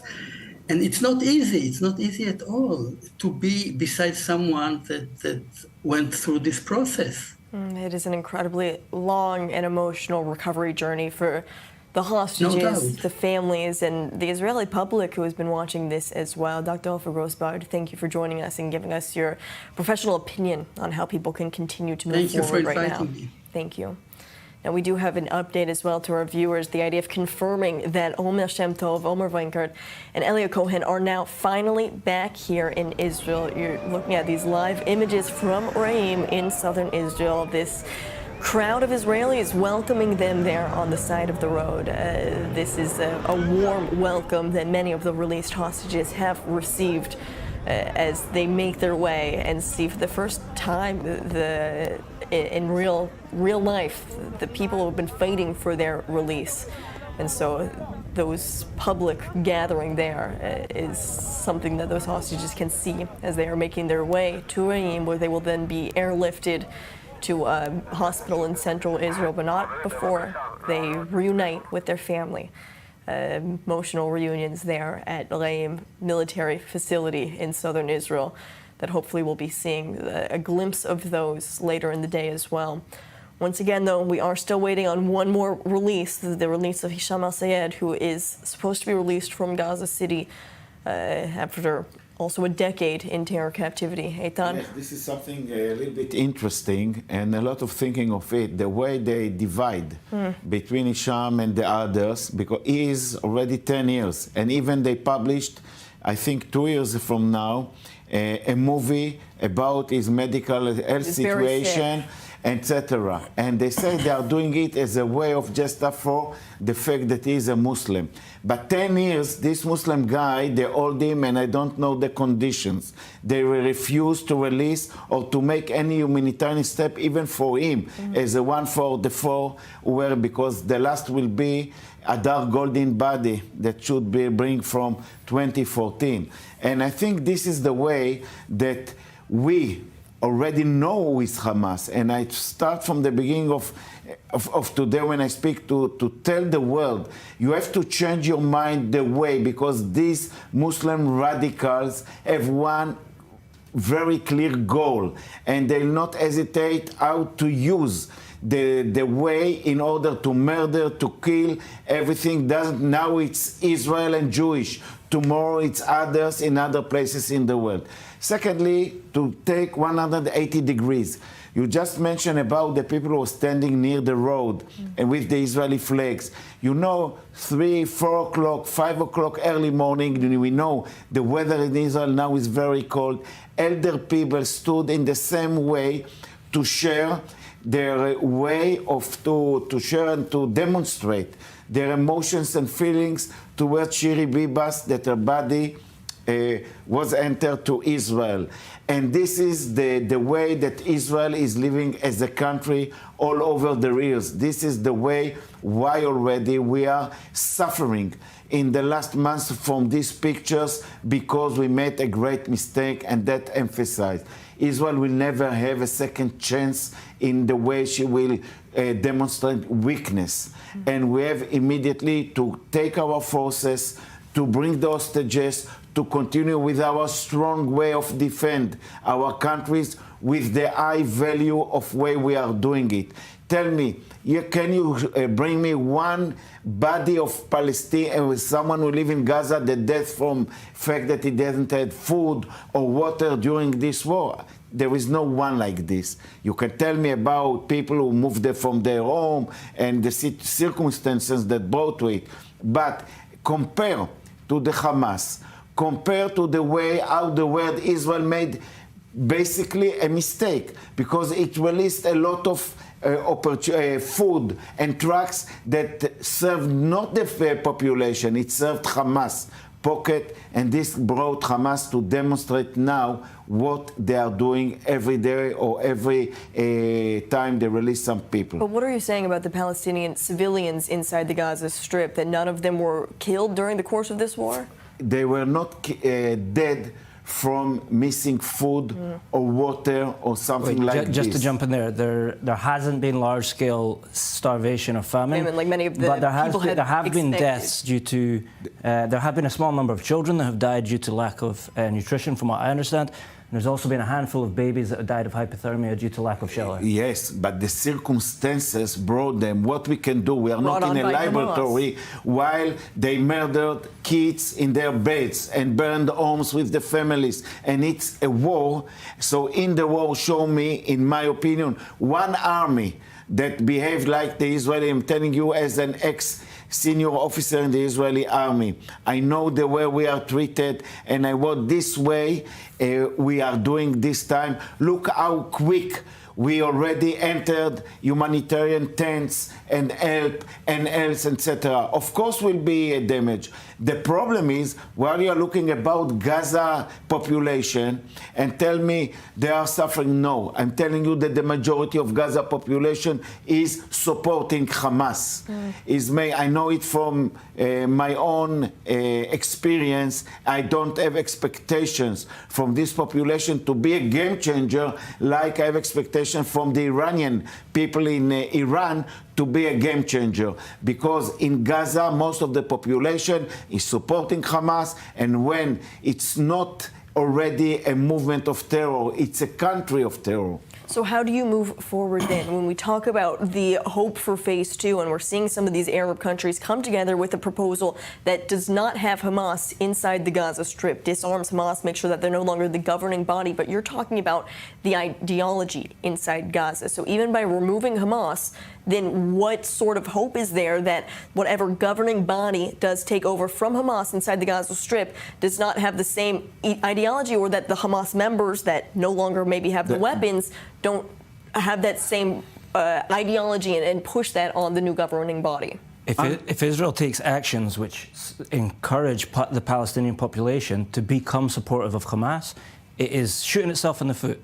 There are things that Israel can do which will encourage people to serve with Hamas. One example, Israel has at points throughout the war restricted the amount of food going into the Gaza Strip. That gives Hamas the ability to say to any teenager, any young man, Do you want food for your family? Come and fight for us. Israel doesn't need to do that. But Hamas is also taking the it absolutely is. aid Of course it convoys. is. But aid became valuable within Gaza because there was a limit on it. If Gaza had ample food, that it wasn't a valuable commodity, that would not be a resource that Hamas could leverage on the population. Hamas is reported to have a fighting force of roughly the same size as it had near the beginning of the war. The Americans have said that based on their intelligence. How does it still have the same number of fighters after Israel has killed so many Hamas fighters? Because it has recruited them. From who? The population of Gaza. I might say that if you are looking on 2005, when Ariel Sharon, as the Prime Minister in Israel, made a disengagement in Gaza, and Israel withdrew, and I was the POC at that time, sitting with Mohammed Dahlan to give him, let's say, the key for Gaza, and really it was to separate and to bring opportunity to build there a new life for themselves. We left Gaza, we withdrew completely from Gaza, and you see that after 1 year, more or less, Hamas took it and threw Fatah people from the houses, and they escaped. We opened them the gates to escape here to Israel, and you see what developed in Gaza. I don't have any expectations that you can make a new Gaza in such a short time. This is a question of emotionally of religious, and secondly is a timetable, long timetable to build something else. I'm still supporting trying to build, let's say, a new way of life to people who are looking for it. Because if you're taking, for comparison, another places in the large Middle East and see what happened in Egypt, and see what happened in Syria, and see what is going in other places, you will see that the extremist Sunnis from the Muslim Brothers who are supporting terror under using the religious issue is still something that attractive millions or many thousands of people with them. So in Gaza, in this time, after what happened the 7th of October, Israel already has changed the way they discard its behavior. We don't have any more to support or to make any kind of, to allow people from Gaza to come to work in Israel. I was against it from the first time. A big mistake by the Israeli government. These people that you are giving them to eat are coming back and give what they need for the Hamas. I'm not blaming each one of them, but I think that the situation is now in the hands of Arab moderate countries. And if you ask me, while they assess what is the chances or risk they are taking if they're allowing people from Gaza to come to their countries, you see they react. They are not allowed them to enter. They are against it. But in Egypt, when they are right, there is a lot of frightened from allowing people from Gaza to enter to Egypt. Their memory from 2013, after what happened when Morsi opened the gate from Gaza to Egypt, he closed it immediately. Why? Because he by himself saw the damage that people from Hamas and population from Gaza is making to the Egyptian national security strategic way. So today it's a real problem, but it's not in the Israeli hands. Israeli hands has to take care on the security and to make a new kind of a way to prefer a new of a strategic way and a strategic offensive way to react.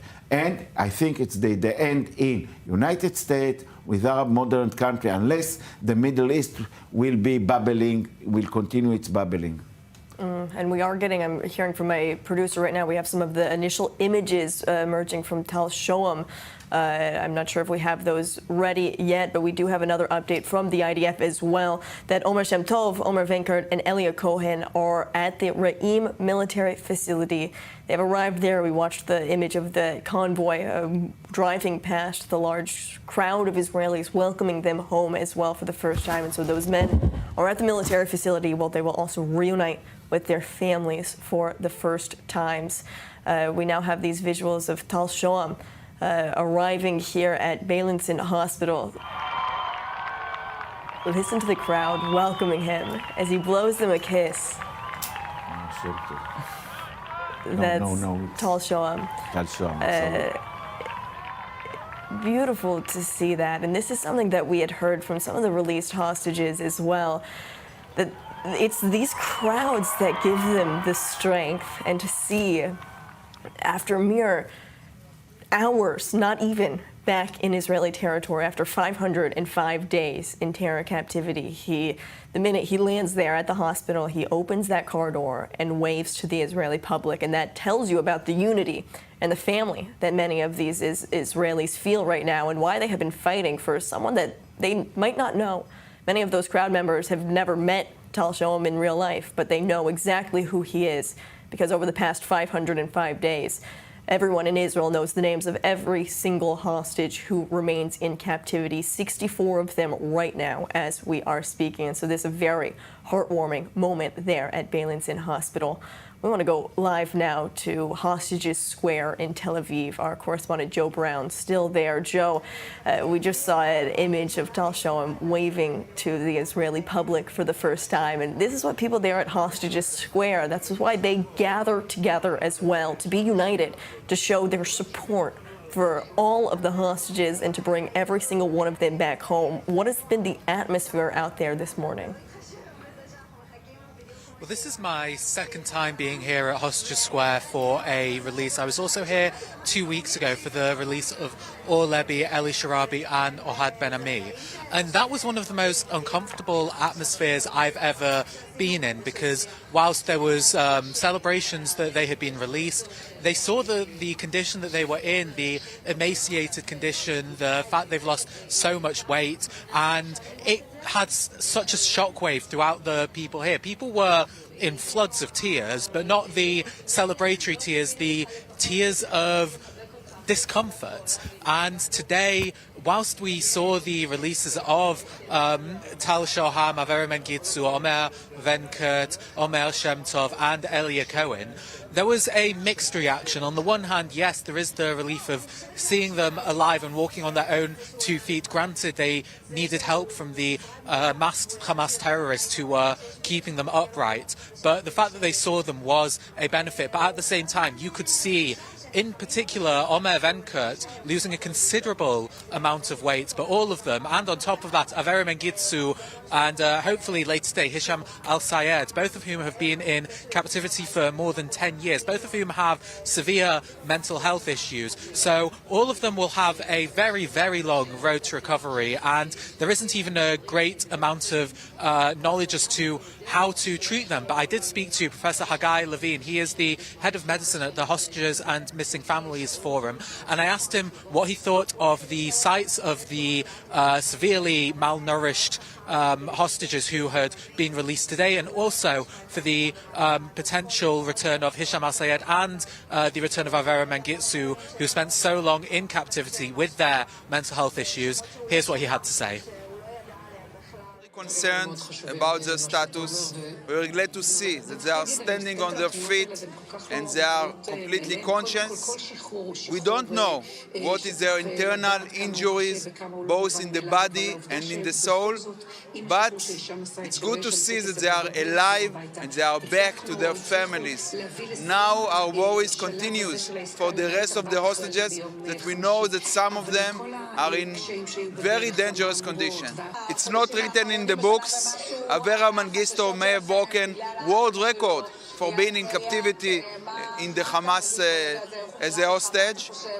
We were very excited here at the square when we saw him by helicopter brought to Ichilov Medical Center, and now at the medical center they will have to treat all aspects for him. The most important people for him are his close family. We saw that he hugged his brother and sister. It's very important to get him back to be a person, not an item for the terrorists, but a person, a whole person. So it will be a very long process after such a long time to help him recover both physically and mentally. And the entire Israeli public and the Jewish people around the world are concerned over Yarden Bibas in particular, having had the news of his family coming back from captivity and the confirmation of their deaths. Do we know anything about how he is dealing with this right now? We know how important it is for Yarden Bibas, but for also other families of hostages that are not alive, to have confirmation, to have 100% certainty. We saw the Hamas played with the terror against the public in Israel and around the world and against the family. So it teaches us how important it is to bring back all the hostages, those that are alive for rehabilitation, but also those who are dead for proper burial and for closure, for the family, for the public. For Yarden, I know that he has a very supporting family that will help him in this hell situation, but at least now he got some kind of evidence that Shiri, Fir, and Ariel, unfortunately, are dead. A long road to recovery for all of those released hostages and their family members, and the Israeli public where you are as well. Joe Brown with that live report from Hostages Square. Thank you for your coverage. Now, coming back in studio, we only have a few more minutes before our break, Eitan, but seeing the emotions from today, I think this is one of the, because of what we've seen over the course of this whole entire week and knowing the uncertainty of what lies ahead with the fate of Phase 2 and the current ceasefire, 4 bodies, I want to remind our viewers, are set to be released next week as well, and that brings Phase 1 to an end. I think we are already there in the very sensitive days. I might say that I think that most of the people were shocking or shake and what happened with the returning of the bodies of the Bibas children and also of the mother, and of course with the fourth, the other man that was Oded Lifshitz. And I think that if you compare it, I believe it will bring a lot of pressure from the street on the government. On the other end, after this cruel way, I think that Prime Minister really has to see it and to estimate the situation in a different way. And he has to take all on account about the future steps and what and how to do, because the other runners also are bubbling. And we are going to change the commander of the IDF. We have to change commandering. It's like a break inside the war. The war will continue for sure, but the way it will be different. So, in my opinion, it will be a very tense coming 2 weeks. And I think for the policy of the cabinet on continue their military activity is better to end the issue with the hostages in a very short time, and then to make what they need. We don't have to make declarations. We don't own anything to anybody for the future.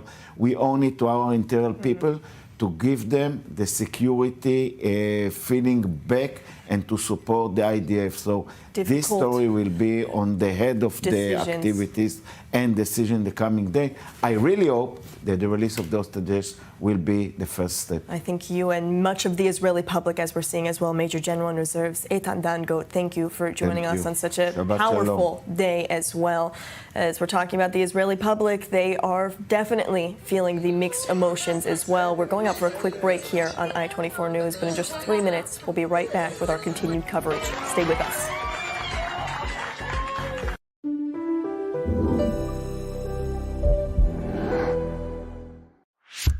You live in Israel or you are preparing for your Aliyah? Congratulations. You have a smartphone? Perfect. Download the Olim app for free and discover everything we have to offer.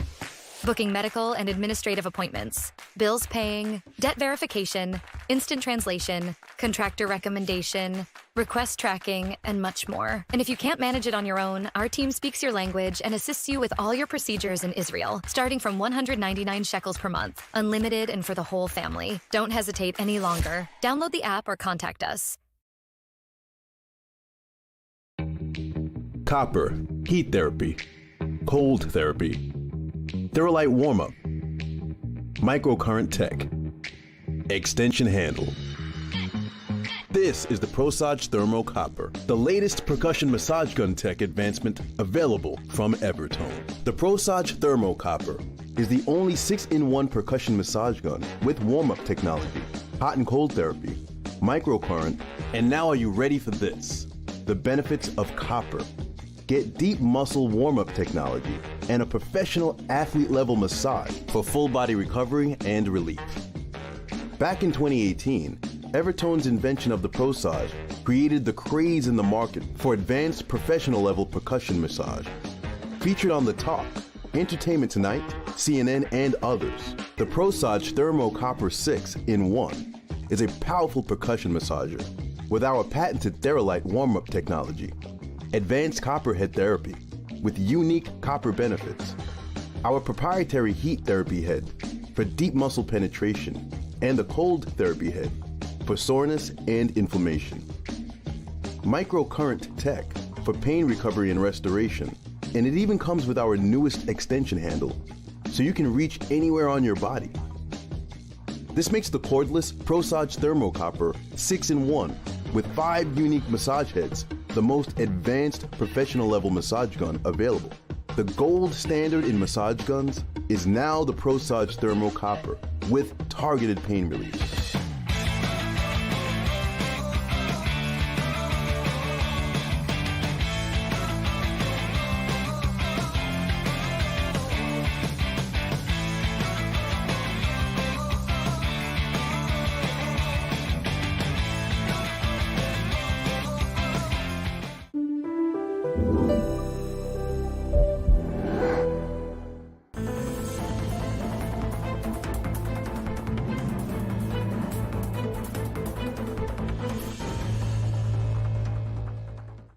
Shalom. ¿Qué me trae por aquí? La necesidad impostergable de 600 millones de hispanoparlantes que ahora necesitan escuchar el mensaje judío e israelí en tiempos difíciles. ¿Cómo lograrlo?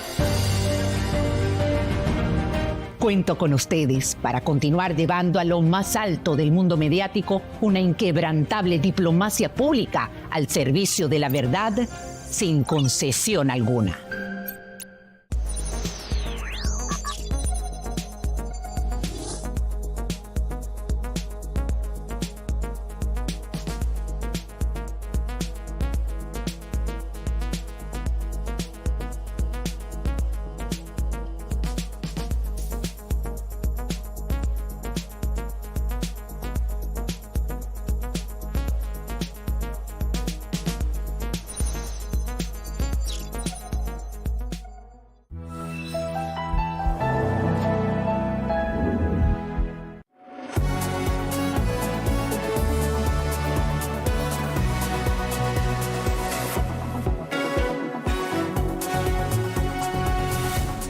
Welcome back to this special edition of I-24 News. As you can see here, for the first time, Tal Shoam is released from terror captivity, waving to a crowd, greeting him at Beilinson Hospital. He blows them a kiss after 505 days in terror captivity. Tal Shoam right there.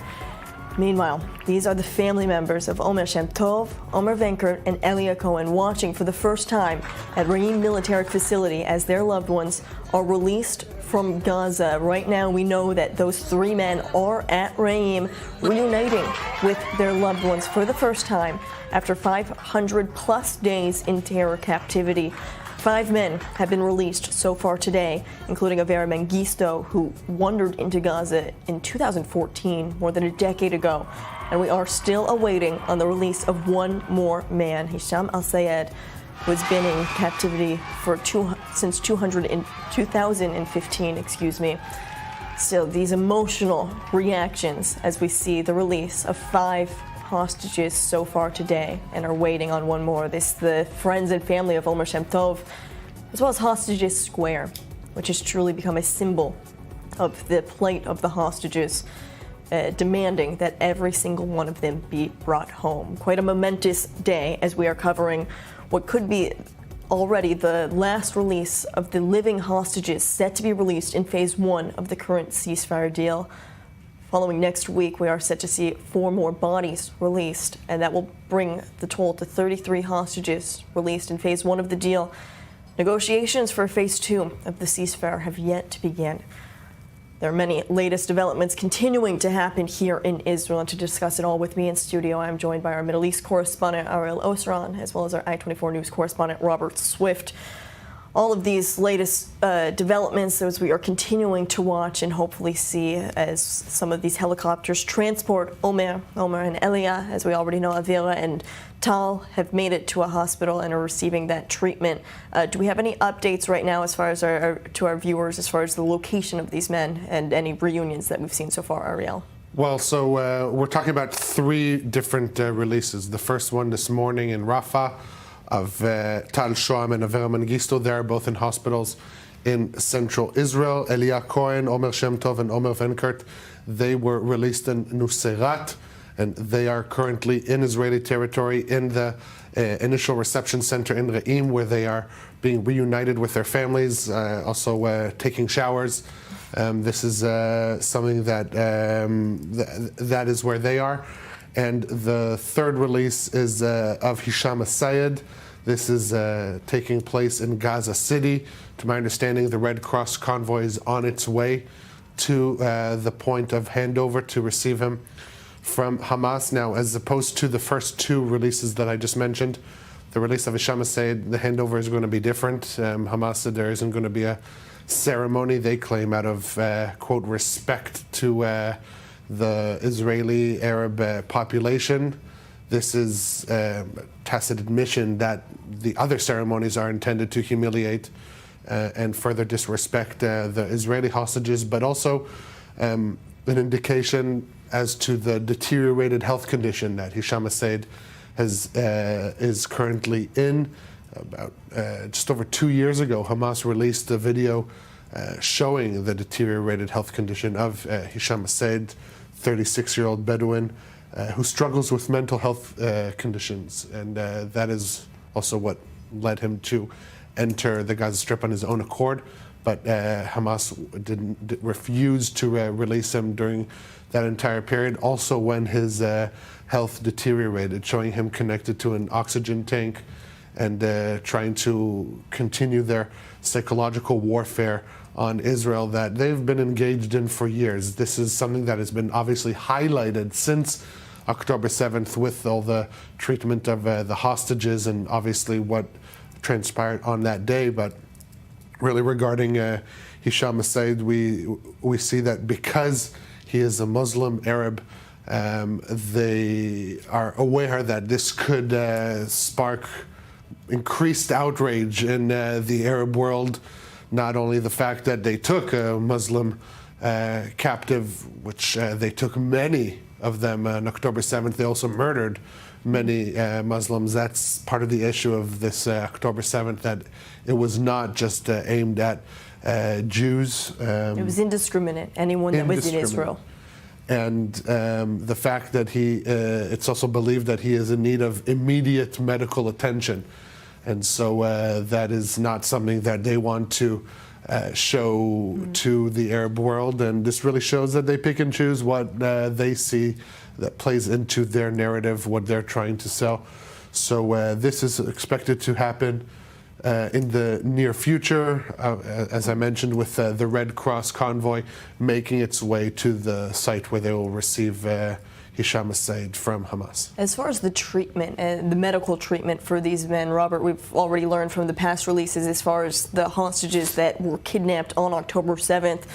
What should we expect as far as the medical treatment for those 4 men that are released today? And also, do we know anything different about how some of these medical teams might be preparing to receive and treat both Avera Mengistu and Hisham Asayed?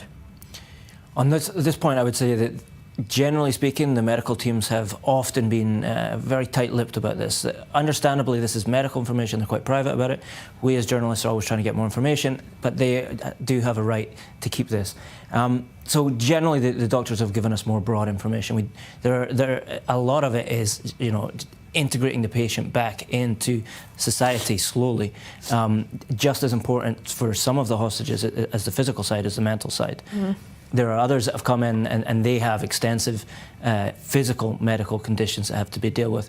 There have been hostages who have come back and have immediately gone on to undergo surgeries for wounds that they received on October 7th. Obviously, the fact that the wound has been healing by itself for months and then begins the process of actual intervention by medical teams, that massively complicates the process of surgeries that need to be taken on.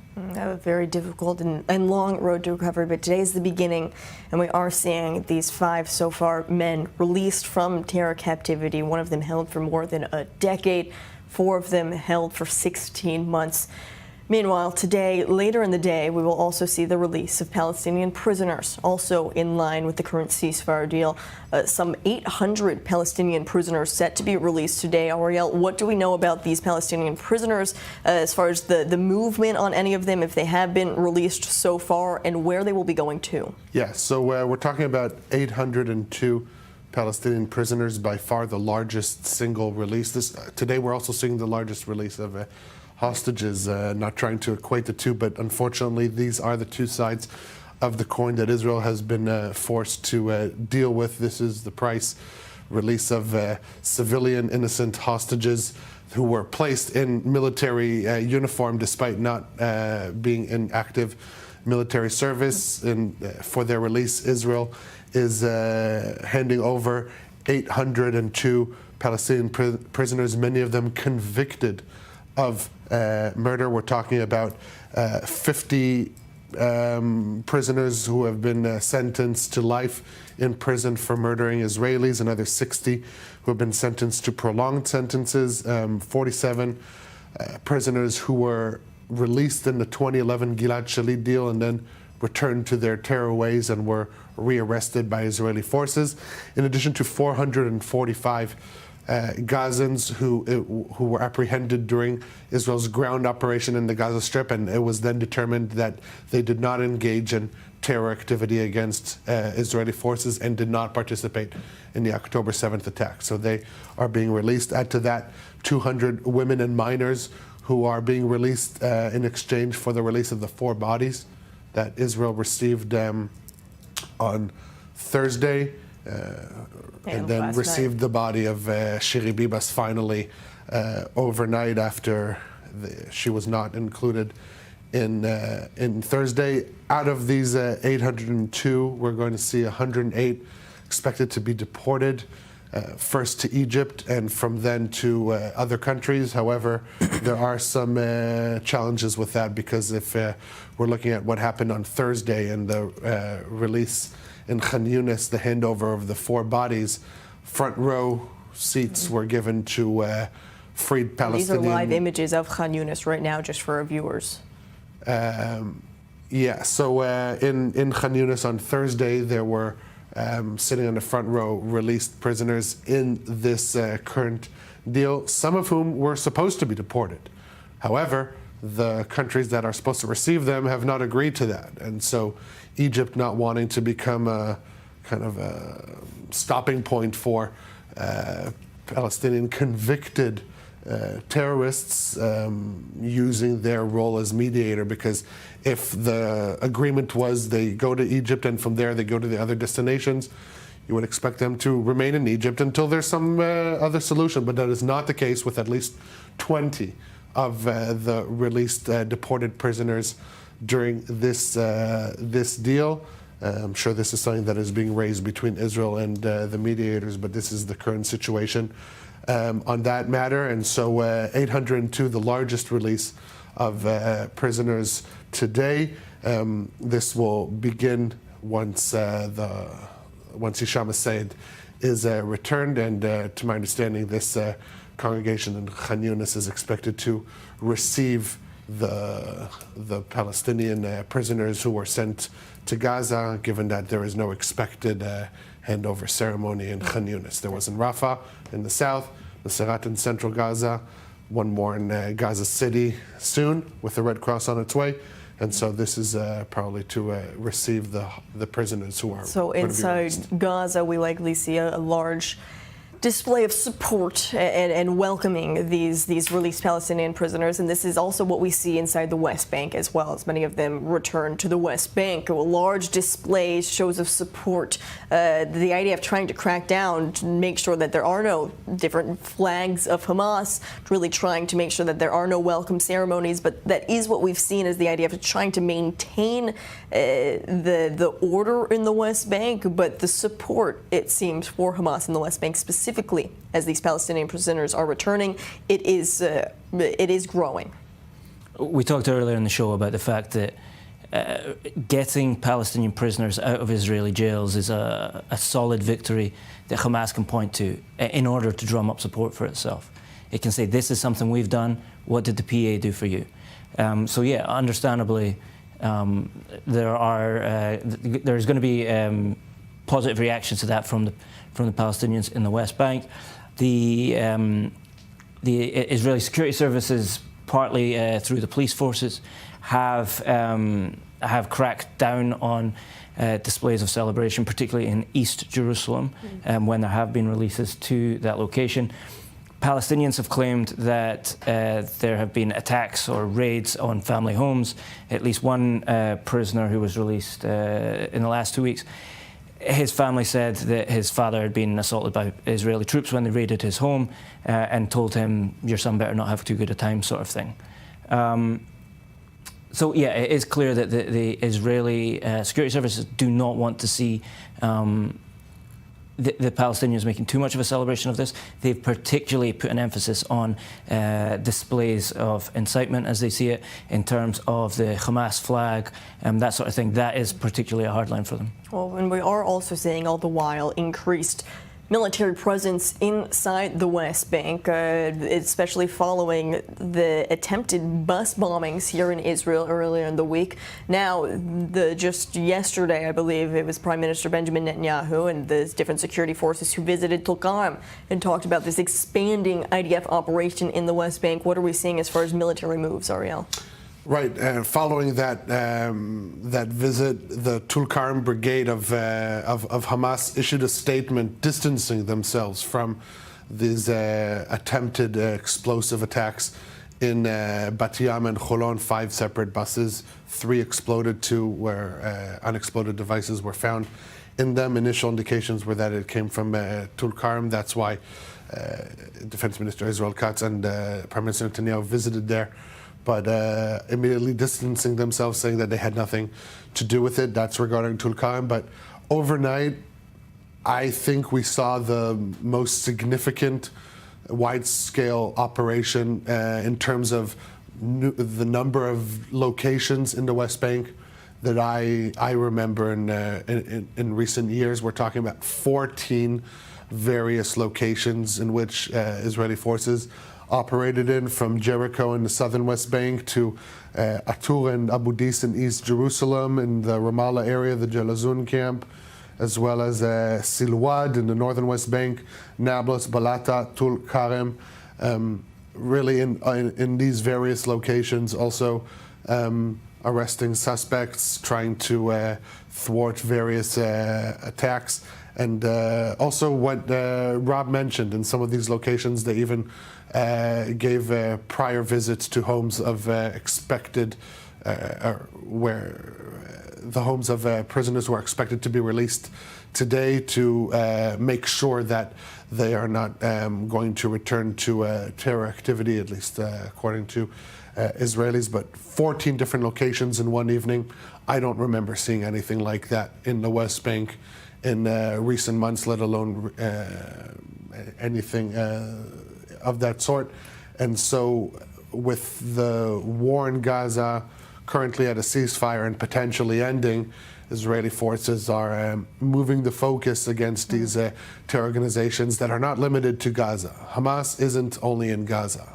Palestinian Islamic Jihad is not only in Gaza. They have long worked to entrench themselves in the West Bank, and given their limited ability to carry out attacks against Israeli civilians and military forces inside the Gaza Strip, they are seeking other avenues, and that is the West Bank.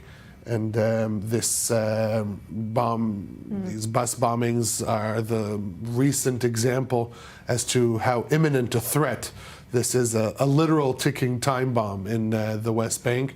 And so Israeli forces really conducting the most significant activity in terms of number of locations that so Israeli forces shifting their attention, as we talked about the ceasefire inside Gaza, and as they're focusing on the West Bank now, Robert, they're also taking some of those lessons that they learned while fighting for the past course of more than a year in Gaza. Yeah, they are. I think it's worth noting that many of the units deployed in the West Bank at the minute have, until very recently, been deployed in Gaza. There's two things that come to mind from that. The first is, if high-intensity fighting goes back to happening in Gaza, those units will have to be redeployed from the West Bank. That will mean that there's less assets to conduct security operations there for Israel. The second thing is, this is a thing that we've seen in multiple militaries in multiple different conflict zones. Troops take lessons that they learned from one place and they apply it to others. We saw that with Western forces when they were operating in Iraq and Afghanistan, two very different countries, but lessons that were used from one were used in the other. Sometimes that was a positive thing, not always. We're seeing that beginning to take place in the West Bank, in Jenin, where the IDF has been operating for the last few weeks. The IDF has taken a more aggressive approach, conducting certain sorts of actions that it previously hadn't been conducting in the West Bank. For example, there was a series of buildings were destroyed inside Jenin. The IDF at the time had said that it was involved in terrorist infrastructure. They then, the next day, said this was in order to make it easier for the IDF to move around this town, i.e. they blew up some buildings so that they could get their tanks through the streets more easily, because narrow, dense urban environments are not the best things to operate armoured vehicles inside of. So this is tactics that Israel has been using in Gaza, where wide-scale demolitions have been used. We're beginning to see that creep into action in the West Bank. Now, many people would say that's a good thing. Israel should be aggressive. It should go after these groups. But it's not necessarily the same. Just because you have a hammer doesn't mean everything's a nail. The level of conflict, the level of insurgency that's taking place in Gaza is not the same as is taking place in the West Bank. And militaries can often cause problems by being overly aggressive as opposed to always solving them. We'll continue to talk about the West Bank in just a second. We do have an official update, though. The Red Cross, Oriel, now on its way, as you were mentioning, to the Gaza City for the site of Hisham al-Sayed. Yes, and this is going to be a much lower profile handover. It will be interesting to see if there will be Al Jazeera and Al Arabi TV coverage of that, given the expected deteriorated nature of Hisham al-Sayed in terms of his health condition. He was already over 2 years ago, he was shown in a video that Hamas itself released that he is connected to an oxygen tank, and they were warning that his health condition is on a downward trajectory. And so this obviously, if we're looking at the messaging, Hamas saying that they want, out of respect to Israel's Arab population, to avoid the humiliating ceremonies, indicating that that is their goal in the other handover ceremonies of Israeli hostages. But I think the fact that he is in bad health condition and is most likely going to need immediate medical treatment, this is something that Hamas does not want to illustrate and highlight to the cameras. But now the Red Cross is on their way. Hopefully we'll see some of those, I don't want to say images there, but just news that he is then transferred over to the IDF and finally back here in Israel after a decade inside Gaza. We're closely monitoring that as well. But as we're talking about these 6 hostages, 5 of them already released, and we're waiting still on Hisham, let's give our viewers a better idea of exactly who these 6 men are.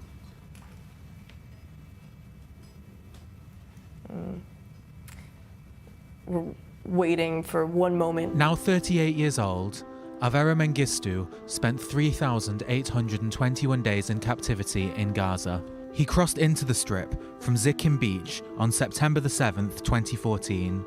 Then 28 years old, he was spotted by IDF security cameras but made it through the fence before troops could reach the scene. He was picked up by a Hamas patrol and was not heard from until the terror group released a video showing him alive in early 2023. Avera was born in Ethiopia. When he was 5 years old, his family moved to Ashkelon, 12 miles north from Gaza. He suffered from mental illness after his older brother died and became withdrawn from his family and friends. Avera's family has struggled over the years to rally public support or pressure the government to negotiate his release. Some relatives accused the state of racism and contrasted his plight with that of soldier Gilad Shalit, who was freed in 2011 in exchange for over 1,000 Palestinian prisoners. Hisham al-Sayed is a 37-year-old Bedouin Israeli from the village of Hura in the Negev desert. He was 28 years old when he wandered into the strip near the Erez crossing on April the 20th, 2015. This was not his first time going into Gaza, but in this case, he was stopped by Hamas. He spent 3,596 days in the hands of the terror group. Hisham suffers from schizophrenia and auditory hallucinations.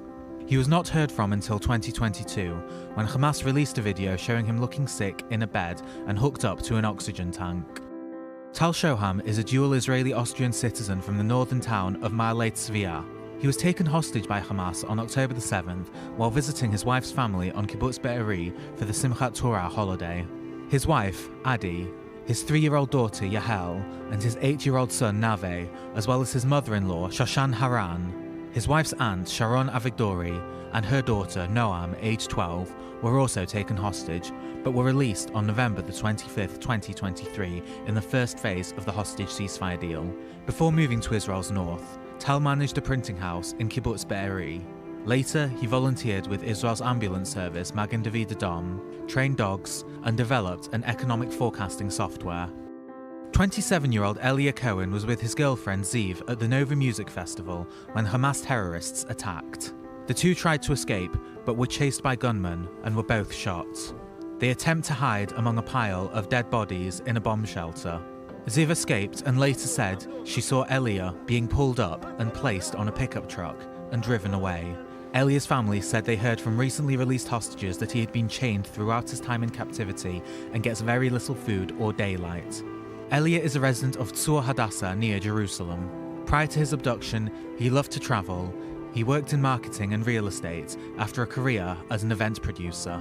After the abduction, Ziv learned that Elia had planned to propose and had already purchased a ring. 23-year-old Omer Wenkert was taken hostage at the Nova Festival on October the 7th, 2023. He was in touch with his parents that morning, telling them he was, quote, scared to death. They were later sent a Hamas video of Omer, tied up on a pickup truck in his underwear. Omer suffers from colitis and can have very dramatic attacks, according to his parents. Omer's family were told by hostages released in November 2023 that he was dangerously underweight, with almost no attention paid to his medical needs. The Gadara resident is known for his charismatic personality, love for dancing, and passion for sports. He worked as a restaurant manager and dreamt of becoming a food critic. 22-year-old Omer Shemtov last spoke to his parents around 10 a.m. on October the 7th, 2023. As he sounded increasingly panicked about what was happening at the Nova Music Festival. After getting into a friend's car, he sent his family his live location, but they eventually noticed that it was heading towards Gaza, and contact with him was lost. Omer suffers from celiac disease and asthma. He is a resident of Herzliya in central Israel and has dreams of becoming an actor. Known for his talent in mimicry and humour, he is also passionate about music and has his own DJ equipment. Friends and family describe him as funny, popular, and always working to make others happy. Those are the 6 men who are set to be released, as we are still waiting on the release of Hisham al-Sayed. The Red Cross on their way to pick him up. Those 5 others already back here in Israeli territory. In fact, once more, a look at Tal Shoham as he arrived at Beilinson Hospital and waved to the Israeli crowd after 505 days in captivity. We are going out for a very quick break right now on I-24 News, but when we come back, we'll continue to discuss all of these latest developments. Stay with us.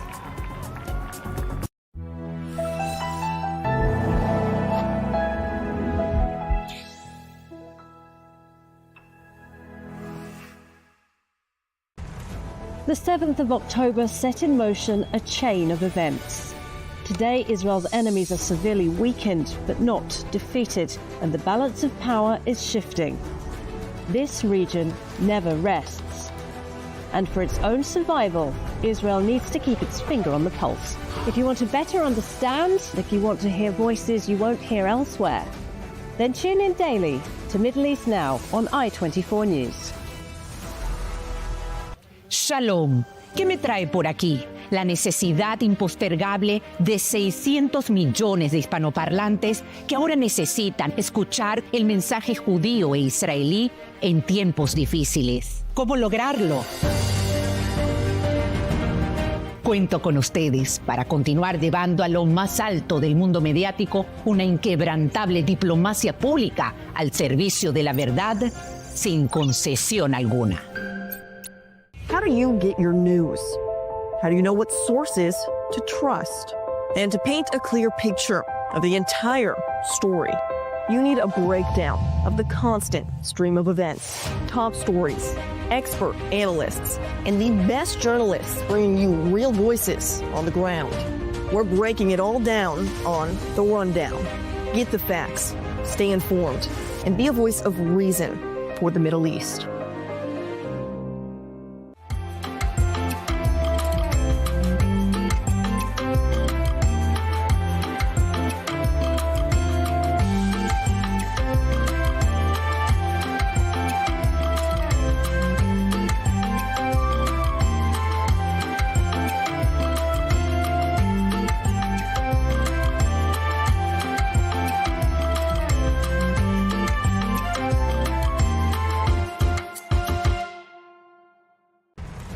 The 7th of October set in motion a chain of events.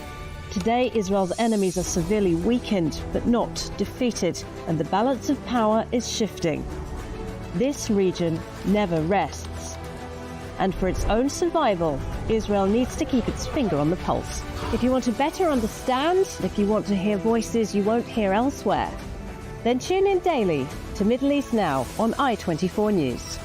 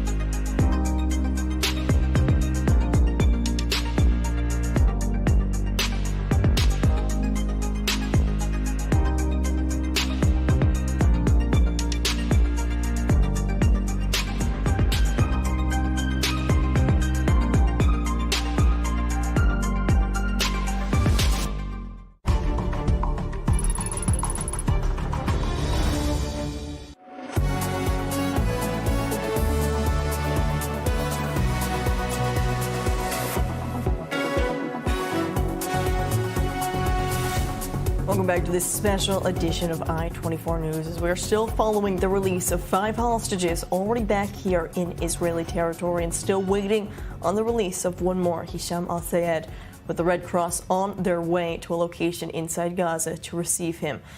Meanwhile, today we will also see the release of 802 Palestinian prisoners. You're taking a live look at the Ofer prison in the West Bank. This is something that we continue to see in line with the terms of the ceasefire. More of these Palestinian prisoners released, welcomed to the West Bank, to Gaza, or deported as well. For more to talk about the Palestinian perspective and how they are reacting to the latest news today, as well as the deadline to phase 2 of the ceasefire to commence. We are joined by Samer Sinijlawi, Fatah activist and chairman at the Jerusalem Development Fund, joining us from Jerusalem. Samer, thank you for being with us as always as we are waiting once again on this release. But I want to talk about what we saw first earlier in the day inside Gaza. 2 release ceremonies, and now we're hearing from Hamas that they will not be filming in another one of these cynical ceremonies, the release of Hisham al-Sayed. When we talk about the messaging coming from Hamas, then, is it working on the Palestinian civilians? Because in these earlier 2 releases, we did see a large crowd of Palestinians coming there, and now Hamas claiming they won't be broadcasting the release of Hisham out of concern and care for the Arab Israelis. But is this messaging working on the Palestinian public? Well, first of all, let me say that since I know the father of Omer Simantov Malki, I would like to congratulate him for the release of his son, and I wish that his son will have a long life of happiness and success. On these ceremonies, let us ask ourselves a question. Who is Hamas exactly now? Once there was some leadership of Hamas, in a way they could understand what is a strategy, what is happening all over the world. Now, those kids whom you keep seeing them on these military shows, they have no idea of what's happening all around them. They are deciding things without really filling into any strategy. What does these shows, how can these military shows benefit the Gazans? The Gazans don't wait for ceremonies such this. The Gazans would like immediate answers to their needs. We need to be back to our homes. We need reconstruction. We need stability of life. We need to be released from our pain and grief. It was a terrible experience where millions of Gazans were for 16 months in terrible conditions. All these problems, these Hamas people will not be able to give answer. They feel that they have won a war. They feel that they have the upper hand. And unfortunately, this does not catch the eyes and the ears of the Palestinians, nor the rest of the world. So what is the sentiment then inside the Palestinians as their phase 1 of the current ceasefire is set to be complete, it seems, and phase 2 negotiations have not even started, Samer. So is there this fear or this belief that either the ceasefire will collapse or that even if it continues, Hamas will still be in power inside the Gaza Strip? Well, I am really very much worried and disappointed that after all what the Gazans have paid during this war, still they will continue to live under the regime of Hamas. From a Palestinian national interest, Hamas needs to listen to the majority of the Palestinians who say, you need to leave.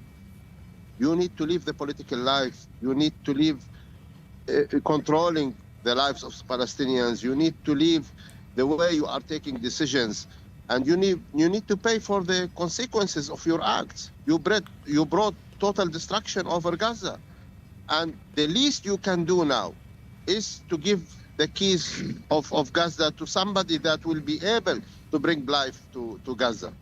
So it is a Palestinian request, it's a Palestinian condition, it's a Palestinian need, regardless what the whole world is thinking about Hamas and whether they should have a role. Nobody is accepting Hamas to continue ruling Gaza. Not the Palestinians, not the Arabs, before the Israelis and before the Americans. And they need to realize this, that this is serious.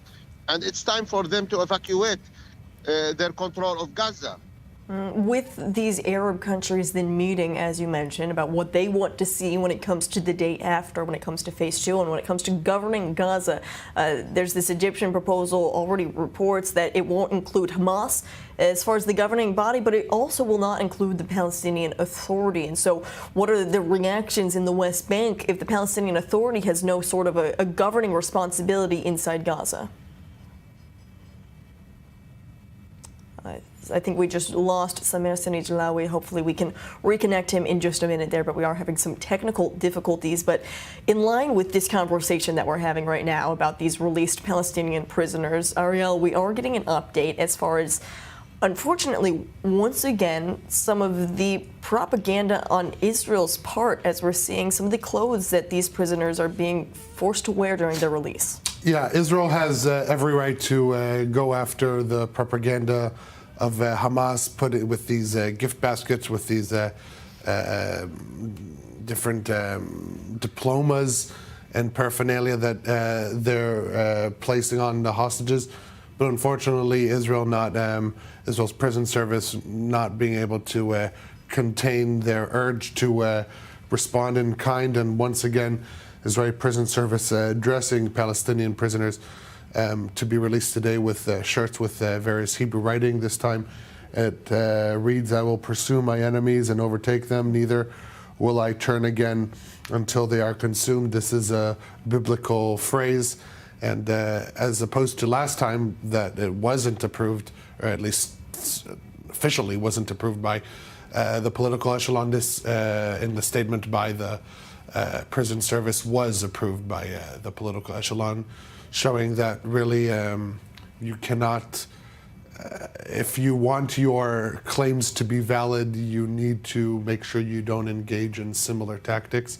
And this is very unfortunate and should be criticized, because if Israel claims, rightfully so, that it is better than its enemies, it needs to not stoop down to its level, to their level, and obviously not comparing in all the different aspects of the treatment, but specifically in this issue of how they are released and in what manner. This is something that should be avoided. This is certainly, and already seeing how the last time this happened, it did attract a lot of criticism, not only from inside Israel, but from the international community as well. And so, Robert, the fact that this is happening once again, approved by the government as well, the message that Israel is trying to send, is it working? Is it a message to the Israelis? Is it a message to the Palestinians as these men are being released? What are they trying to get right now? I mean, sure, the writing might be in Arabic, but clearly it's a message for the Israeli audience.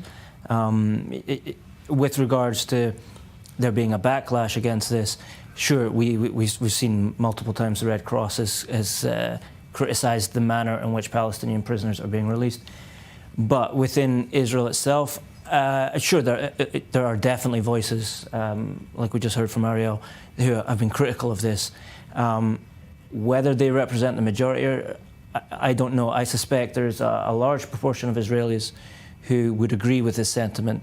The fact that we're now seeing that this being signed off by the political echelon seems to imply that at least the Israeli government believes this would be a move that is popular with at least a certain segment of the Israeli population. It may be aimed more at the government's base, the centre-right to far-right voting bloc within Israel. Many of them are extremely angered to see these prisoners released. Before we even got to October the 7th, the notion of prisoner releases was controversial due to the Shalit deal.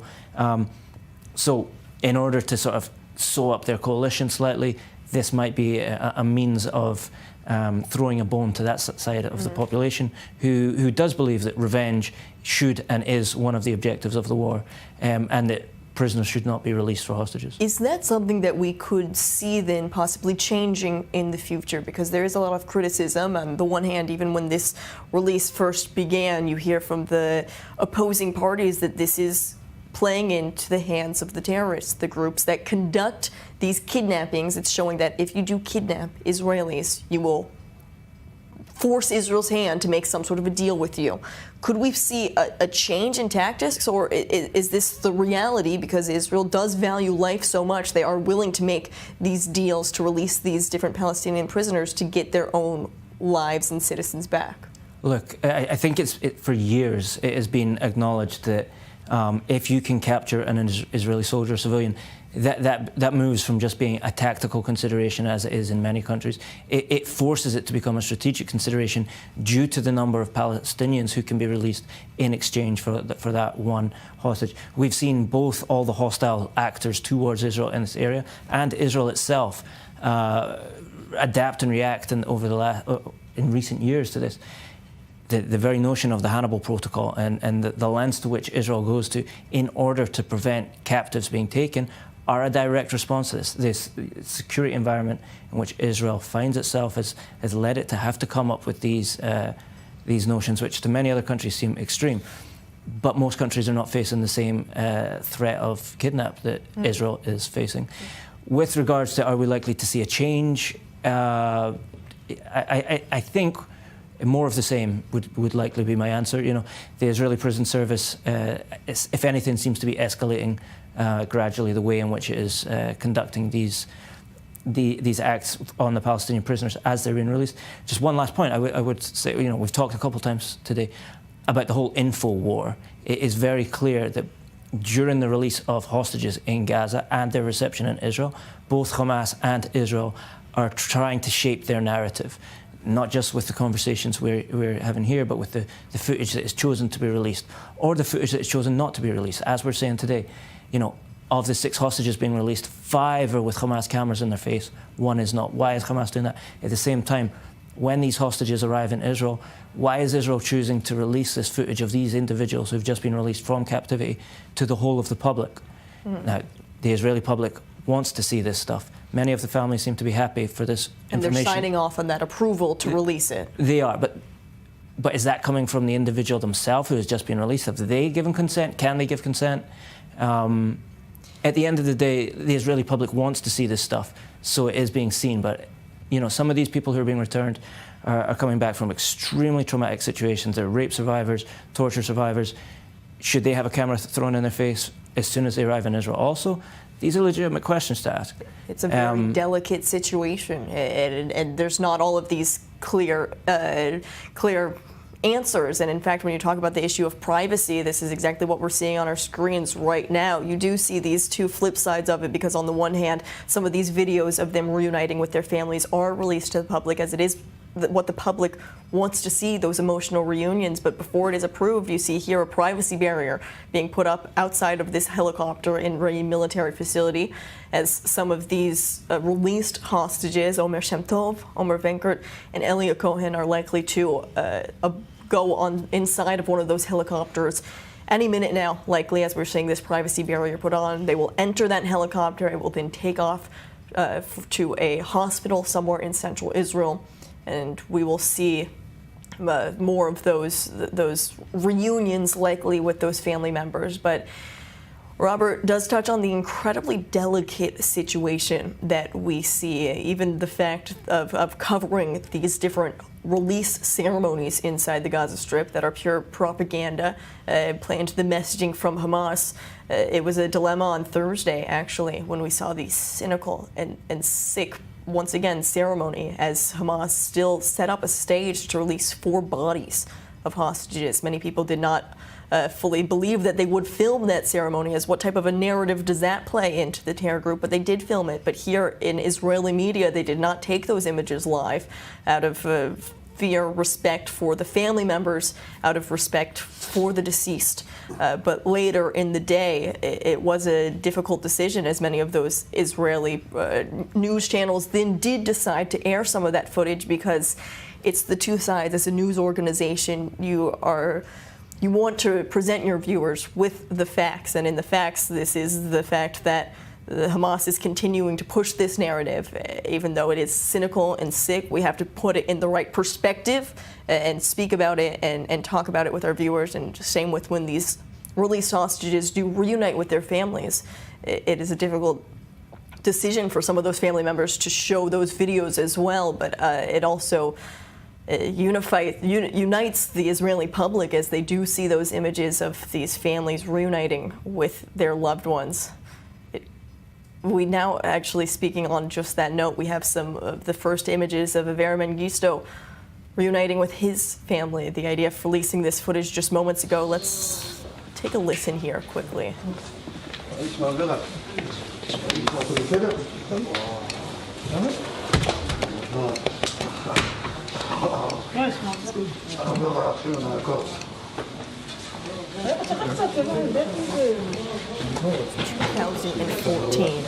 More than a decade.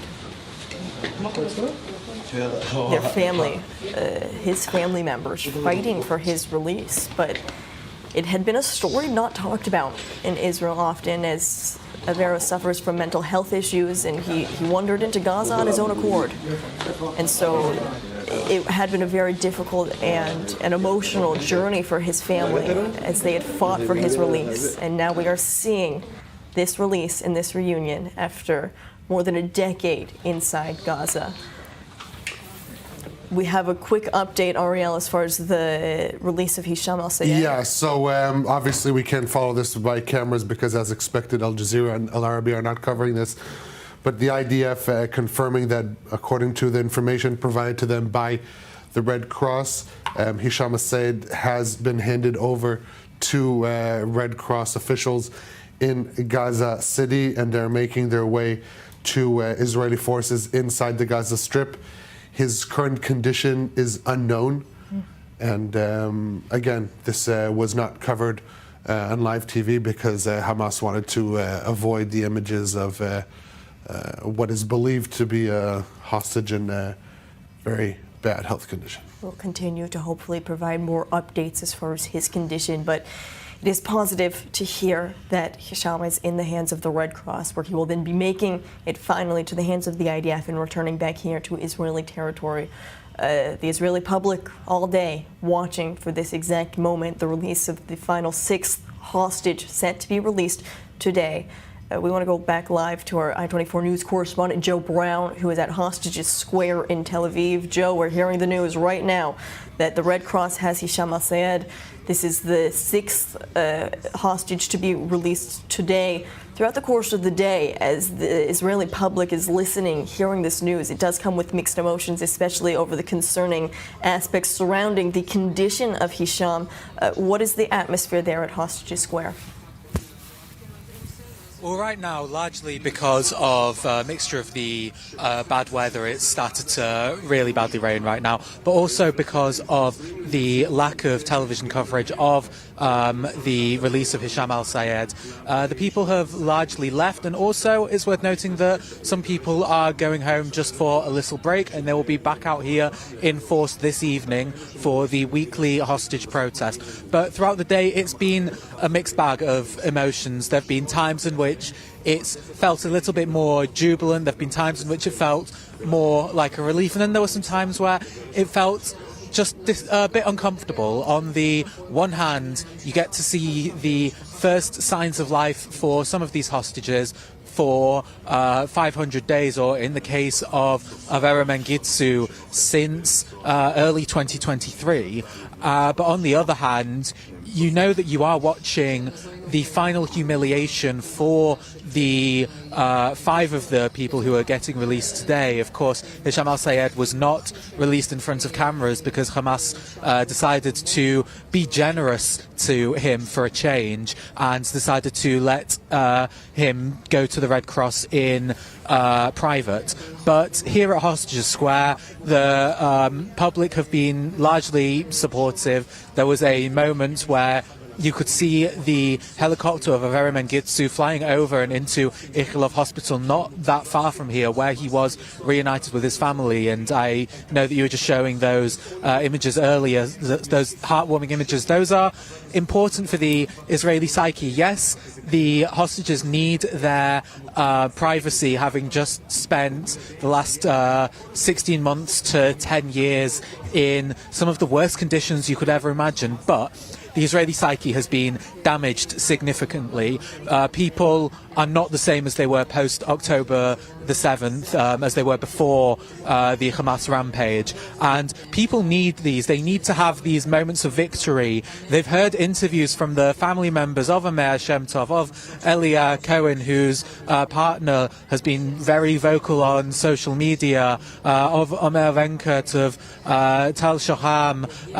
They have become household names. They've become almost reluctant celebrities. So the fact that they're able to see these images finally of them reuniting with their families, the video that you've been playing throughout the last hour or so of Tal Shoham with his family who were also kidnapped on October the 7th, this is what the Israeli public not only wants to see, but they need to see it for their own mental well-being. It's so true. All of these men, all of these hostages, they're not just a name, they're a face, and they are a story that the Israeli public has come to know, unfortunately, so well over the course of these 16 months or more than 10 years for those other two, Vera and Hisham. Joe Brown with the latest from Hostages Square today. Thank you for your coverage as always.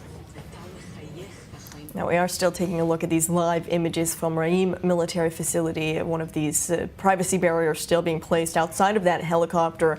We don't see the engines whirling just quite yet, but it still could be imminent that any of these three released men who are there, Omer Shem Tov, Omer Venkert, and Elia Cohen, could be any moment that one of them or with their families are entering that helicopter and then being transported to a hospital, medical facility inside central Israel. Emotional days indeed, and it brings me back to the main question that so many people are wondering today as to what happens next. Robert and Ariel, we've been talking about it all day, and I know there is no clear answer. But still, not only the Israeli public, as we talk about the Gazan civilians in the West Bank, the Arab countries that are trying to find some sort of an answer, all the while the time frame for phase one of this ceasefire is coming to an end. And so from a realistic standpoint, let's walk our viewers through what they should expect over the next week or 2 weeks. Yeah, we're less than a week and a half away from the end of phase one to this deal, March 2nd. That's when it ends, and it's 2 days later. That's when the Emergency Arab League Summit is convening in Cairo. 27 countries to agree on, reach a consensus regarding this Egyptian comprehensive plan for Gaza the day after. But as fortunately to say, as Hamas says, the day after is here. The day after the war has already begun, and they say that we are the day after, we as in Hamas, and as the reality on the ground proves, that is true. Since day one of the ceasefire, Hamas has on a daily basis increased their control over the Gaza Strip in terms of their military presence, their government presence, also in terms of their control over the humanitarian aid. If before the ceasefire they were controlling 50% of the aid, now they control all of it, selling it, making a profit off of it, distributing it to their own operatives. This is how they keep on running, and every day that passes makes it more challenging to remove them from power inside the Gaza Strip. So there are two main questions. How is Gaza going to be not only rebuilt but rehabilitated? Because that's what we're hearing from the Gulf countries, that the days of just pouring money onto Gaza and expecting things to change, those days are over, at least declaratively. And they want to see more sustainable changes, long-term changes regarding the Gaza Strip, increasing rhetoric calling for the removal of Hamas, that they cannot have a role in the leadership of Gaza and the day after.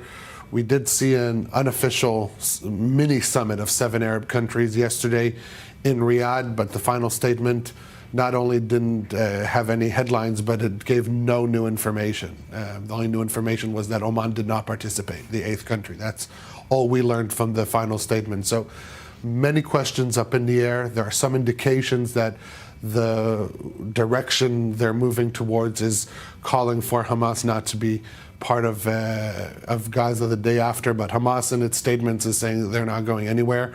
They are not going to accept Israel's demands for them to disarm and to leave the Gaza Strip. And so when U.S. Special Envoy to the Middle East, Steve Witkoff, says that phase 2 is going to be more challenging, this is exactly what he means, because phase 2 is going to have to answer the question, who is going to rule Gaza after the war is officially over? Until that happens, Israel is going to hope to see seek to see an extension of phase 1, because phase 2 means that Israeli forces have to completely withdraw from the Gaza Strip, and a declaration to the end of the war. That's not what Israel wants to see as long as there are still hostages in Gaza. Hamas, on their part, they're saying that they are willing for an all-in-one release deal of hostages, but that will come at the expense of a complete end to the war and withdrawal from Gaza. So many questions still remain, it seems. Ariel Osirian and Robert Swift, stay with us. We do have to go out for a quick break now here on I-24 News, but we are still waiting to hear that Hisham al-Sayed is back in Israeli territory. We have an update that he is in the hands of the Red Cross, making his way to the hands of the IDF. We'll be continuing to bring you all of this latest coverage as it's happening. Stay with us here on I-24 News.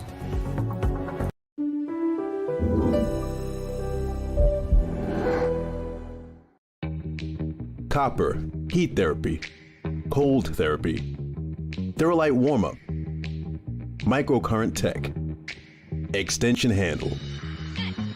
This is the ProSage Thermo Copper, the latest percussion massage gun tech advancement available from Evertone. The ProSage Thermo Copper is the only 6-in-1 percussion massage gun with warm-up technology, hot and cold therapy, microcurrent, and now are you ready for this? The benefits of copper. Get deep muscle warm-up technology and a professional athlete-level massage for full body recovery and relief. Back in 2018, Evertone's invention of the ProSage created the craze in the market for advanced professional-level percussion massage. Featured on The Talk, Entertainment Tonight, CNN, and others, the ProSage Thermo Copper 6-in-1 is a powerful percussion massager with our patented Theralite warm-up technology, advanced copper head therapy with unique copper benefits, our proprietary heat therapy head for deep muscle penetration, and the cold therapy head for soreness and inflammation. Microcurrent tech for pain recovery and restoration, and it even comes with our newest extension handle, so you can reach anywhere on your body. This makes the cordless ProSage Thermo Copper 6-in-1 with 5 unique massage heads the most advanced professional-level massage gun available. The gold standard in massage guns is now the ProSage Thermo Copper with targeted pain relief.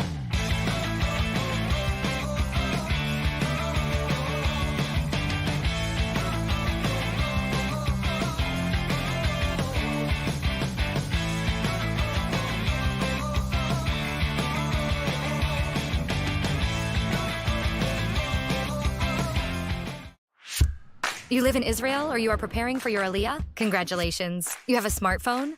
Perfect. Download the Olim app for free and discover everything we have to offer. Booking medical and administrative appointments, bills paying, debt verification, instant translation, contractor recommendation, request tracking, and much more. And if you can't manage it on your own, our team speaks your language and assists you with all your procedures in Israel, starting from 199 shekels per month, unlimited and for the whole family. Don't hesitate any longer. Download the app or contact us.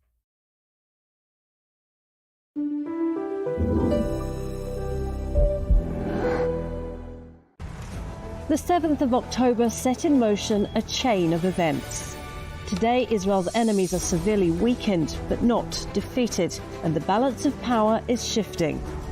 This region never rests. And for its own survival, Israel needs to keep its finger on the pulse. If you want to better understand, if you want to hear voices you won't hear elsewhere, then tune in daily to Middle East Now on I-24 News.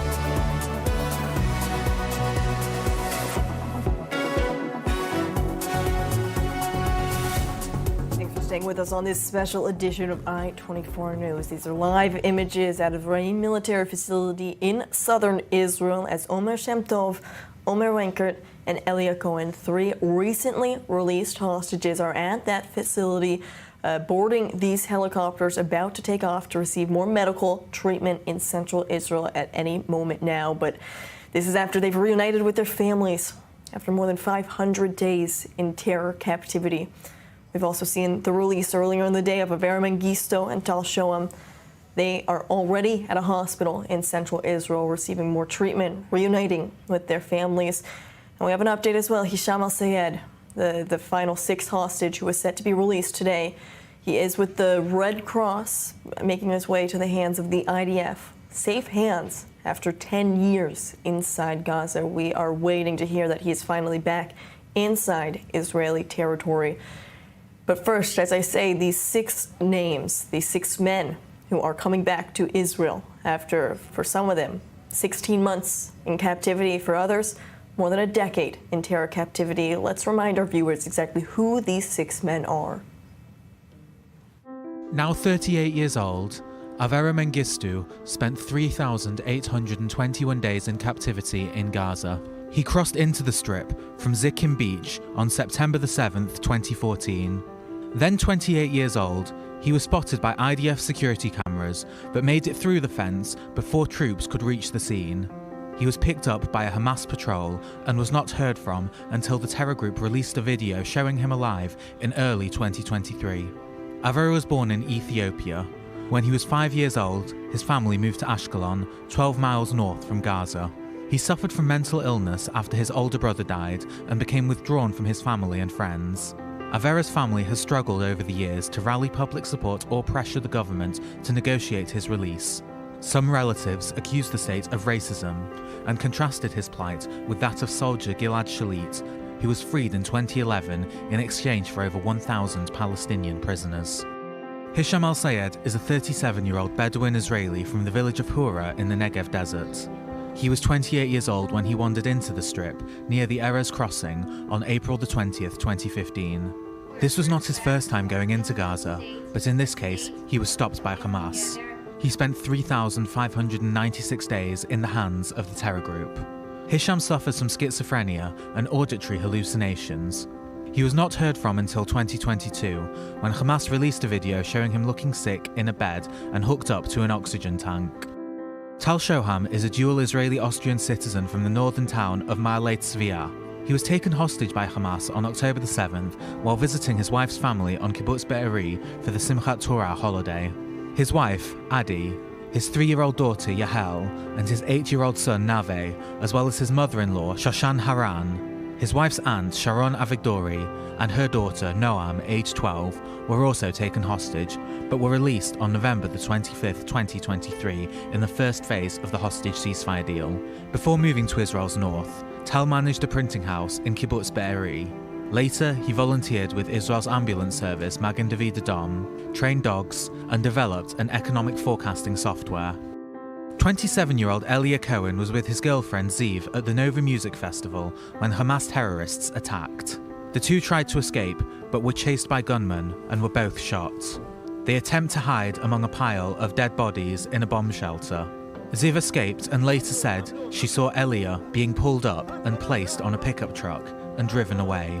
Elia's family said they heard from recently released hostages that he had been chained throughout his time in captivity and gets very little food or daylight. Elia is a resident of Tzur Hadassah near Jerusalem. Prior to his abduction, he loved to travel. He worked in marketing and real estate after a career as an event producer.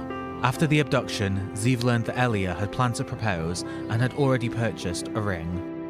23-year-old Omer Wenkert was taken hostage at the Nova Festival on October the 7th, 2023. He was in touch with his parents that morning, telling them he was, quote, scared to death. They were later sent a Hamas video of Omer, tied up on a pickup truck in his underwear. Omer suffers from colitis and can have very dramatic attacks, according to his parents. Omer's family were told by hostages released in November 2023 that he was dangerously underweight, with almost no attention paid to his medical needs. The Gadara resident is known for his charismatic personality, love for dancing, and passion for sports. He worked as a restaurant manager and dreamt of becoming a food critic. 22-year-old Omer Shemtov last spoke to his parents around 10 a.m. on October the 7th, 2023, as he sounded increasingly panicked about what was happening at the Nova Music Festival. After getting into a friend's car, he sent his family his live location, but they eventually noticed that it was heading towards Gaza, and contact with him was lost. Omer suffers from celiac disease and asthma. He is a resident of Herzliya in central Israel and has dreams of becoming an actor. Known for his talent in mimicry and humour, he is also passionate about music and has his own DJ equipment. Friends and family describe him as funny, popular, and always working to make others happy. 6 survivors right there as you learn more about their stories and who they are and who they will be coming back to, finally returning to their lives after all of that time in terror captivity. We're still looking at these live images from Raim as we're waiting to see one of these helicopters take off and bring possibly Omer or Elia to a hospital in central Israel, and all the while still waiting on more news as far as Hisham al-Sayed, who has been transported to the Red Cross, and we're hoping to receive news that he is back in Israeli territory at any moment now as well. I want to welcome now Rafael Yerushalmi, former senior intelligence officer to the IDF, as well as a security analyst. Rafael, another momentous day, and with this day, as far as all of the positive news that we have seen, hopefully about to confirm 6 hostages back here in Israel. The main question on my mind and that we've been discussing in studio is how to move forward. Phase 1 is coming to an end of the ceasefire, yet after Phase 1 there will still be 59 hostages inside the Gaza Strip. And so from a military standpoint, as far as if Israel was to resume, how would that work inside Gaza, and would that be a viable option for resuming the war? So if the military option is on the table and we have to resume the fighting, the strategy will be different from the first time. In 2023, especially in November, after the first liberation of hostages at the time, the IDF went back into Gaza gradually, starting by the north, then going to the center, until the south, in the famous Philadelphia axis. This time, especially, that it will coincide with the coming into function of the new General Chief of Staff of Tzahal, Major Lieutenant General Eyal Zamir, the strategy will be completely different. It will be one big whole offensive, north, center, and south, all at the same time, meaning all the divisions involved in this attack will attack simultaneously, with, of course, aerial support and naval support.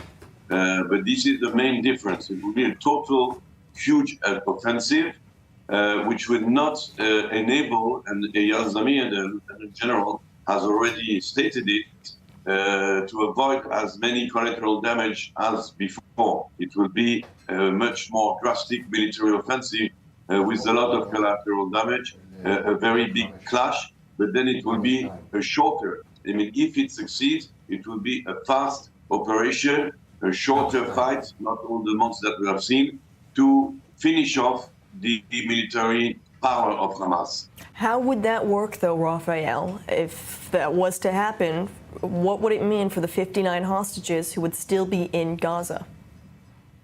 Well, that is the main problem. So that's why, really, even from a military point of view, everybody should wait, keep their cool, and see through all the possible phases of liberation of hostages. Because if we still have hostages inside Gaza, we'll be back to the same problem as before, being afraid to strike certain targets on the odd chance that there are hostages there, which will, of course, hamper the operations. The decision here is political. We cannot stutter. We cannot hesitate. It has to be, this time, the hostages first, and the military and security operation second. And that's what Hamas says they are ready and willing to do. Hamas, even in a statement reiterating this morning, they're ready to engage in phase 2. They're ready for those negotiations to start, and they're ready to release all of the remaining hostages in one group. one release, not these phased releases that we've seen during phase one of the deal. Is this something that Israel should agree to no matter what Hamas's demands are, which the main one being the complete end of the war, the withdrawal of Israeli troops, and what would then mean Hamas maintaining its power inside Gaza? Yes and no. First of all, it is a very bad deal like all the other deals, but we have to take it because the Hamas is afraid of a possible renewal of the fighting. They are really in panicking, and they're showing signs of this panic, even in the messages today on the ridiculous staging that they put up. So we know that. We have to have a political decision there without hesitation, because we have never been in such a good position. We've never been so close to the real possibility of getting all the hostages back home. The Hamas is even hinting that it will be in one go. We could get them all in one go. And everybody knows that once we have all the hostages back, it doesn't matter what guarantees we give or we don't give, what we promise or we don't promise. As soon as the very last hostage is back home, we strike, and we strike without restraint. We have an update now quickly also. This helicopter that our viewers are looking at on our screen, the IDF confirming that Omer Shem Tov and Elia Cohen are inside this helicopter. They are with some of their family members, and they are about to be transported to receive medical attention at a hospital inside central Israel. And so those two men reuniting with their family after 505 days. And Raphael, this talks about the complicated emotions that you exactly are pinpointing. At the one hand, over the course of this week, we have seen a more enraged and a more passionate Israeli public, as we saw for the first time the Hamas terror group releasing bodies of hostages, and we're expecting that once again next week, 4 more bodies to be released in phase 1. This is infuriating the Israeli public, but it's these conflicted emotions, because on the one hand, they say Hamas cannot remain in power, but on the other hand, this is a clear sign that every single one of the hostages needs to be brought back home, those that are alive as soon as possible, and those who have been killed in terror captivity to come back home and finally receive a proper burial. And so how does Israel move forward with these two conflicting emotions and these two conflicting goals, it seems? So, there's an old saying that vengeance is a dish best eaten cold. That you have to wait for vengeance. And I can tell you that our enemies, our adversaries are very good at this, since in their tradition, in their culture, blood vengeance is up to 40 years after the fact. So we should show the same patience, the same cool, as I said. Let's keep cold-blooded, even though we're all seizing and angry. Let's make sure, let's focus on the matter at hand, which is liberating what is left of the hostages, especially now that we know how much they suffer, how much their life is in danger. We have to do our utmost to exert restraint and to act responsibly to liberate them. We all know, and the Israeli public knows, that the Mossad, the Shin Bet, Tzahal will act upon it later on, that those terrorists that were freed, especially the main ones that were freed from Israeli jails, will be hunted, and some of them will be killed or recaptured. In the end, the Hamas will be taken care of. There is no way, and we have now the blessing of the Washington administration, there is no way that we will not exact the price that should be exacted from the Hamas for its atrocities. But this has to wait. We have to keep our cool. We have to stay focused. There are many operations that are ready in the drawers of the IDF. When the IDF retires, even from the Philadelphia axis, it's leaving behind a lot of technological appliances that allow us to continue and monitor from afar what is going on in the Gaza Strip. But also, we have already traced during the last months of fighting operational corridors that will enable us to come in very fast and very strongly back into Gaza and strike wherever we have to strike. From an intelligence standpoint, you're talking about how Israel has the ways to monitor what's happening inside Gaza. They're learning all of this intelligence as well from the released hostages. Yet, what we hear from not only the Israeli public, but many of the questions that emerge as far as the the time in captivity of Avera Mengistu and Hisham al-Sayed, how these two men were able to be held inside Gaza for 10 years. This is the first time that they are being released. As far as the Israeli intelligence on these two men and how they were allowed to stay there for 10 years inside terror captivity, two men with a history of mental illness, how do we explain this from an intelligence standpoint? So, first of all, from a cold-blooded military point of view, they are not really hostages in that sense that they crossed on their own accord, on their free will. These persons are not exactly mentally stable, and they are not really accountable maybe for their actions, but they did cross. They were not captured by the Hamas. The Hamas didn't ask for them. They were held prisoners, and they were in a way maybe like serving a jail sentence for having crossed illegally into Gazan territory. And we do have an update quickly, Raphael, as far as Hisham al-Sayed. He is now in the hands of the IDF inside the Gaza Strip. He's been handed over from the Red Cross. Hisham al-Sayed is now in the hands of the IDF after more than 10 years inside Gaza. So back to you, Raphael. When we're talking about these two men, we now know the last of them is finally in safe hands. So there was a distinction made between the fact that they were not really actually hostages, that they crossed on their own accord, etc., which is also a failure on the Israeli part because they shouldn't have been able to cross over. I am both ashamed and proud. I'm ashamed that we didn't manage to do anything for Hisham and for Mengistu all these years. I think it's a black stain on all the Israeli governments who were not able to do anything for these two young men. And I am proud to see today that all our hostages are from all walks of the Israeli society, that we're one people. We have Muslim hostages today. We have Mengistu from Ethiopia. We have people from all over the world, from all over the cities of Israel, from all over the social classes of Israel. We're one people. And maybe that's what should sink in first. Before revenge, before Hamas, before all that, let's remember that we are one people and they should be united, which is something that we tend to forget a little too often, I'm afraid. And according to what we see now, this liberation of these two young men who were held for so long, they are heroes. They have survived this terrible endeavor. We can only hope that now the state of Israel will at least take its responsibilities with proper psychological treatment and even financial aids to the families. There are families who are not very wealthy. They need a lot of assistance. And I hope this time the government of Israel will take its responsibilities because really it didn't do the job for these two young men. It really didn't do the job. But you do bring up the powerful message of one united Israel, and that is an important message to focus on today, despite all of the cynical ceremonies that we see inside Gaza. That is not the purpose of showing our viewers those images. It is the purpose to show you that these 6 men are finally back inside Israel, finally no longer hostages inside the Gaza Strip. And this is just the beginning of a very long road to recovery. Raphael Yerushalmi, thank you for joining us and giving us your insight as always. We always appreciate it. Thank you. Now, once again, these are some of the first images we are seeing of Omer Shem Tov reuniting with his family. After 505 days in terror captivity, he was kidnapped from the Nova Music Festival. The emotional embrace.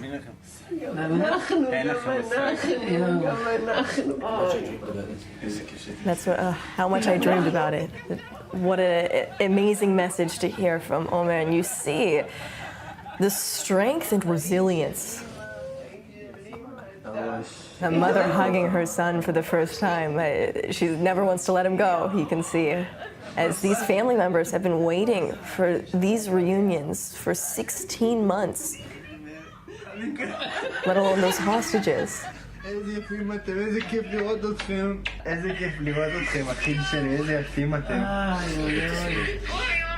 so good to see you. He's speaking to probably some of his family members.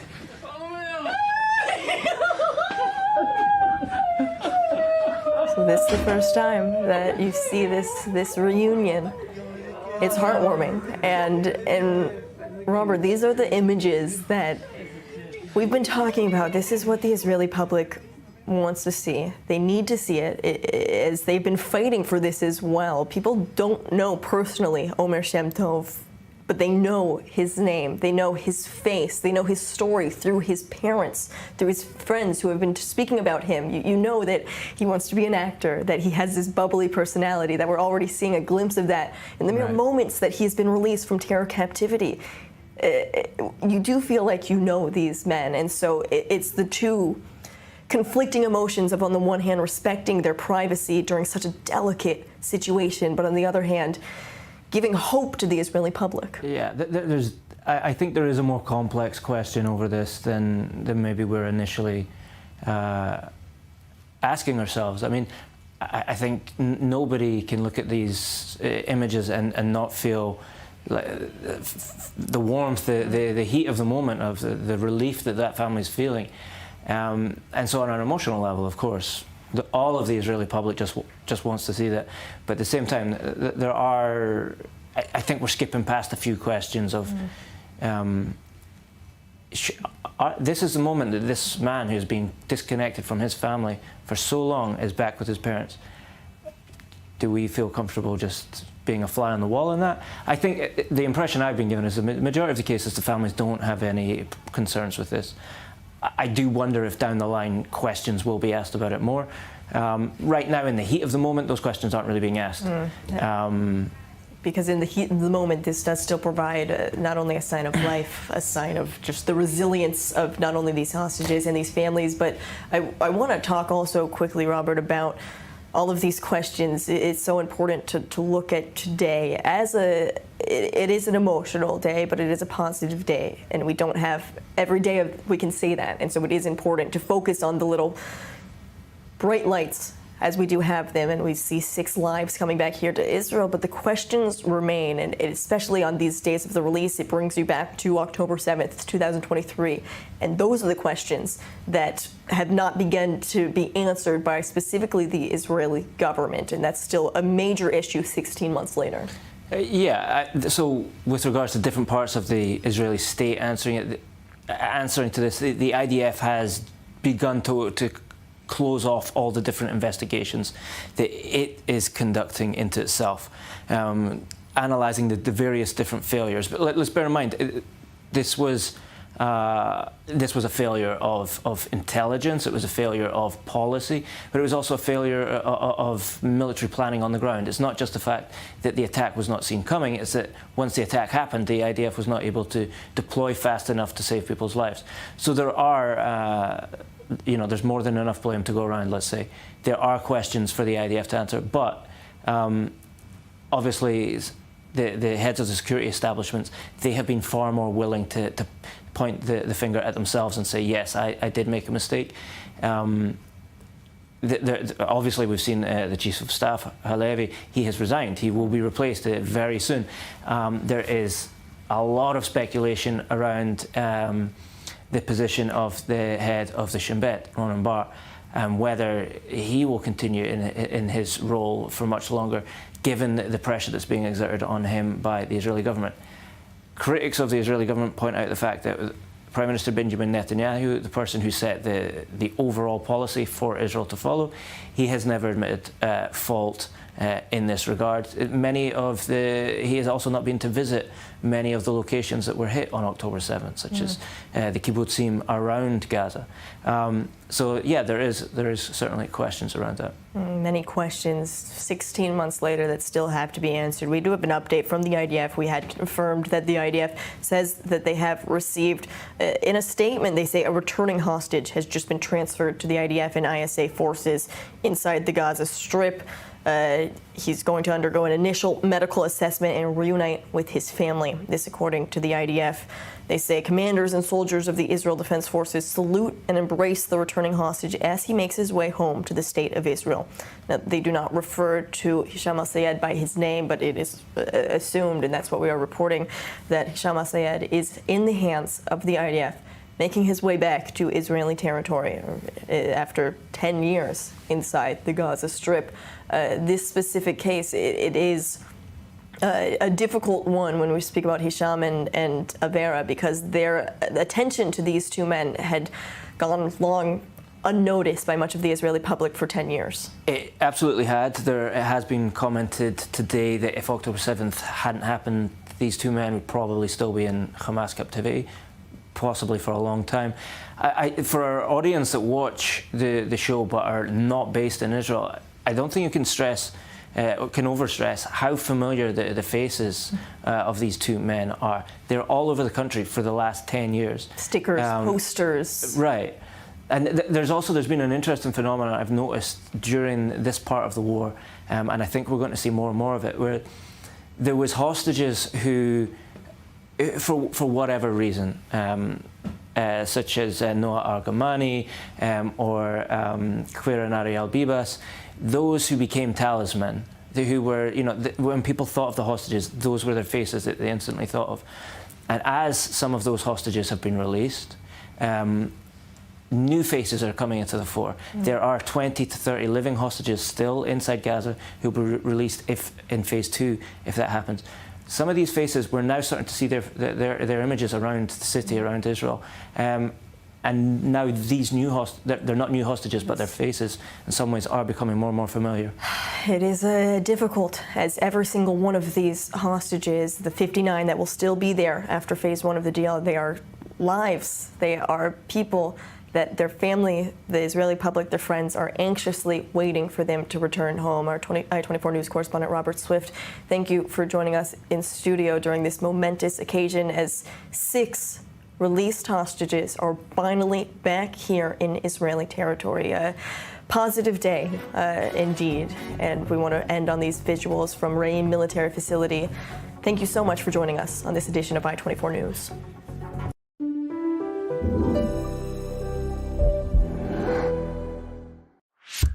You live in Israel or you are preparing for your Aliyah? Congratulations. You have a smartphone? Perfect. Download the Olim app for free and discover everything we have to offer. Booking medical and administrative appointments, bills paying, debt verification, instant translation, contractor recommendation, request tracking, and much more. And if you can't manage it on your own, our team speaks your language and assists you with all your procedures in Israel, starting from 199 shekels per month, unlimited and for the whole family. Don't hesitate any longer. Download the app or contact us. Copper, heat therapy, cold therapy, Theralite warm-up, microcurrent tech, extension handle. This is the ProSage Thermo Copper, the latest percussion massage gun tech advancement available from Evertone. The ProSage Thermo Copper is the only 6-in-1 percussion massage gun with warm-up technology, hot and cold therapy, microcurrent, and now are you ready for this? The benefits of copper. Get deep muscle warm-up technology and a professional athlete-level massage for full body recovery and relief. Back in 2018, Evertone's invention of the ProSage created the craze in the market for advanced professional-level percussion massage. Featured on The Talk, Entertainment Tonight, CNN, and others, the ProSage Thermo Copper 6-in-1 is a powerful percussion massager with our patented Theralite warm-up technology, advanced copper head therapy with unique copper benefits, our proprietary heat therapy head for deep muscle penetration, and the cold therapy head for soreness and inflammation. Microcurrent tech for pain recovery and restoration, and it even comes with our newest extension handle, so you can reach anywhere on your body. This makes the cordless ProSage Thermo Copper 6-in-1 with 5 unique massage heads, the most advanced professional level massage gun available.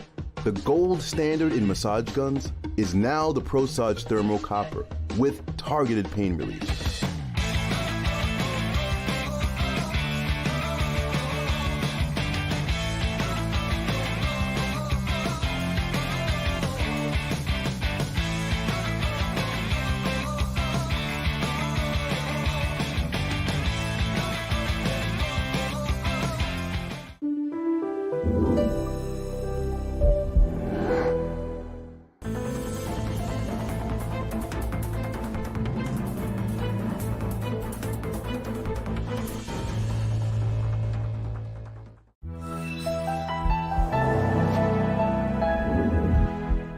המונח גשר זה גשר שקושר בין שלב א', הנה אנחנו מסיימים אותו, לבית ולג'.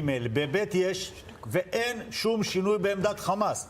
יש הפסקת אש מלאה, נסיגה מלאה, על פי המתווה של 2 ביולי, שהוא מסתמך על מתווה טראמפ. לזה חמאס נושאת עיניים הרבה מעבר לפילדלפי, הרבה מעבר לשחרורם של האסירים הבכירים, מרואן ברגותי ועבאס סייד וכל שאר המרצחים. לזה חמאס נושאת עיניים. כלומר, הרצון המוגבר לא מייצר גמישות כהוא זה בצד השני של חמאס, ואז שואלים את עצמם הישראלים, תת-אלוף במילואים אילן ביטון, אז איך מנצלים או מתעלים את הרצון המוגבר הזה לכדי הישגים?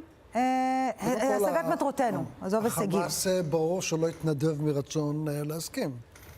אבל מתפתח פה לחץ אחר לגמרי של כל הסביבה. זה לא סתם שהעולם הערבי מתאחד ומקיים את הפסגה הזו, על מנת לשים אלטרנטיבה למה שהנשיא טראמפ העלה. זה מקור העוצמה. בתוך זה, אני הייתי מצפה שהעולם הערבי ילחץ מאוד על החמאס, על מנת שיגלה את עצמו, ובוודאי שלא יישאר כישות צבאית.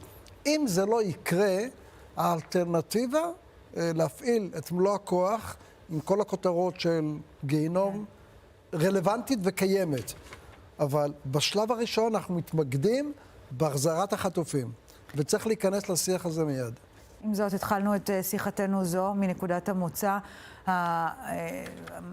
המהלך האימים הזה עם גופתה של שירי ביבס, מראש הממשלה, סגן אלוף במילואים דורון אביטל, שתבוא נקמה, אלא תצטרך להיות איזו תגובה לדבר הזה, אז איך אנחנו גם מחברים את הנקודה הזו לתוך המצב המסובך מלכתחילה הזה? קודם כל, לנו אין פה, כמו שאמר ברוך, אין לנו את האינפורמציה המלאה לגבי מה יתרחש סביב האירוע הזה.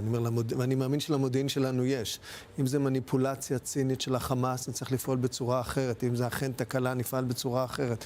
אני חייב להגיד שפה, בשולחן הזה, אנחנו לא יודעים את הנתונים, ואני בטוח שהצוות שלנו, צוות המשא ומתן, מי שלא עומד בראשו, שמדבר אנגלית או ערבית, יצטרכו לחשוב איך לנהל את הדבר הזה. מעבר לזה, הנקודה המרכזית היא כמובן שלב ב', יש לנו גם את הרמדאן שמגיע בסוף פברואר, איך הדברים האלו מתכנסים.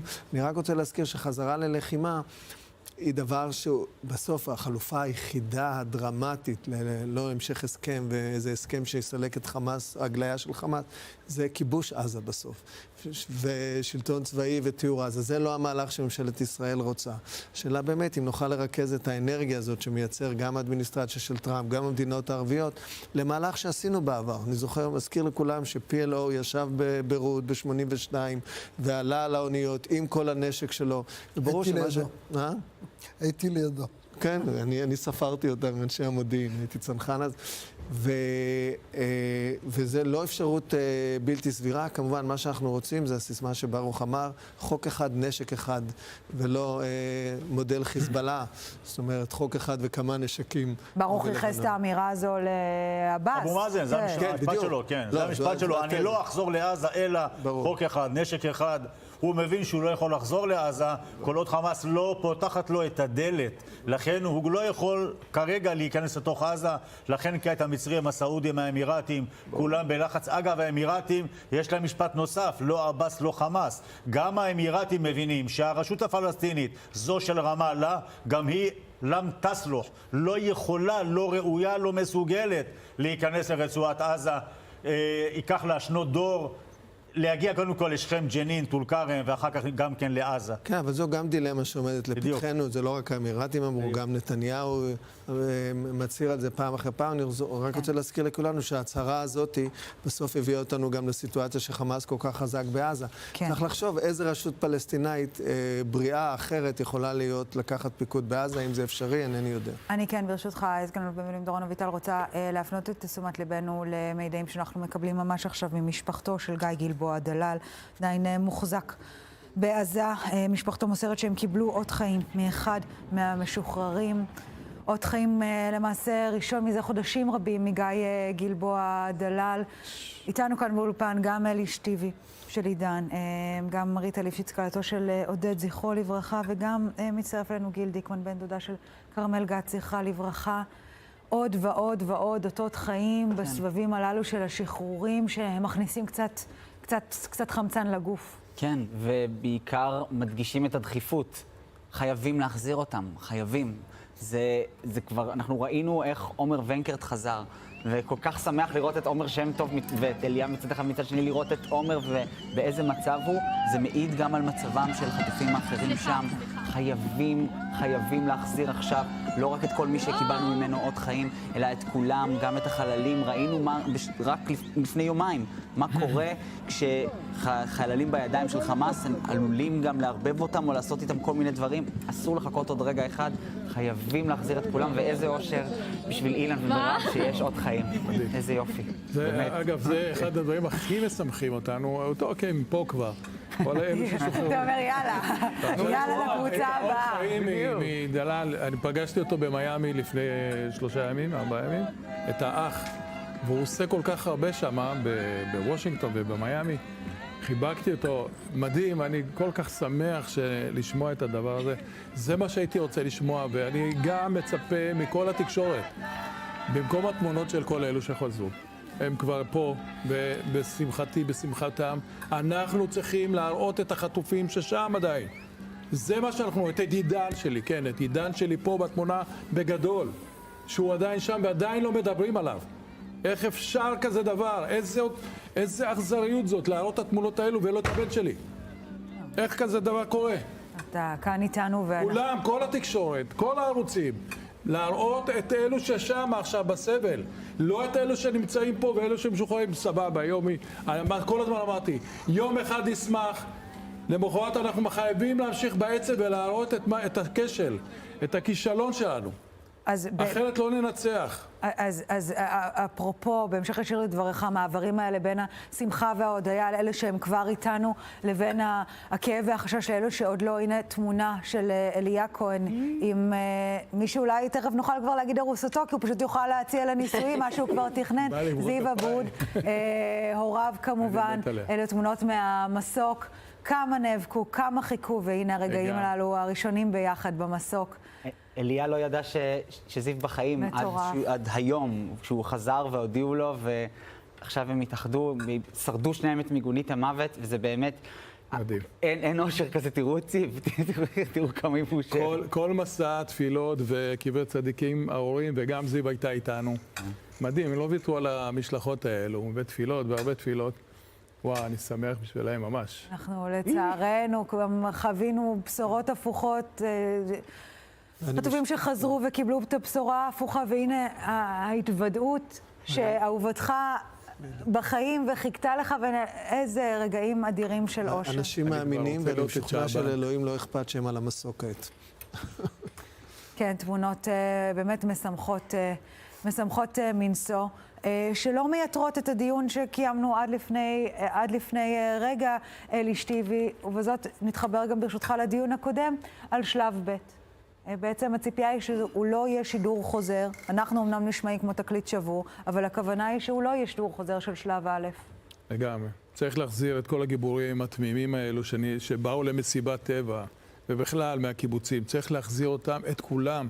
אנחנו לא יכולים להיות שמחים לאורך זמן, לאורך יותר מיום, עבור אלו שחזרו. אנחנו חייבים להקשיב למצפון שלנו. מדובר פה בעוד 55 איש שעדיין חטופים. זה יותר ממה שמשוחררים. 2/3 מעל. כאילו, מה, זה סוג של מתנה קטנה, הנה תהיו זה. לא, אנחנו לא מסתפקים בזה. אנחנו צריכים את כולם. אפשר להחזיר את כל החטופים ואז לחסל את חמאס. אבל אפשר הפוך, אי אפשר לחסל את חמאס ולהחזיר את החטופים. קודם כל, להחזיר את החטופים, את כולם. אני יודע מה מתוכנן, אנחנו מבינים מה מתוכנן, ויש לנו את זה, ואנחנו חרדים מהעניין הזה, שזהו נגמר השלב הזה, ואנחנו הולכים לשלב של לחימה או דברים כאלו. לא, צריך להחזיר קודם את כל החטופים. אנחנו סובלים את העניין הזה, את הכתוביות שלהם, שהם צועקים שם, שאומרים שהנה לחץ צבאי לא עזר. אנחנו בולים מים ושותקים, אבל אנחנו נמשיך לעשות את זה.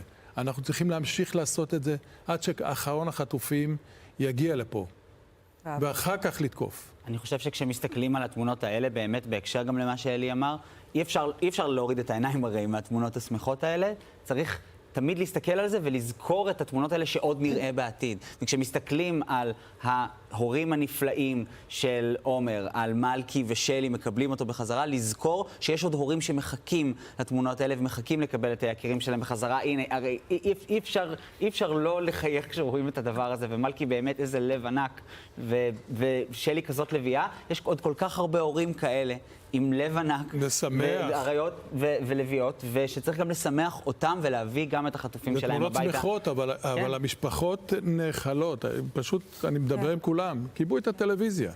קשה לראות את התמונות. אנחנו רוצים לראות את הילדים שלנו גם. צריך לראות את זה. אני רק רוצה להגיד משהו פה. כאילו, אני חושבת שזה לא רק לנו, המשפחות החטופים. זה לכולם, ולכל התקשורת ולכולם.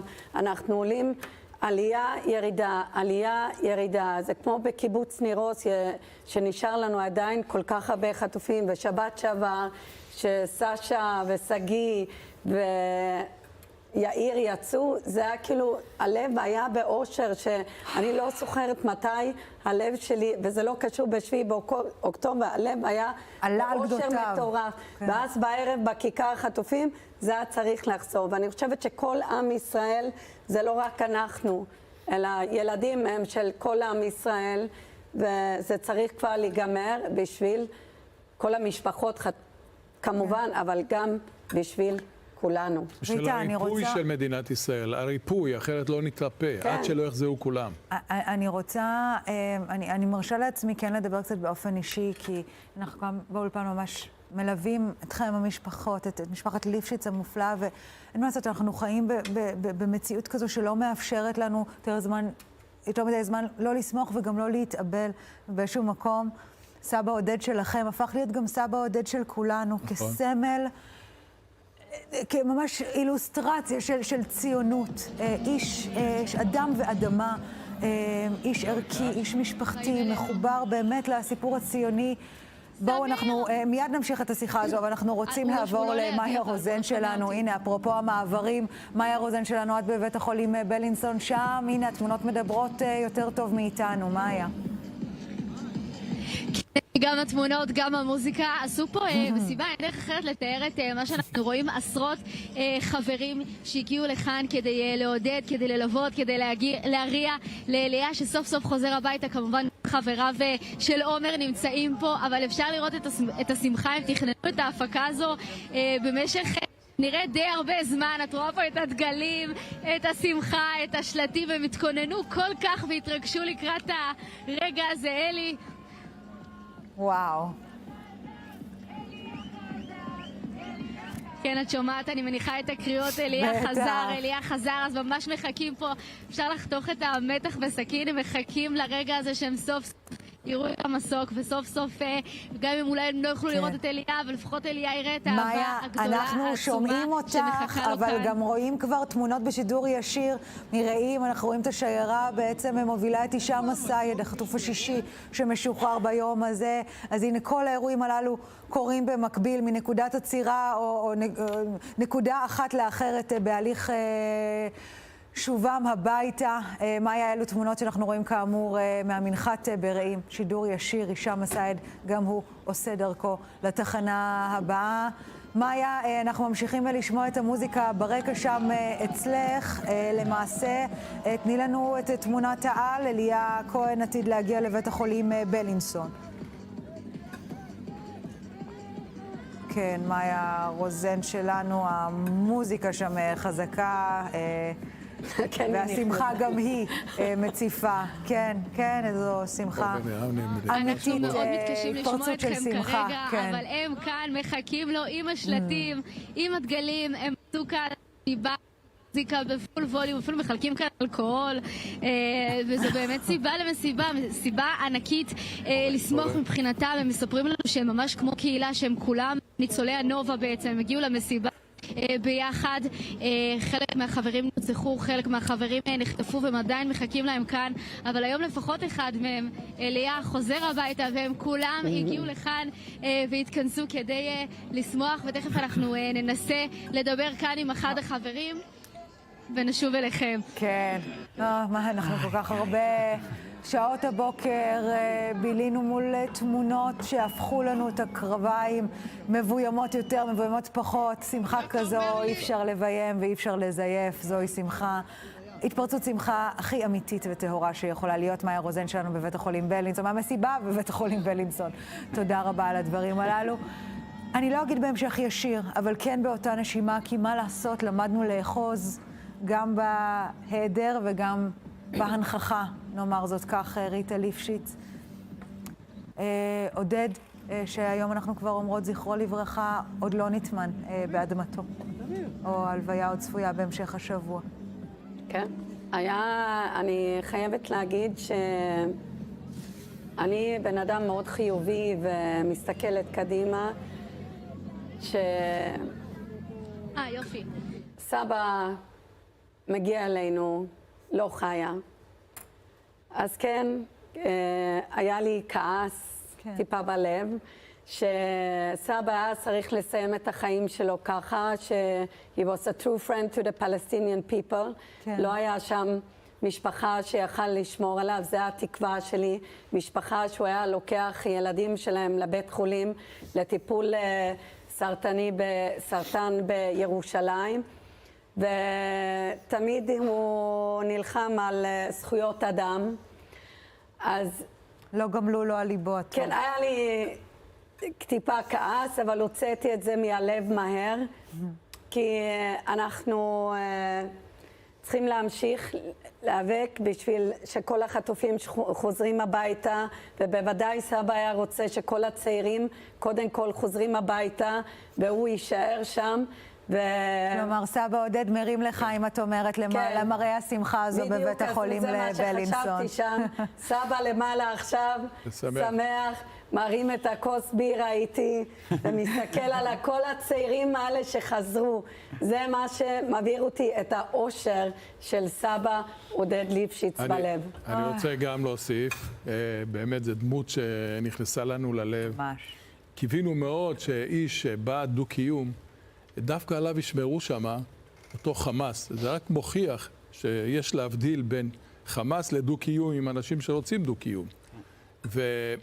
וחזרתי אתמול ממשלחת ענקית של 7 ימים.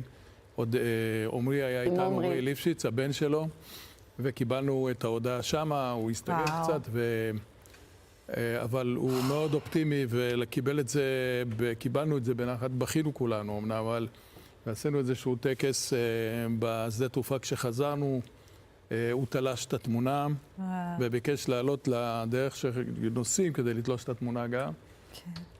מאוד מרגש, אנשים, מלח הארץ, כולם, כל האחים, משפחה, ואני באמת, מבקש מכל עם ישראל, יום שלישי ההלוויה, להגיע להלוויה הזאת עם דגלים, ובאמת לעשות כבוד לעודד ליפשיץ. זה לא מגיע לו, מגיע לנו להיות חלק מהסיפור של האיש המופלא הזה, זה ההפך. כן, זה מדהים, כי אנשים אומרים לי, איפה יש הסעות, אנחנו רוצים להגיע. כן, בוודאי, כן, כי חלקתם איתנו, לא יעזור, חלקתם איתנו את סבא שלכם, הוא באמת כבר סבא של כולנו. רק נעדכן, ברשותכם, גורם מדיני מוסר ממש בדקות אלו שראש הממשלה יקיים הערב התייעצות ביטחונית ברקע המטרה להשיב את כל חטופינו החיים והחללים כאחד, כלומר זה ממש בהמשך ישיר לשיחתנו הקודמת כאן באולפן על תחילתן של השיחות סביב שלב ב'. אנחנו רוצים להתחבר חזרה אליך, ינון שלום, איתך כתבנו הצבאי במנחת ברעים, שם ראינו ממש לפני דקות מספר את השיירה השישית, למעשה הנושאת את החטוף השישי ביתר דיוק, הישאם א-סייד, כבר בשטח ישראל בידיים ישראליות. נכון, מרגש מאוד, באמת שיירה שלישית במספר שמגיעה, וזה בכל אחת מהן זה באמת מרטיט את הלב. אבל אלי, אני רוצה לחשוף כאן פרטים חדשים שאנחנו יכולים להביא כעת, ובאמת לצד כל היום המרגש הזה, יש גם נקודה אחת שהיא קצת יותר כואבת. תראי, אברה מנגיסטו כבר למעלה מעשור הוחזק בשבי החמאס. והפרטים שנביא כעת הם אולי מעלים תמונה קצת מטרידה בנוגע למה שקרה באותם שנים עד המלחמה, עד שסוגיית השבויים הפכה להיות העניין המרכזי במדינת ישראל. תראי, לפי גורמים ביטחוניים, מספר גורמים ביטחוניים שאני משוחח איתם, וכעת אחרי שחרורו אולי מוטב לדבר על הדברים.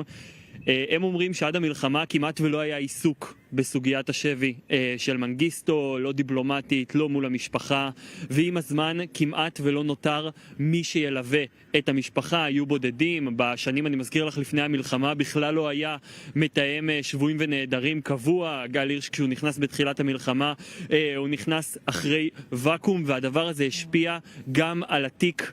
בעצם על כל חטוף או שבוי יש תיק, וזה השפיע רבות גם על התיק של מנגיסטו. כשקצינים בכירים שאני משוחח איתם אומרים שכשהם נחשפו בתחילת המלחמה על התיק היה ריק. הם לא ידעו פרטים אקוטיים על המשפחה, לא על המורכבויות, לא על עם מי יוצרים קשר.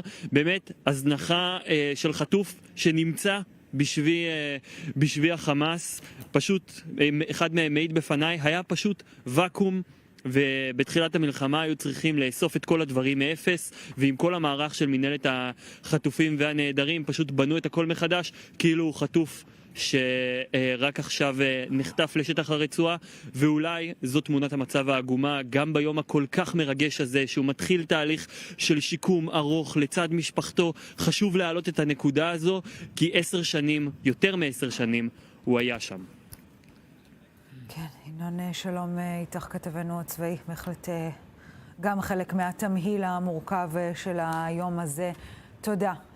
ינון, גיל דיקמן.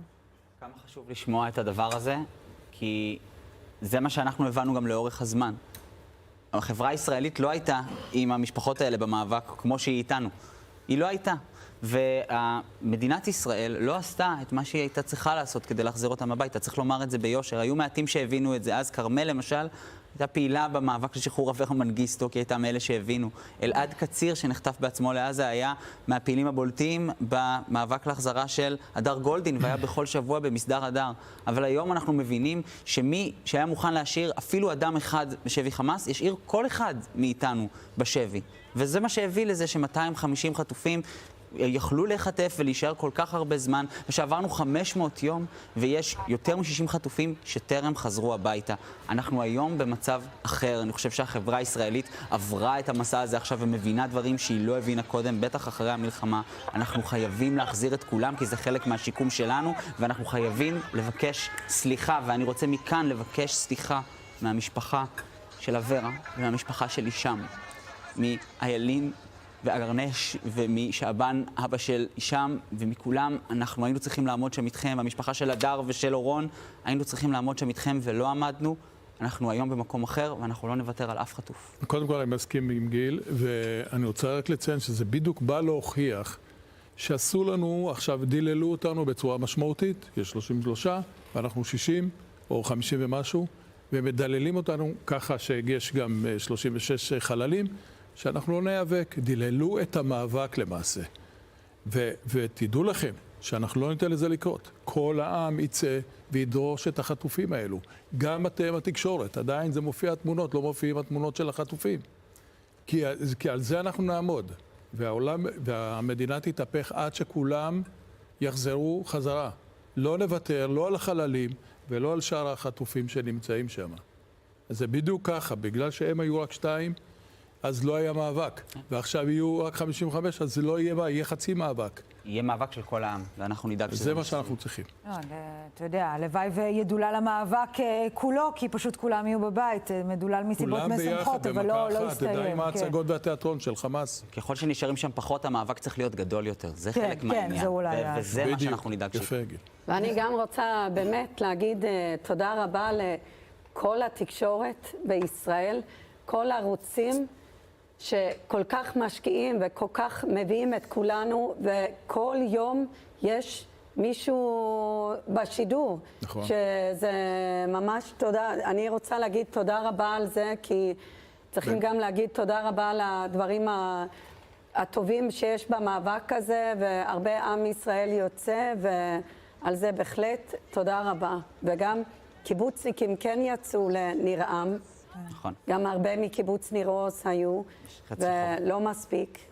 אני שותף לתודה רבה, ואפילו מדגיש את ערוץ 24 שנותנים פתח ומכבדים את כולם, בעצם את כל החטופים. יש ערוצים שחושבים שיש חטוף טוב יותר או פחות טוב. לא, חלילה. ואני, כן, זה בקיצוניות אני אומר את זה, הכוונה היא באמת מבליטים חטופים מסוימים, ואכן הם באמת חזרו, ויש את השקופים. יש את השקופים שלא שמים לב אליהם, ואני פה בשביל להציג אותם. אני רוצה להגיד מילה... אנחנו פשוט חייבים לצאת להפסקה.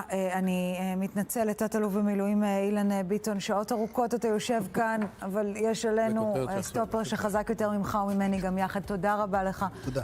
שהיית איתנו, תת-אלוף במילואים אילן ביטון. הפסקה קצרה. אנחנו כאן לא הולכים לשום מקום. כולנו יחד לכל אורך היום הזה. הפסקה, כבר חוזרים.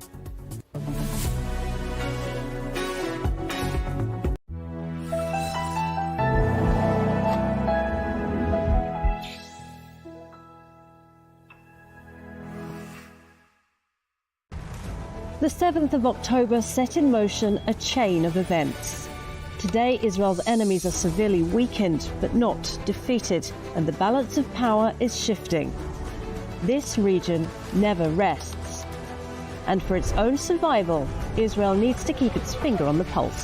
If you want to better understand, if you want to hear voices you won't hear elsewhere, then tune in daily to Middle East Now on i24 News. Shalom. ¿Qué me trae por aquí? La necesidad impostergable de 600 millones de hispanoparlantes que ahora necesitan escuchar el mensaje judío e israelí en tiempos difíciles. ¿Cómo lograrlo? Cuento con ustedes para continuar llevando a lo más alto del mundo mediático una inquebrantable diplomacia pública al servicio de la verdad sin concesión alguna.